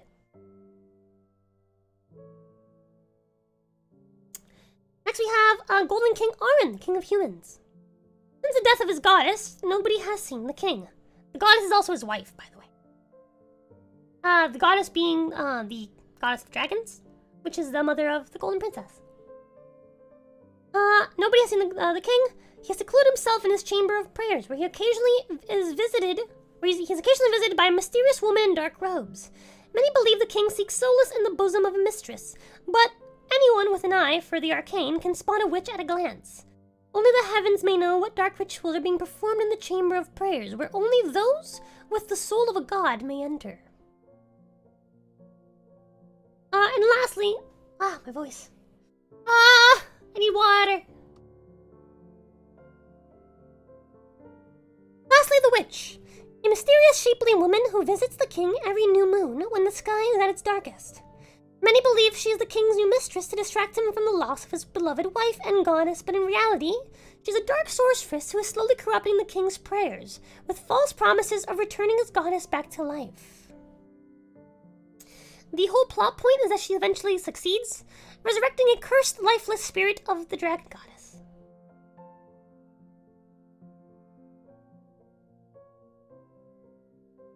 Evil ho be evil, yes! Let me read you guys some of the opening sessions I came up with. The first one is the Dark Souls 3 style opening. So you wake up in a shallow grave in a ruined graveyard some distance from the Golden City. After some hardship, you fight the Gravekeeper boss, and open the gates to exit the graveyard and see a golden city built on some distant elevation beyond a massive stretch of dry deadlands. Thoughts of civilization beckon you. The entire stretch of land is a mass grave where the remnants of a forgotten war reside, and bones and torn armor can be seen lying strewn.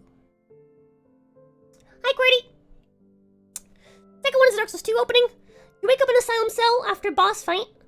You get carried to the Golden City by a huge fuck-off Thunderbird. Pretty simple. And the last one is a custom opening. You wake up to the sight of a young girl looking over you with an expression somewhere between hope, confusion, and awe. When she sees you're finally awake...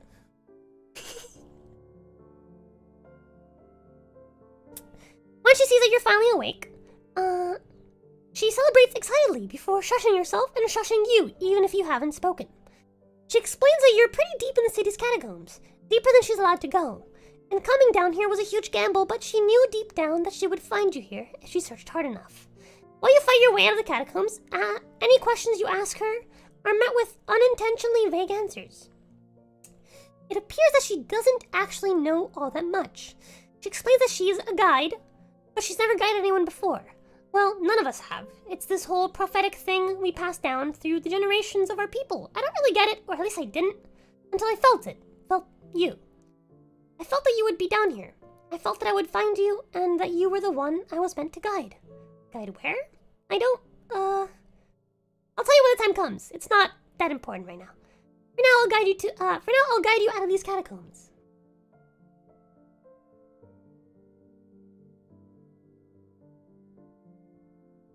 Lol, terrible sense of humor. Keep it up. Hell yeah.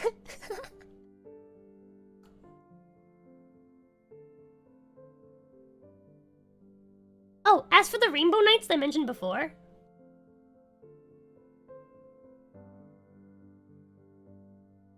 Sorry, I'm like choking. It's an idea I came up with while thinking about Among Us. We are the Rainbow Knights of Interloft. We are traveling to the Sunless Sanctum, but now we fear there is a monster in our midst. We believe one among us has been eaten and replaced by a mimic. As a result, we no longer trust each other and cannot move forward. Between the mimic killing us in our sleep and us killing each other during the day, our numbers have severely dwindled. We used to be a band of 18 knights, but now there are only 4 of us remaining. Kind stranger, could you please help us find who among us is the mimic?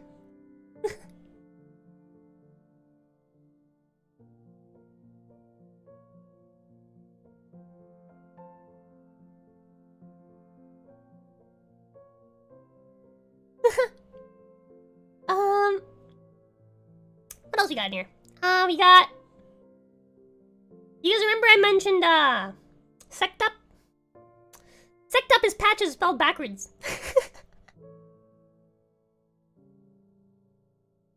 Hence the, eye patch symbolizing a spider. That was intentional.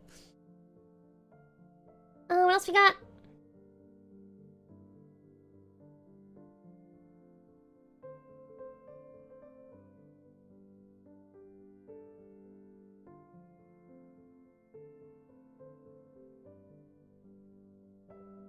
Will they kick the player off a cliff? Probably.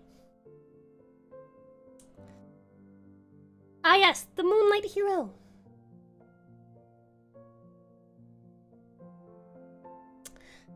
Kamaria the Pale Apprentice. She's an exceptional spellcaster and swordswoman, wielding her greatsword without unwrapping its sheath, and using it upside down as a staff, with which she can cast sorceries and, strangely enough, miracles as well. She uses intelligence for anything that would otherwise require faith. She's an apprentice of magic and warfare under Seath the Scaleless Paledrake. Her master in the arts of magic, and more discreetly, her master in the arts of love. Seath the Scaleless Paledrake traveled to the Western Land early into the war in order to fight alongside the other dragons, and despite her pleas for him to let her join him in battle, Seath left her behind. This is the reason why Seath will not be in the story.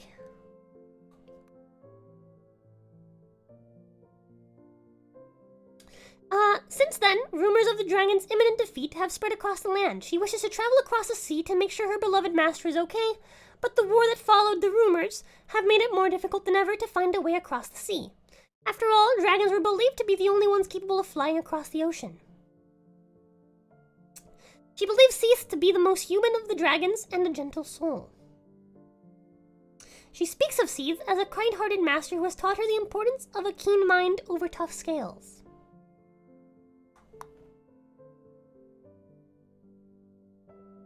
If I was a player, I'd want to save a drag. Wait, I want to save to drag Patches down with me and use him to break my fall. That'd be so badass. I would allow that. Some introductions. Greetings, my name is Kamaria. I'm traveling in search of a way across the sea so I may reunite with my master. He left me behind and went off to fight a war with the others of his kind, but much time has passed. I hear his kind are on the brink of extinction. And to top it all off, he left his sword behind. She gestures towards her greatsword, a dark silk tightly wrapped around its blade, completely concealing it as a sheath would.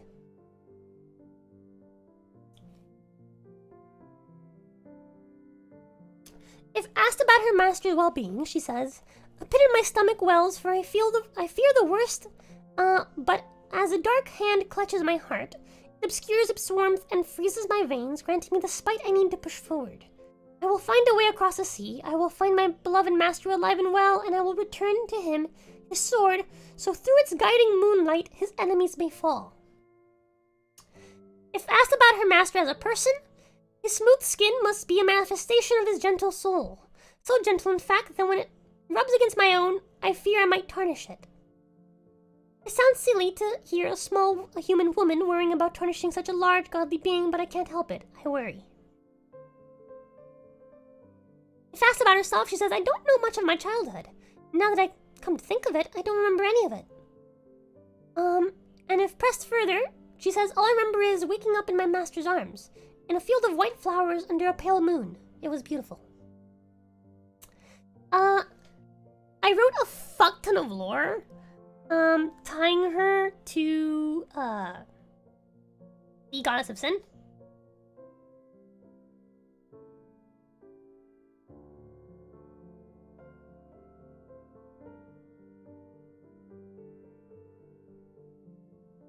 And I made lots of neat lore, finding the elder gods effectively.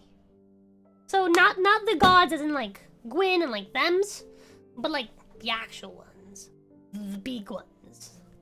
Not the Lords of Cinder. But yeah, I wrote tons of lore. So like, you know, just if needed. Oh, I can also read you guys the lines I wrote for ROZA. That's me. Hi.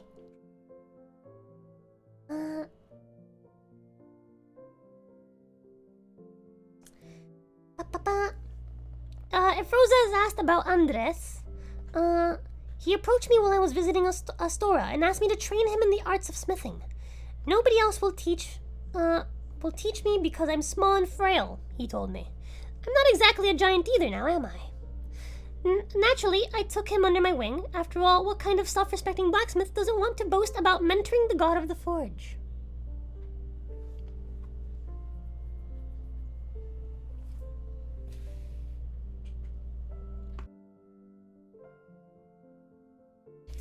And so I had some lore, which ties back into Kingsfield. If Rosa has asked about Andres' god status, before the fire created the lords, there was the everlasting dragons. But even before them, there were the primordial gods that were worshipped by the ancient men. Unlike the lords and the dragons, the primordials are truly immortal, but they do not live lavish lives ruling over the world as the dragons did, and the lords are trying to do. Instead, they walk the earth with us. These gods exist in cycles of rebirth, and at the start of every new cycle, they lose all memories of their past life. Andres is early in his cycle, so he must relearn how to forge. But despite his aptitude, I will not rush him. It's not every day you get to mentor the god of the forge. I will take my time and perfect him, so when I'm old and forgotten, I know I left behind the greatest forge god the world has ever seen.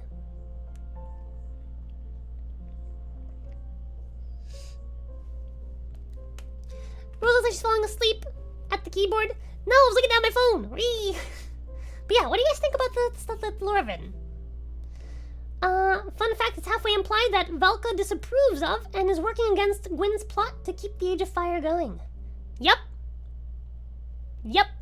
I read so much fucking Velka lore! To try to make it all fit. And like, sorta. I read so much Velka lore. The thing about Velka's lore is that there's so many different, like, implications throughout her lore. So I kind of had to pick one and then kind of stick with it. It's not perfect, but it fits as best as it can.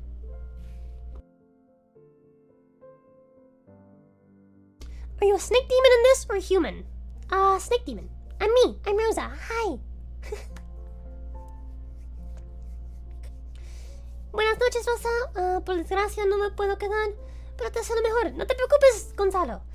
Estamos a terminar. Yo tengo que acostarme a dormir. Yo trabajo mañana.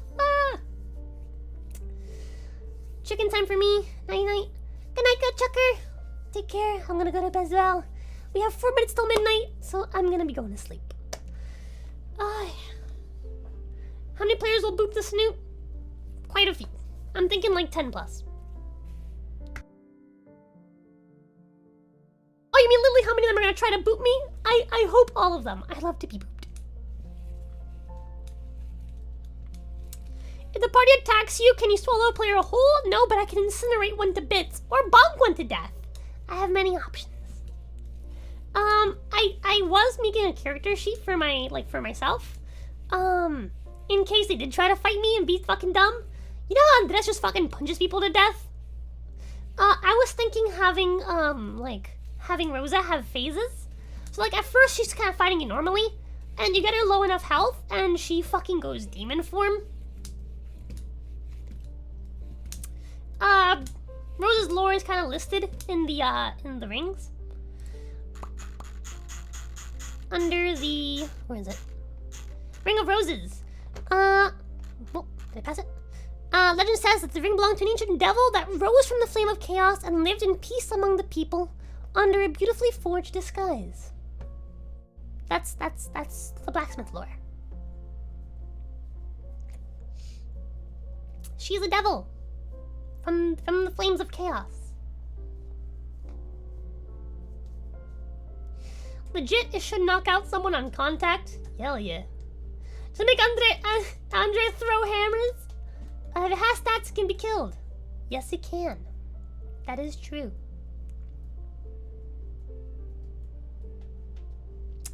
I'm just here for D&D and Rosa. I never actually paid much attention to the Lord of Dark Souls. That's okay. Alright. 2 minutes. Great Death is a seed arrow tip that penetrates the flesh and suddenly grows barbs and thorny roots in the body. Yes. Alright.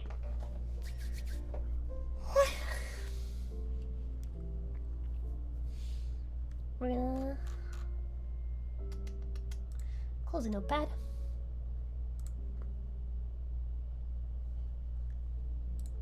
Close that. Close that. Alright, chat. It's time for Betty Bye. thank you guys so much for hanging out with me today. I love you guys lots. I appreciate you guys for joining me. And listening to me geek out and nerd out and watching me just fucking transfer text, honestly. But yeah. I won't be streaming tomorrow because I work literally all fucking day. But I will be streaming on Friday. I'm gonna be joining the Bickering Bunch again for more Conan. And then from there, I'm gonna slow down my roll on playing consistently Conan. With the Bickering Bunch at least, I do plan on starting a separate playthrough of Conan next week with my VTuber friends. So that should be fun, because a lot of them have never played the game, and we're gonna play through the base game, which has honestly better progression than Isle of Sipta. It's more linear, which allows for more, basic gameplay. I might add mods. If I do, it'll be simple mods like 80 max level, because having 80 max level is kind of pog. Having more levels is just kind of cool in general, because we can make better builds. But we'll see. Like someone robs you, take them again to manage the pick.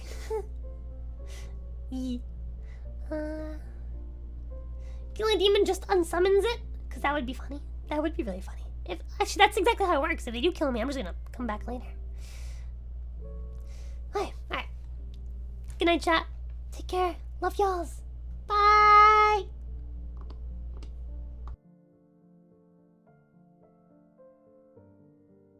It really is hard to say goodbye sometimes. Love y'alls.